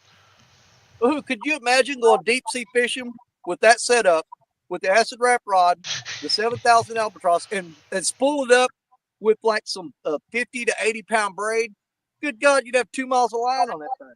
I know for a fact if you're running some line that has about 20-25 pound diameter, you can put 520 yards on that reel.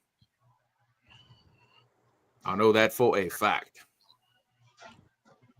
I'm pretty sure mine. I put a whole, one of them little like 320 something yards spool of Oh, Berkeley big game, oh yeah. a 40 pound. It held the whole thing.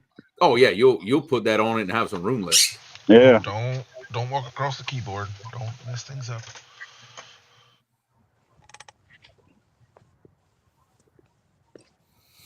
Yeah, because I had one spooled up with that Freddy line, that copolymer.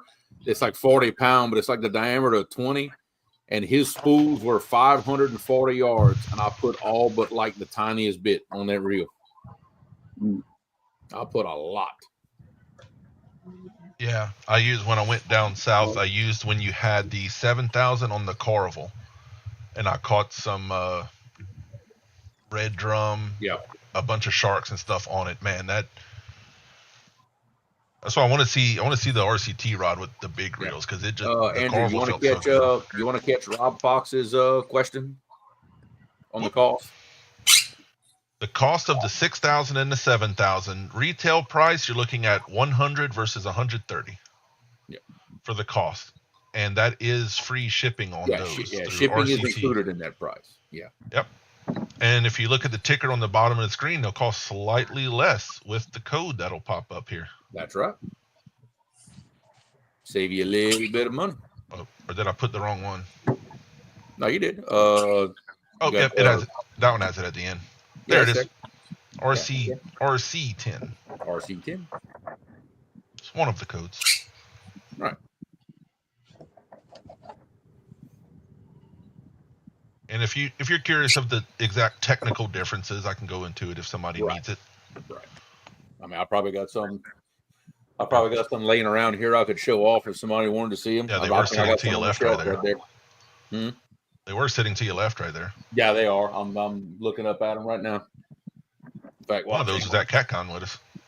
Yeah, it was. Hang on just a second.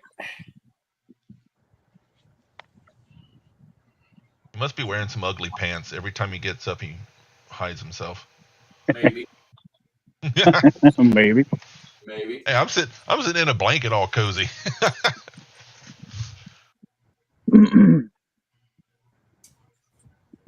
Hey, Stephanie, you still in there? Put your little pink wavy hand in the chat if you're still in there. Yeah, why she ain't in it? She's sleeping. Probably. I'm asking her about hitting that Chinese buffet later. Oh. Hey. I don't have an Albatross 6,000 in here with me. They're out there in the truck. But this is the standard 6,000 size right here. Okay, that's the size, and the Albatross is the same size. That's the 6,000 size reel. This is an Albatross 7,000, and you can tell how much bigger Turn it backwards is. so the handle's not in the way. Yeah, you can see how big it is versus the 6,000. Right. Let's see. Get my camera straight. There we go. See, yeah, she's a big girl. We don't ask those questions. Yep, but that is the 7,000 size versus a 6,000 size right there. But cast surprisingly smooth for a reel that big. It's for a reel that big. Smooth. And the thing I personally like about the 7,000 is you have the big lever style engage versus the button. And when you disengage your reel, it has like a double click action when you turn it to engage a reel. Helps that much better when you're casting the reel to prevent the handle from engaging it during the cast.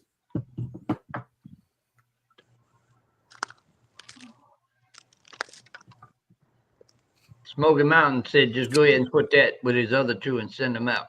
Mm-hmm. Well, figure give it about another minute or so and give everybody one last chance to get in on it. I need to stop trying to steal my rod, Smokey.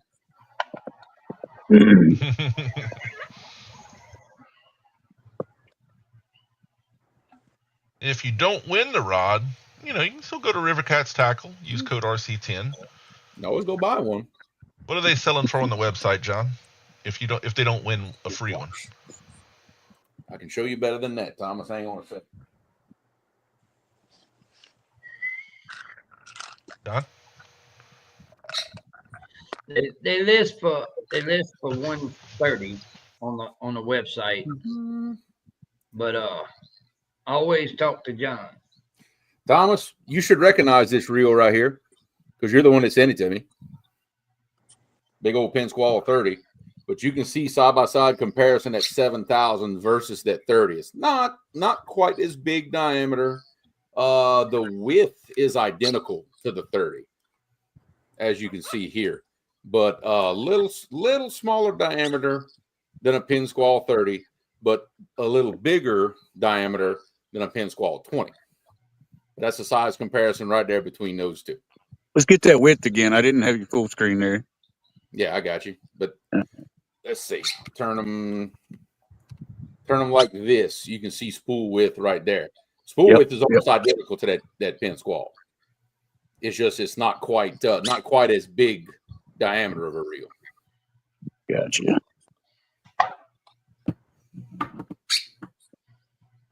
She's a house. She's a big one. And I'll tell you, it'll outcast that squall all day. Oh yeah, absolutely it will. Absolutely it will. And I like a squall. I know. Oh yeah, I'll outcast it. Squall fan for many years. Yeah, not quite. Yeah, it's right. The diameter is right between like a 20 and a 30.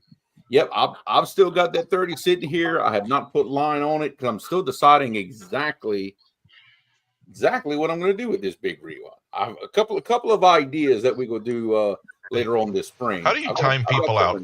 Wabash Nate is. How do you time him out here? I can't find the button. Hey, come on, man. Come on. That's like the best colors ever. Better hope Jeremy ever catches a record fish. His signature rod's going to be purple and gold. I got to, yeah. Y'all just can get ready. I've already designed it. I'm just waiting for it. Already know what it's going to be.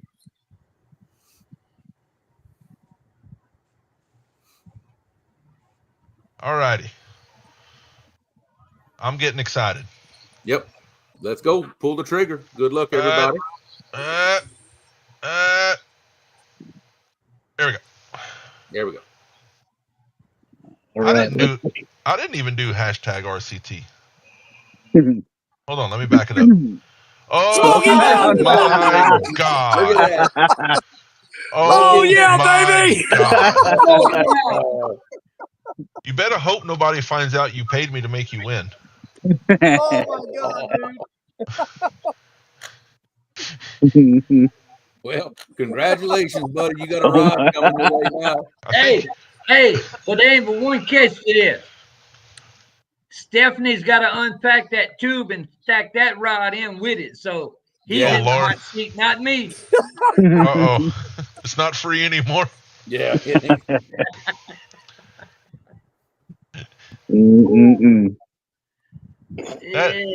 That reminds. Was it Danny last week on one of Stan's shows that? No, that's how you won that line. He said, "Rerun it," and then you win. Yeah. Now, Like okay. He had now, two spools of line. He was giving one of them away. I said, "Quit being cheap. Give the other one away." And then in the comments, I wrote, "Now, when I win this, everybody's going to have a fit." He spun it. Boom! I won it. Now, put it in chat. Which color do you want? The green one or the copper one? Oh, don't worry. He'll probably message me. Oh, okay. Well, either way. I think let John know what color. Either way, he can put it in the chat. They have each other's contact info. Oh yeah. It'll be all right. I think he has his address already. Probably so. Well, yeah. I mean, Green one. the second. That's what he said. He wants a green one, John. The green, Stephanie. That's what I'm talking about. Go green, baby. Green for the money. All right, I got to re-throw these rods up in that shallow flat. I think I missed it last cast.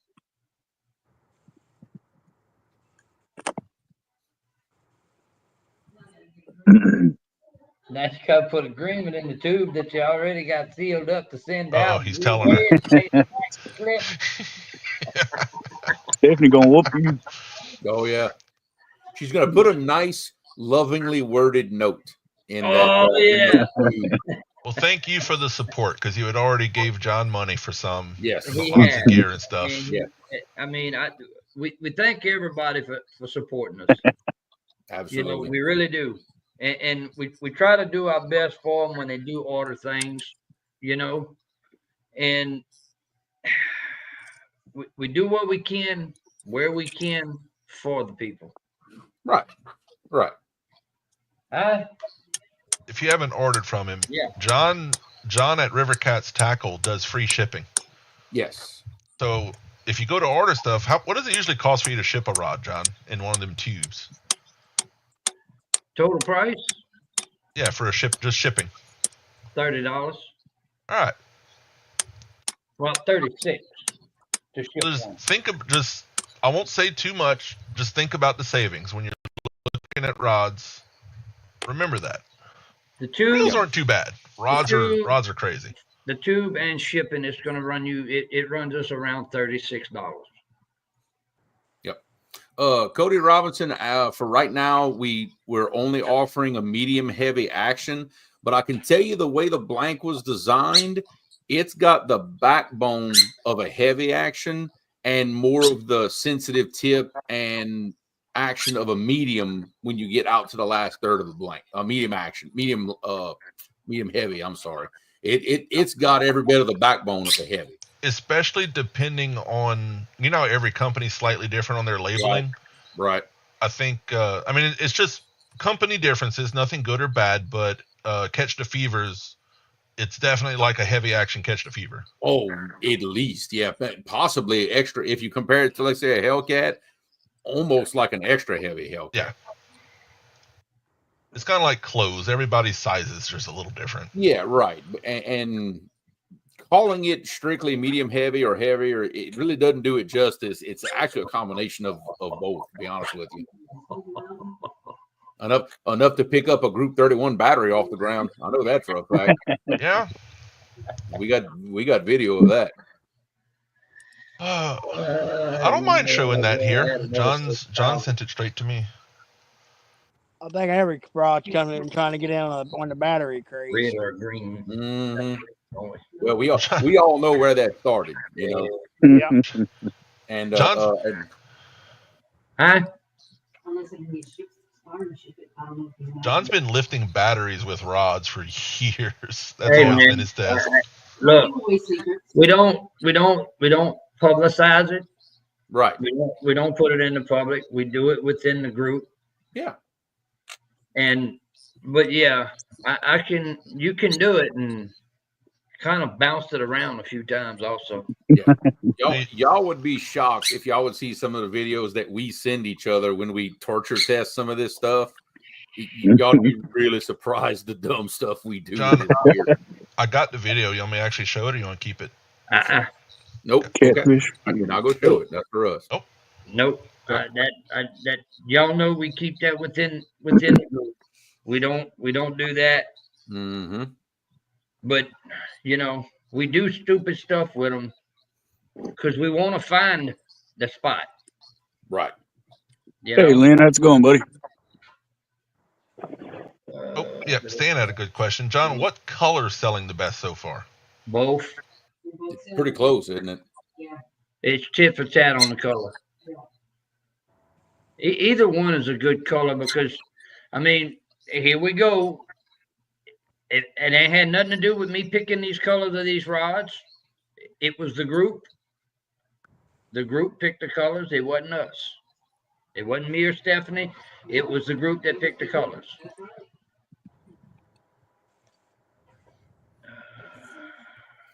All right. With the light hits that copper one just right, it almost looks like Alabama red. You lucky I ain't got control where I can kick you out of here. What he said? You lucky. What did he say? Boy, if I could reach across the screen right now. Did he say that copper rod looked like Alabama color? The light hits you just right. Looks like the Alabama red. Leave it to him, huh? Make me be sick on camera. Leave it to him, Jerry. Give it a Malo cut right here on screen. Stephanie said, "Who said that?" Well, look, while we're in the spirit of giving things away, John, actually Miss Stephanie knows. I just sent her something a second ago. Creole's Guide Service would like to give away a Ancient Mariner 6,000 albatross reel. Woo! All right, listen. Right now, at the moment, this is what I have in stock. That's good for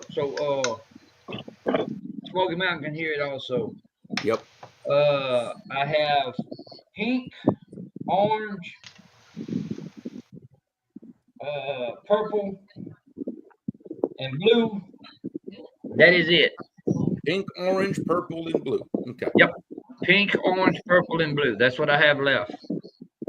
Out of 5 boxes of rods and what we had in the trailer. Ooh, wow. That's since CatCon. Okay. Now, Andrew, what you got to do in that window you had open, you got to go back and kind of redo it. What's your hashtag? Let's just put hashtag albatross. I don't know, or whatever, or hashtag reel. Make it easy. How about hashtag Creole?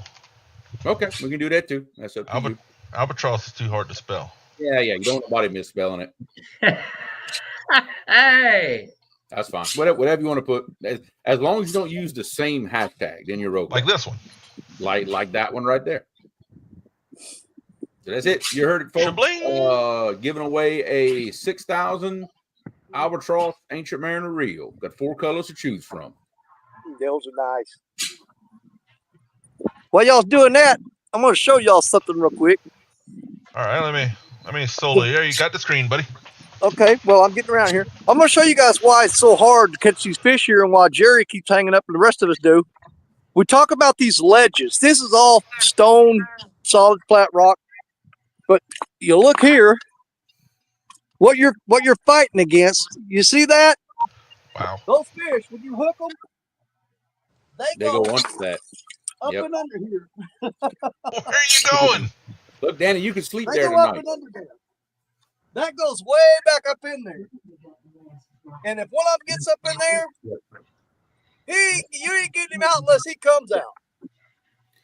Danny, do y'all think that the fish are actually hiding in them cracks? They rush out to catch the bait and go back underneath? Exactly. That's exactly what they're doing. And that's all along this riverbank here. That ledge sticks out and there's gaps going back up and underneath it. And they are stacked in those holes, man. You just got to get them out of there. That's crazy. But now you know why we constantly hook up fish and losing them. And they go, those guys don't know what they're doing. No, those fish know exactly what they're doing. There's nothing we can do about it. Yeah.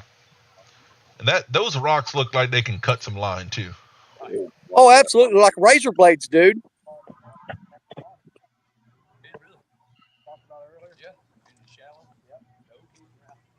You know a good technique for fighting that, Danny? What's that? You get in a boat and pull them out the other way. Yeah. Well, yeah, that's the lazy way to do it. You know me, I don't like to do it unless it's tough. Gotta make it where it's just like makes you sick because it's unbearable conditions. Oh man. No, it's so much more satisfaction when you can get those fish out and get them on the bank knowing just how challenging that is. Yeah, that is true. Yeah, that's a part a lot of people in these fishing spots, you don't realize exactly what people are really struggling with underneath the water. Right.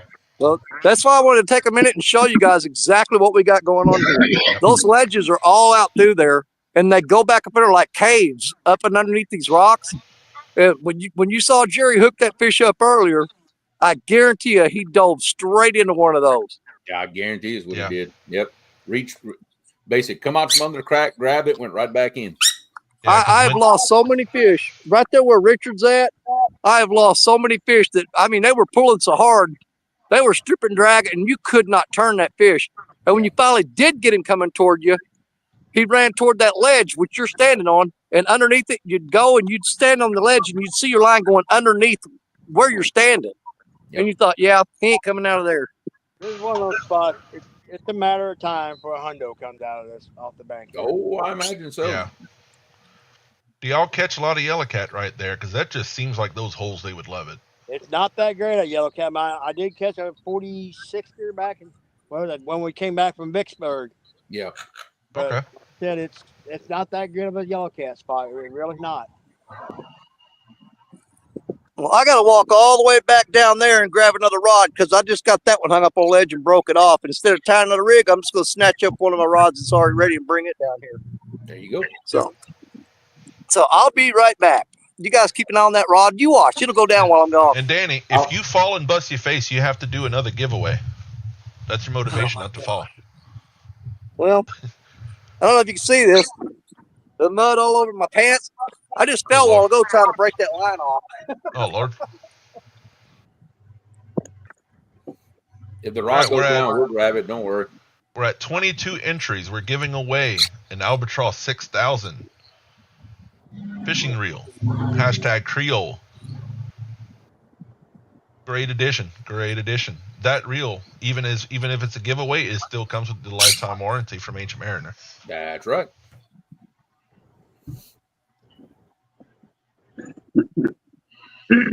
Yeah, because Stephanie's writing down the names of who wins it. Right. Therefore, if there's an issue, he'll contact me and say, did I sell it or what, how it went, and I'll just let him know, yeah, it's legit. Yep, 100%. That's all it takes. Because there's been a lot of transferring of reels amongst a bunch of folks, and you know how that works. It's for the warranty's for the original owner. Right.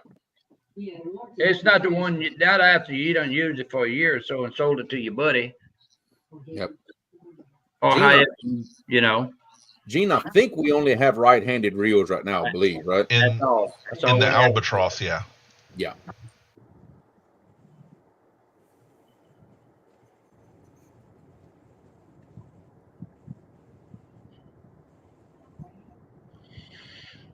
Oh, Jerry's still staring at the ends of those rods. Mm-hmm. So show your hands, Jerry. Show your hands. I only seen one. He only showed one.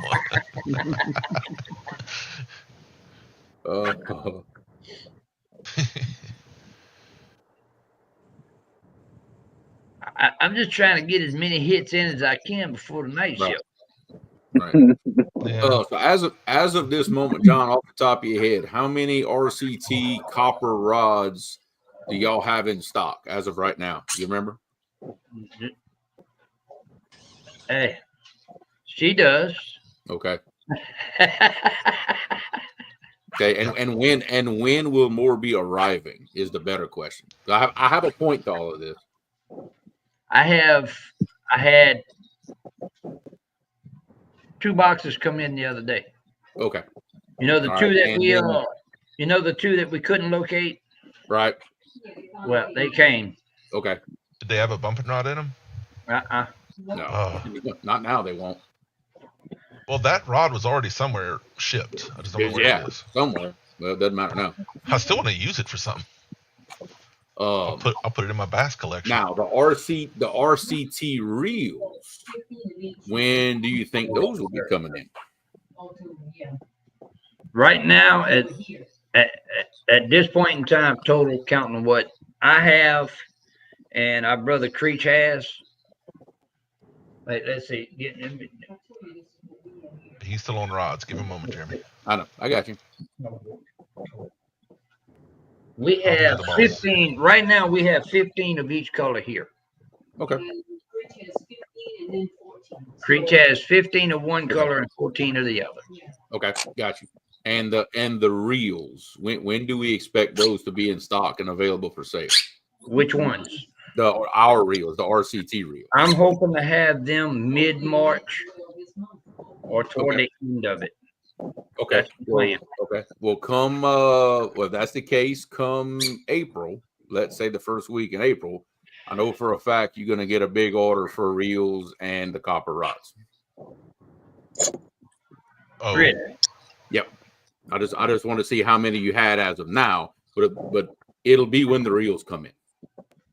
Talking 50, 100 units? No, What are we talking? not 50 or 100, but probably I don't know, six Well, I combo. know I got one man that I have to send 6 reels out to first. Yep. I made him that promise. So Oh, he's yeah, gonna that's be right. he's gonna be the first in the public that receives the reels. Right. I made him that promise at Thomas, there's a lot of things that make the RCT reels different than the Ancient Mariners. In fact, there's maybe besides a handle, there's really no interchangeable part. It's a complete ground up design. I think the drag washer, the actual drag washer, might be the same. Wait. I don't The even know same about that. material. Oh, same Yeah. material but cut Yeah, it's different. not the same Okay. size. But it's not though. The Ancient Mariner reel does not have as big a drag washer as ours. I meant the Not even the 7,000. I thought it was the same one as the 7,000. No, they're bigger. I know. No. Well, for specifics, the RCT reel, like as far as just features, the stainless steel internals are beefier. So it's a bigger gear, it's a thicker gear, and if you already have Ancient Mariners, you know they're thick, but the RCT is even thicker. Like way. Most of this, the outsides of the reel will be a composite instead of aluminum. That's how because this reel is meant to be a little more, I don't want to say a budget reel, but we're trying to keep the cost down on it. So it was a composite outsides. Right. The activation switch, reeling it does not activate it. You have to thumb it, and that was a purposeful choice. Just like a pin squall is a manual engage reel. You cannot reel it and make it engage. And look, John can show it off to you right there what it looks like. Yeah. It won't. You have to flip it to lock it. Yeah.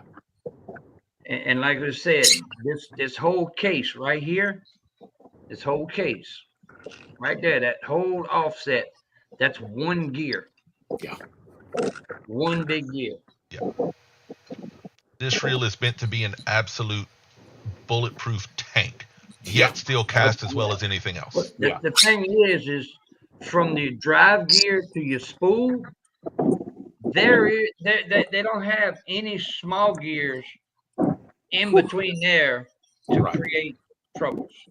It's actually less moving parts. Yeah. Yep. And don't forget #Creole. We're giving away an Albatross 6000. Yes, sir.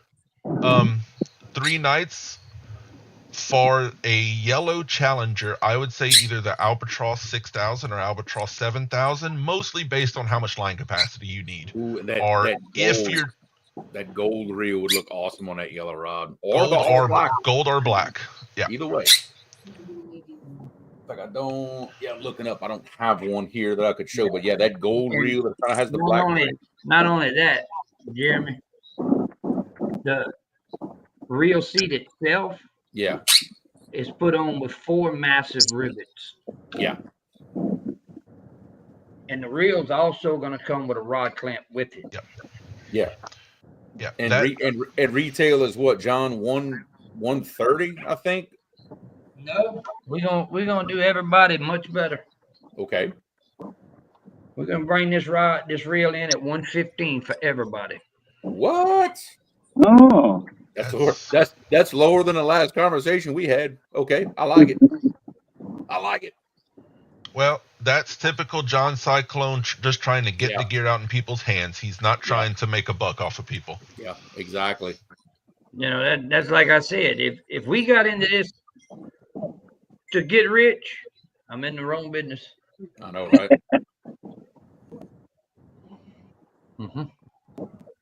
Yeah, I can tell you for a 100% fact.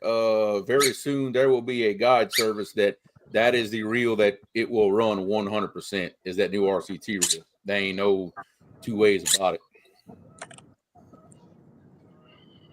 You ain't wear it out. That rod wants some more from you, and you know it. It's just getting started. You see, Roger. The thing is, Roger, when we do right for people, that's all. And when he says made sure, I was actually holding him by the hoodie, not letting him go back to his people to help pick up. I was like, no. This rod's going back with you. Mhm. I think I made his wife mad because I wouldn't let him go. Yeah, probably so. Right. And I made sure it didn't.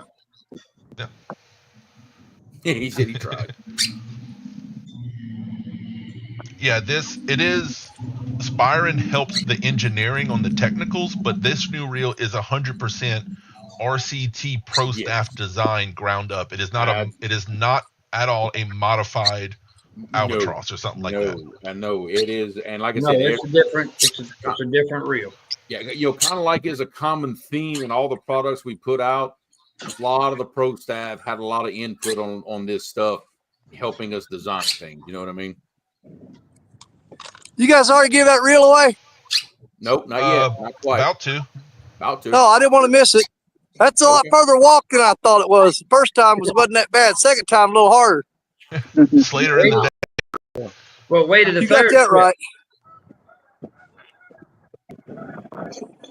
Well, are you here now, Danny? Yes, sir. All right. Well, let's rock and roll. Last minute. # Creole anybody? Yeah. Oh, I was trying to click on the stream instead of the. Billy got one in. Got one in. Got one in. And let's go. Get it. All right. Muskrat feels lucky. We do have an orange one, Muskrat. That's one of the colors we have left. Oh, Mike Young. Good deal. Baby. Here we go. Congrats, Mike. All right, John, what's the color options again? We have pink, orange, purple, blue, and that is it. Pink, orange, purple, blue. Yep. Mine are blue. I tell you what, that blue with like those graphite accents, that's a really, really good looking reel. It really is. Yeah, ooh, yeah, I didn't think about that. It's pink with gold accents, orange with purple accents. They all look good. Blue with gray accents. What was the other one? And the purple with gold accents. Purple with gold accents. We actually sold the most of what we sold at CatCon was the blue. Blue. Okay, well there you go. That's what he wants. John sold 6 of them to one person. Yeah. All right. Mike Young says blue. John, do you have contact info or whatever? You need him to message you? I mean, however and whoever that we need to get, just get me his address. What's your email, John?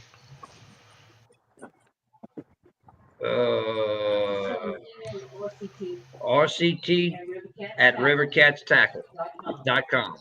There you go.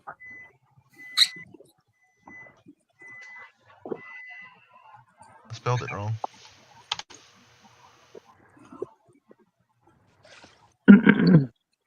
There you go, Mike. Give John a holler. Get some information so you can get that out to you. Thank you very much. All I'm going to need is his address.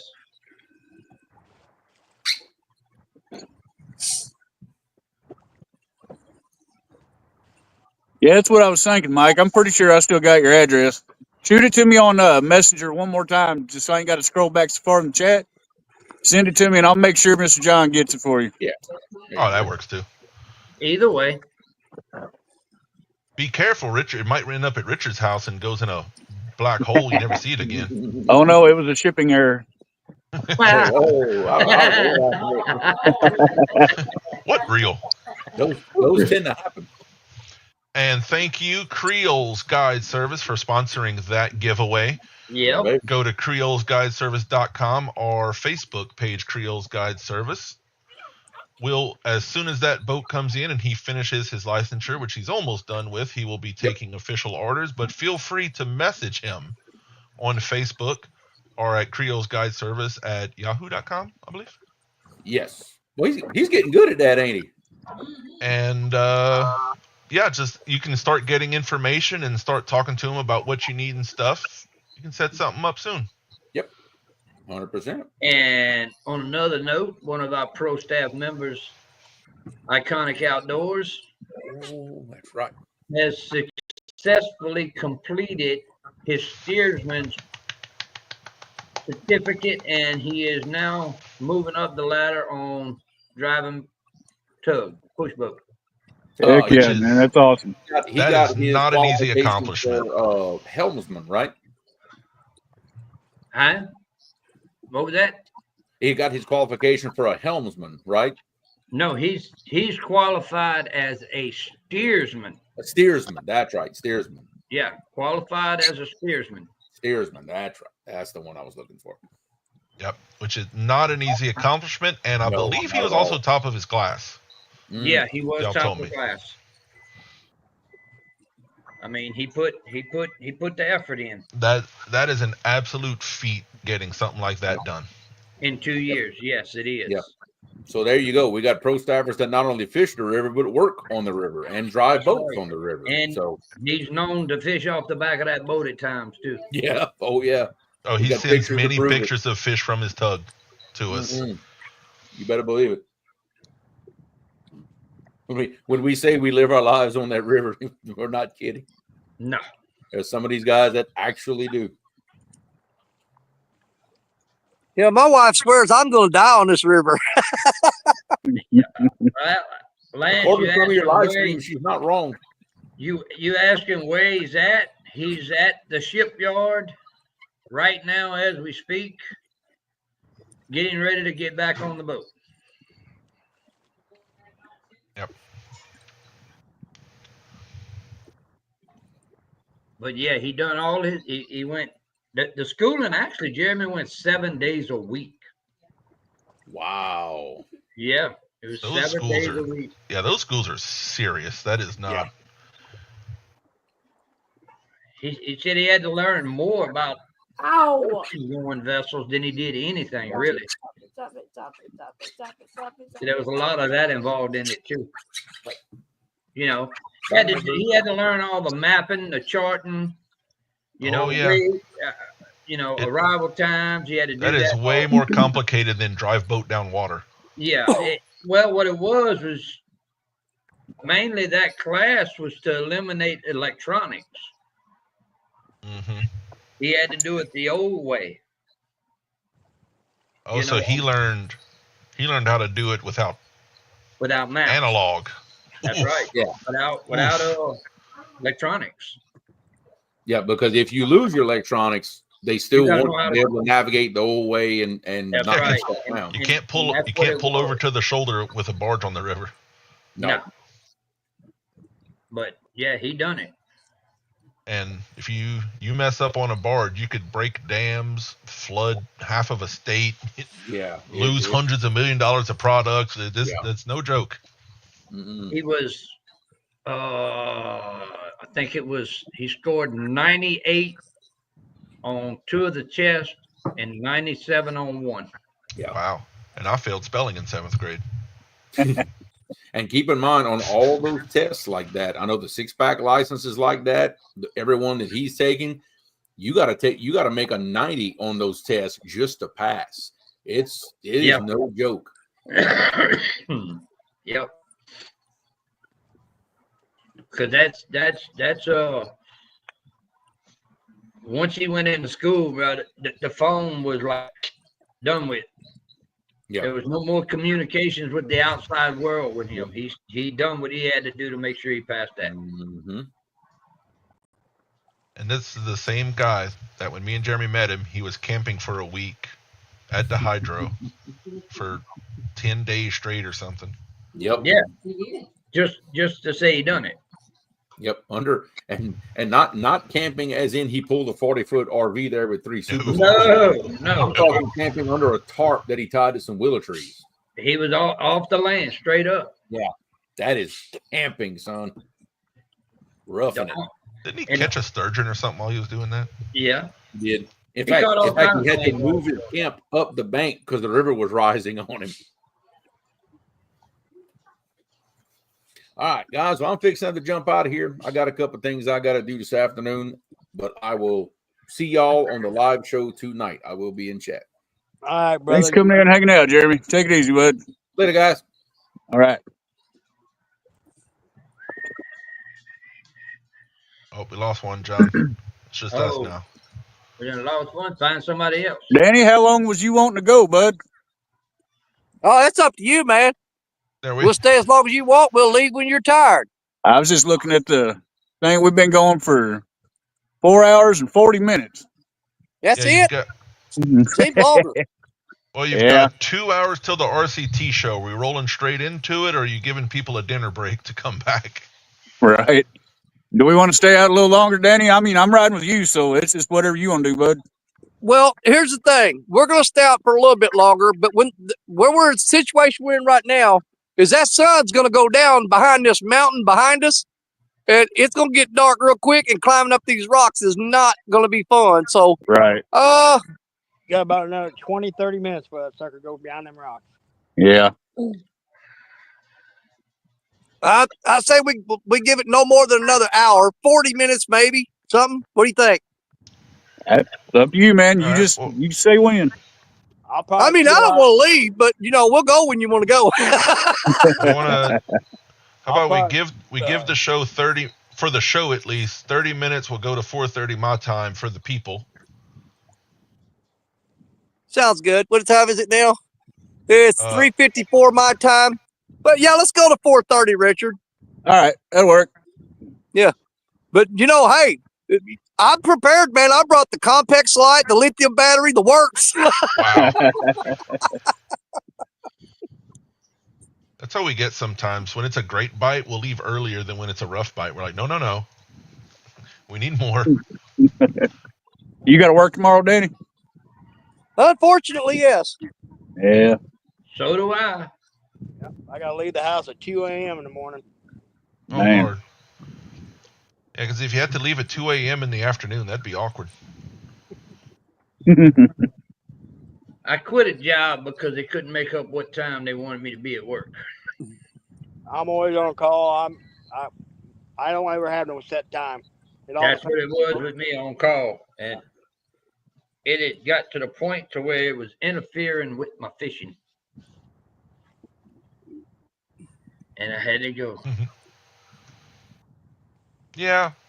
And I'm more in my element, like gaming background stuff. Sitting at my computer talking like this, I'm more in my element than like mid fishing trip. Yeah, I got a boring week this week. All this coming week, I've got classes because I got to renew my water treatment license for municipal water sources. It's boring. A lot of math. It sucks. I hate it. Mm.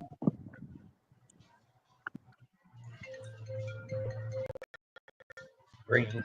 Oh, phone's ringing. No. Green. Real. Well, I no green. I hope not. I've grown enough. Oh, But thank you. put it in there. Yeah, I actually got pretty pumped up there for a little while. I caught one fish and lost the other one. And thinking that there was only 2 fish down here, and I've done molested both of them. The bite was good early this morning here. Then went to crap. But Yeah, Jerry caught a few on stand day. Yeah. Jerry on the right of me, Danny on the left of me. I think I'm on the wrong point. I'm right in the middle of the fish. I think they did that to you on purpose, Richard. You reckon? I ain't worried about it. I'm just glad to be out here be fishing, man. I needed it. Are they catching all the traveling fish on both sides of you before they get there? Maybe.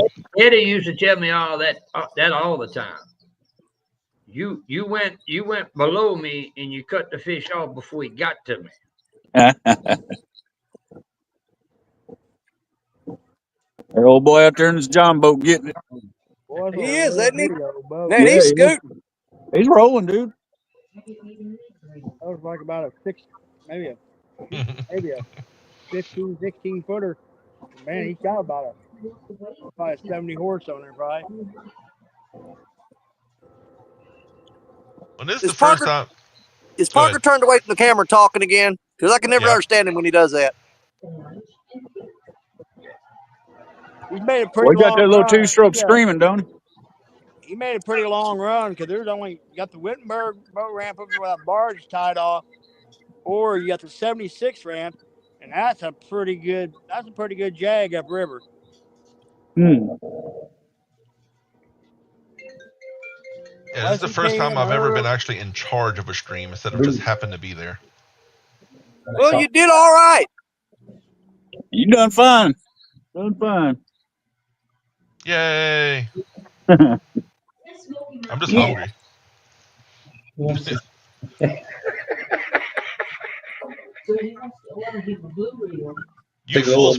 You fools make Yeah. it easy to host something because y'all always have something to You say. said fire copper rod. Great.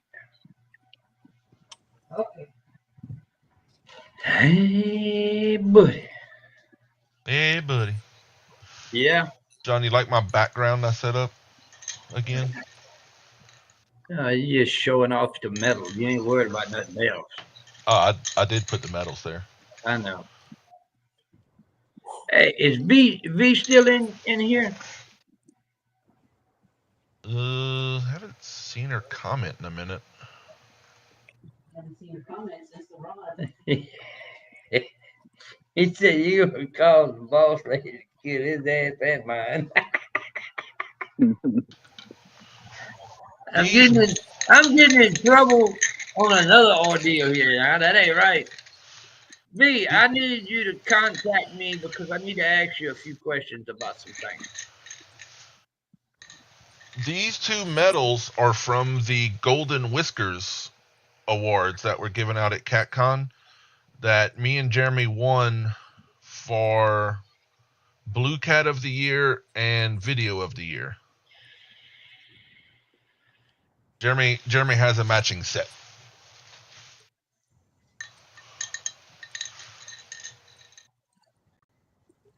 And I think, Danny, didn't you win something? Oh, I took 8th place in the live fishing tournament league. Okay. Yeah, my goal is always just to get top 10, man. I'm out there bank angling against all those boats, and every year we do the tournament. I say if I can make top 10, I'm good enough for that. I mean, it's satisfied for me. So this is the second year in a row that I've taken 8th place. I took 8th place last year. I took 8th place again this year. You're like the gatekeeper. If somebody's in their boats and they can't get ahead of you, it's like, get out of here. Yeah, I know it. You got to realize how many boats were behind me. You know, I don't have to win. I just got to sink a lot of boats, and I'm happy. You see how many you can take out with you. That's it. I'm trying to see how many boats I can take out. No, he's not trying to steal nothing, because we're both of us try to stay out of spotlight, and then people keep telling us good things, and it makes us shy.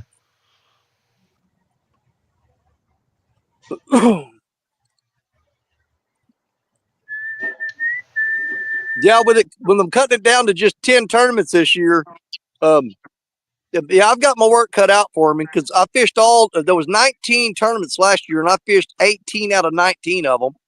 Wow, because that many?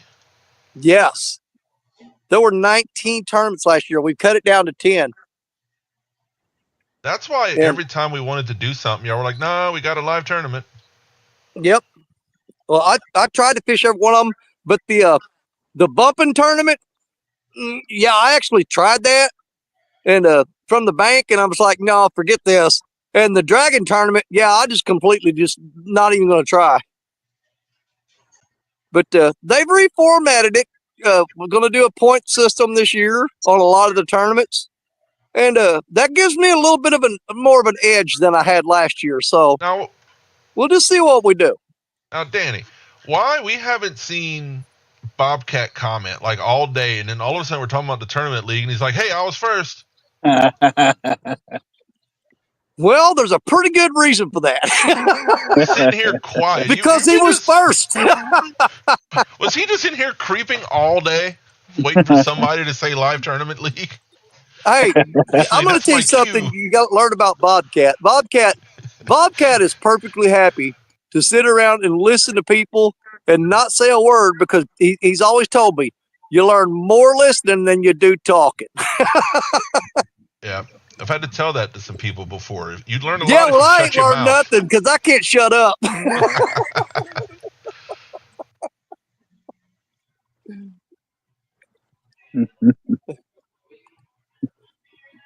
Yeah. I was asking Kevin some rules in the league to see if, like, because Jeremy has no time to join at main time, but, like, what are the rules on if, say, Danny came down and wanted to fish with us, or if me and him joined just one tournament for that one weekend, you know? And there's some ways we can sneak our way, you know, Yeah, in and out of there. you can, from my understanding now, because I'm not going to be legislating any rules of any way, shape, or form. But from my understanding, you can use a guide, but you cannot pay them. Yes. Yes, you basically you can fish with Jeremy or some Yep. guide, but you cannot pay them for being there. It Right. has to be completely free. You're there as friends.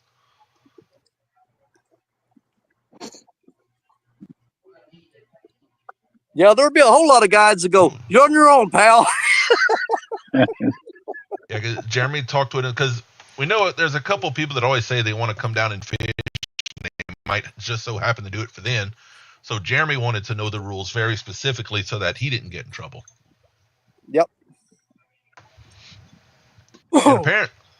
And then we even asked, like, if anybody would be upset if, like, you come down, Jeremy's busy, I go fish with you. You know, because I'm not the guide, but I'm with him, and, like, you know, would people be mad? But I don't think there's an issue as far as anything that you're thinking. I don't know how they would cover it because each person fishing, you have a fee that you pay. I don't know if you can pay just like $25 and fish one tournament. I'm not sure. I'm not clear on that.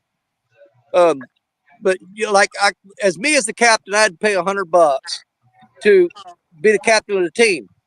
The captain of my team is me, myself, and I. But yeah, see, the other now, two guys on my team didn't have to pay nothing because we're the same person. see, you can be a member on multiple teams. So say you came down one weekend, I could fish with you. I just have to pay the $25 membership fee to fish with you and be a part of your team. If Jerry comes the next week, I just would have to pay again to register as a member of his team. I mean, that's the way I understood it. But you know what? Rules are a tricky thing. And plus, you know, you really got to be careful because you step on people's toes and bad things happen. And that's all I'm saying. You know what I'm saying? And I only care because if y'all want to come down, I want to fish with you. Like, it has nothing to do with if it's on a league or not. Well, that's what I'm saying. If I come down there to do a tournament and they say you can't do that, I said, well, then, you know, I'm not in a tournament today. I'm going fishing with Andrew. Right. But there are ways to do it. You can come and it be legal and still do it. There are, because we're talking to Kevin, and if the situation comes up, and that's for anybody that wants to come, you know, especially since I can be more free, and if Jeremy's fishing, I can either take you to some bank spots, or if somebody comes with a boat or something, if Jeremy's out on a guide trip, you know, we can make things work. Just get with Kevin and the officiating crew ahead of time, make sure it's perfectly on the up and up ahead of time. Well, I'm going to pull these rods and start packing this stuff up and at least get back down there by Richard so I don't have so far to go because that sun is getting behind that mountain really quick. Yeah. I'm going to pack this stuff up and move back down there. Danny, Dad said Daddy will bring you. Yeah, using his boat is always an option. He just doesn't have spot lock. That's old school anchoring if we go with his boat.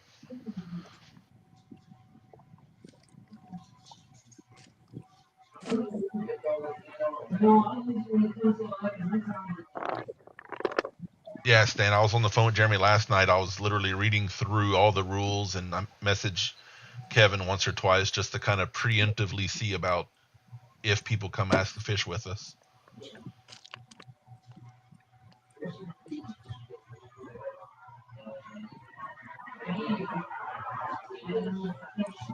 It does hurt. It hurts my back to get an anchor refresher. I don't want to do that. Anchors are heavy.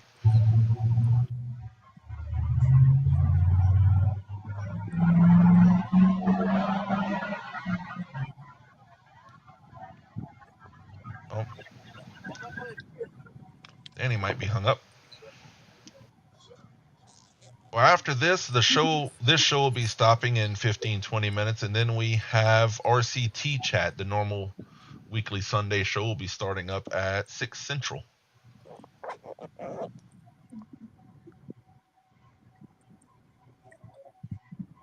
Anchors are cheaper only if you don't include all the doctor's visits for the back injuries. That's personal choice.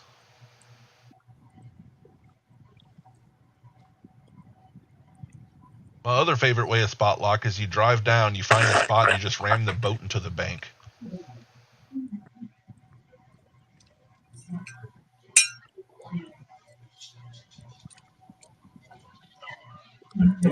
Or if it's all, I'll still do that. Anchor, John knows the buoy. We'll just tie it straight off to the buoy in the river. Oh yeah, been there, done that. Tied to a tree that's on a point. Oh yeah. There's lots of ways to get it done. Yeah, that's spot lock for me.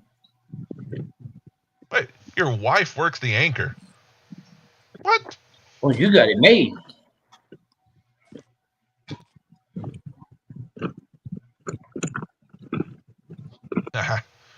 Yeah.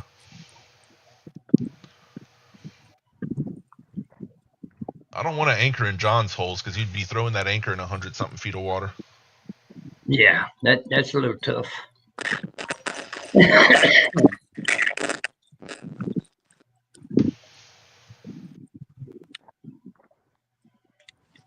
Yeah, ask Jerry about throwing Jeremy's anchor all day at last year's Vicksburg tournament when the trolling motor didn't work. I'm used to it. Like I said, I fish solo a lot of times in my boat. I ain't throw the anchor in the current. It sucks doing it solo in this current. Yeah, Jeremy still talks about how well you did throwing that big thing all day. Jeremy's is a. He went to grab that anchor one time and he wouldn't yank, couldn't budge. I said, "I'm gonna get up here, fella."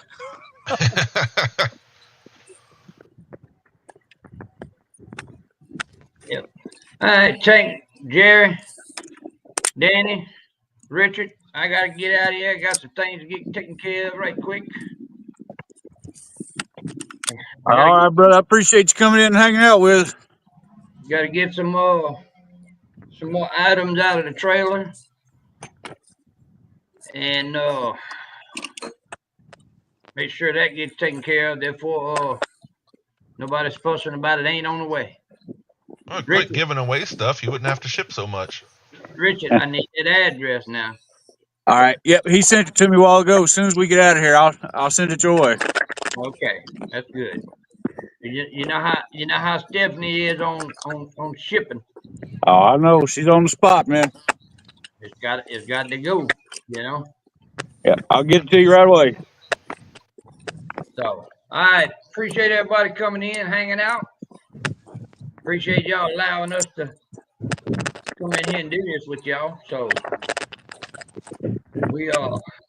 we'll see y'all a little later tonight, and we're gonna make it a fun one tonight. Yeah, we'll see you back in just under 2 hours, John. Yeah, I know. Just under 2. All right, buddy. Y'all be safe. All righty. We'll see you, bud. Bye.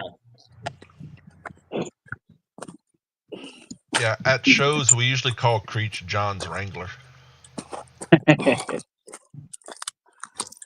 Thomas, it'll be on Lance's channel. Lance McCoo guy.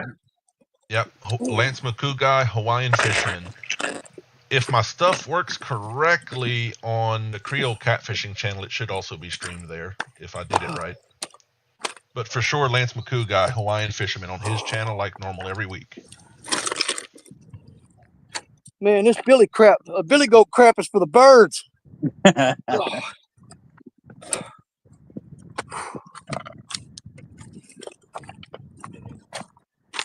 keep in mind, I'm only carrying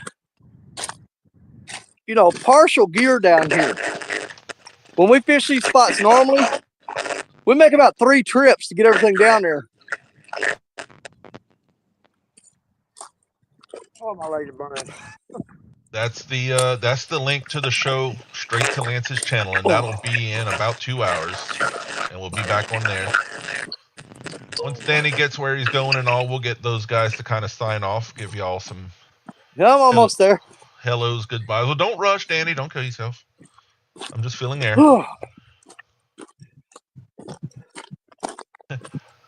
Burrito is already in chat on Lance's channel. Bro, I'm gonna have to cut this eel off. I can't get her off. Yeah, you can't. You got to cut it off. The skin? Yeah. That skin won't. You can't pull off. You got to cut it. That's nasty. Yeah.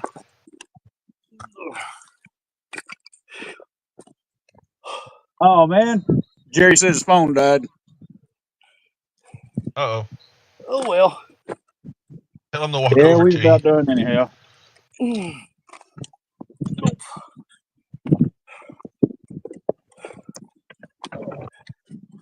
Yeah, that's cool. There's always changes here, there, and everywhere. So we try to. See, well, I'm gonna sit down for a minute. See, that means a lot coming from the is it host of the year? I believe, right? Oh. Yep.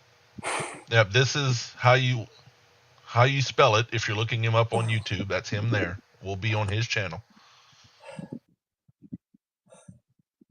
We don't have a plan for tonight's show, Stan, but it's the first time. Basically, it'll be a little change. Is we wanted to be able to stream to more places, so Jeremy paid for the higher restream account. So it'll be sponsored by Creole's Guide Service, and so we'll be streaming to multiple platforms at the same time. We have a little bit of an upgrade tonight. Nothing fancy, mostly that. Just an excuse to stream to more places, get more views. You know how it is. Can't sell products if you don't get views here, there, and everywhere, right? Live host of the year. There is nobody that can fill dead air like Two Stands Fishing. Because it is hard. Especially on a day like today, there's not much fish. We had a bunch of people on channel, so it wasn't bad. But like right now, nothing's happening. I'm just having to find things to say. That is hard to do. And Stan does it 2 shows a week, all the time. Never gets boring. Well, I'm not talking because I'm out of breath. Quit talking, Danny. Catch your breath. We're not I talking got about 3 more rods to reel in. Side note, that's why I finally convinced them the new RCT reel has like a 7-to-1 or something gear ratio. Reeling in is so much better. And I appreciate you for asking questions.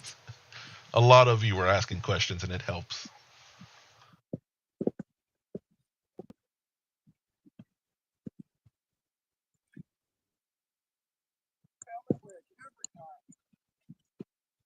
Yep, let's see.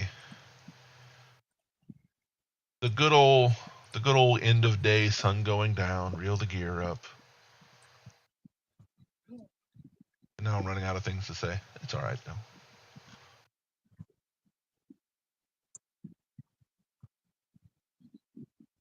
Lance, I need you to do the talking tonight. I'm tired now.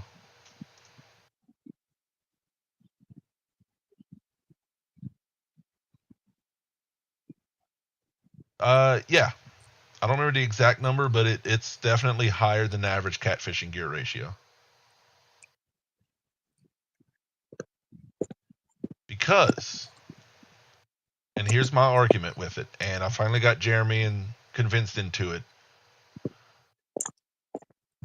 You think you need a low gear ratio to haul in those big fish, but that thought comes from tuna fishing where the rod's in a holder and you're just cranking down on them.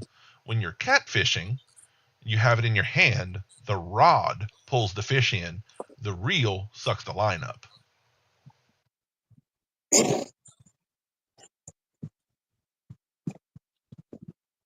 For sure. Yeah, depending on which model you have, but the Ancient Mariners, the newest Albatross 6000 is like 5.3 to 1. And the low profiles are 6.3 to 1 or 6.2. Yeah, so this will be one of the fastest reeling ones in the lineup.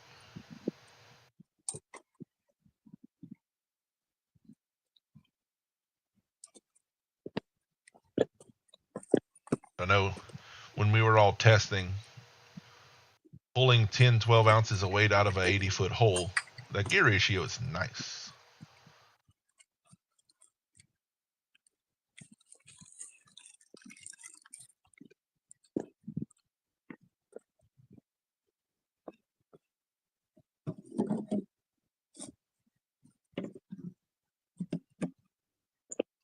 Danny, you got some eel left? I don't think he can hear you. Nah. I think he chunked up most of that eel. I threw three, 4 big pieces of it out, and I know he had that giant head section out. Depends on upgradable in what ways. Can you change the bearings and things? Absolutely. Any reel you can change the bearings on. If you want to make some changes to them, different handles and things, you can talk to Spyron, call the Ancient Mariner number, and he can suggest things. He can help do things. There's definitely stuff you can do to it. Like the handle is a 7mm standard.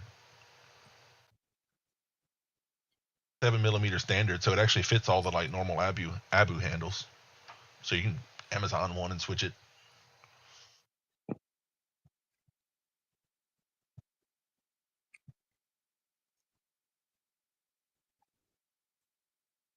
Yeah, that's the no topic is the definition of the RCT show on Sundays.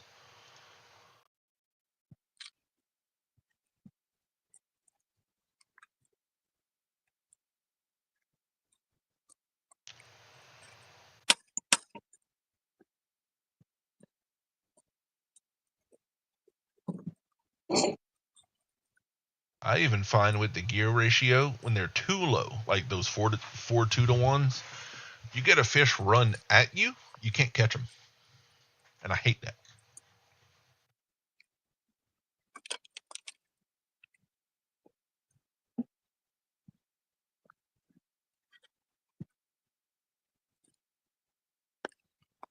Hey Richard, Yes, sir.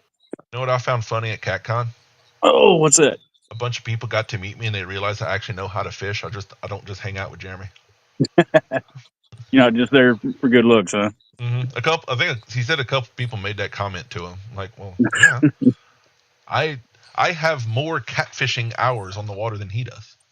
I just didn't get my Really? trophy catfishing until later. I was a pure blood bank angler for 10, 15 years or more, really. Is that right?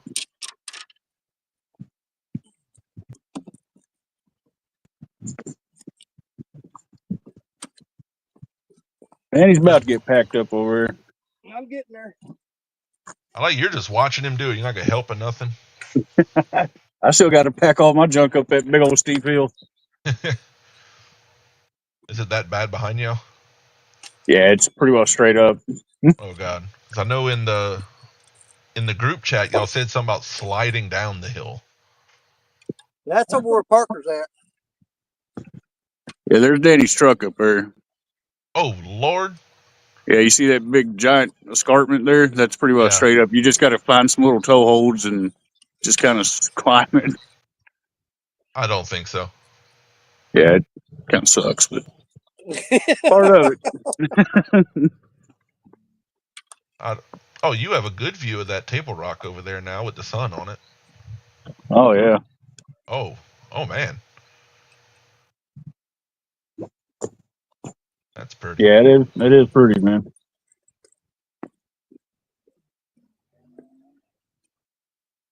Old Tower Rock. Yeah, I've always been an Abu fan. All my bass reels are Abu. I have some old 6,000, 6,500s and stuff at the house. We've used a lot of abus.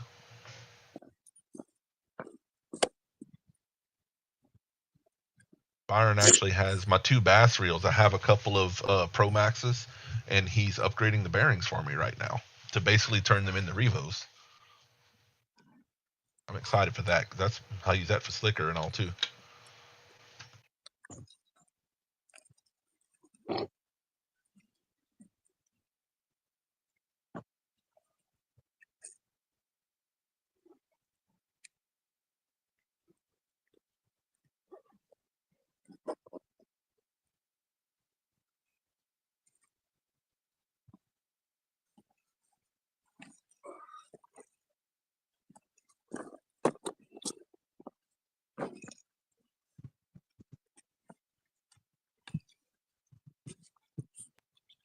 Notice when Danny leaves a spot, there's no trash, there's no anything. It looks just like he found it.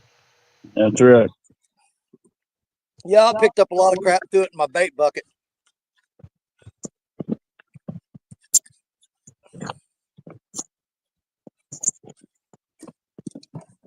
Oh, I'm so used to those. What are you having trouble with on them? I keep mine pretty high, especially if you're throwing in with wind or into wind or really light baits.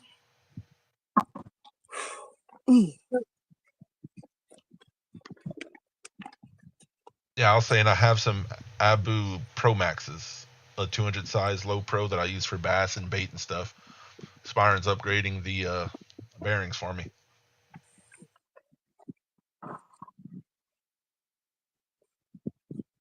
And cleaning. They're old.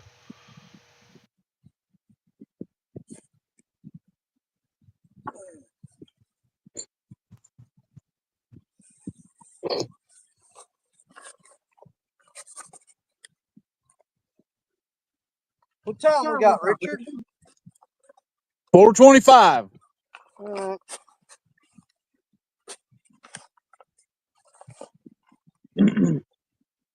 Yeah, there's especially just the quality. I mean, you pay for it, but just the quality of bearings and stuff in those things.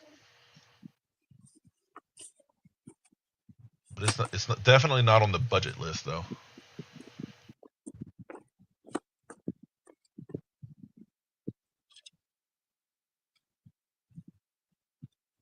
Yeah, once you get used to the mag brake, you can really set it to where you barely ever even need your thumb. It just throws itself. The Ocean Tycoons have an internal mag brake. It's not adjustable on the outside, but they do have a mag brake. Even the one that Richard's using there, if he pulls off the left side plate, there's a mag brake in there.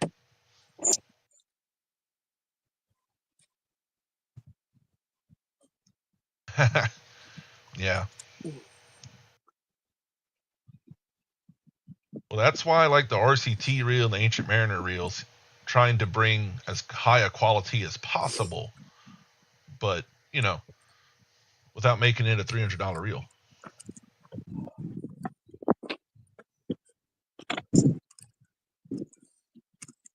Well, I think about all I got left to do is to carry all this crap up this hill.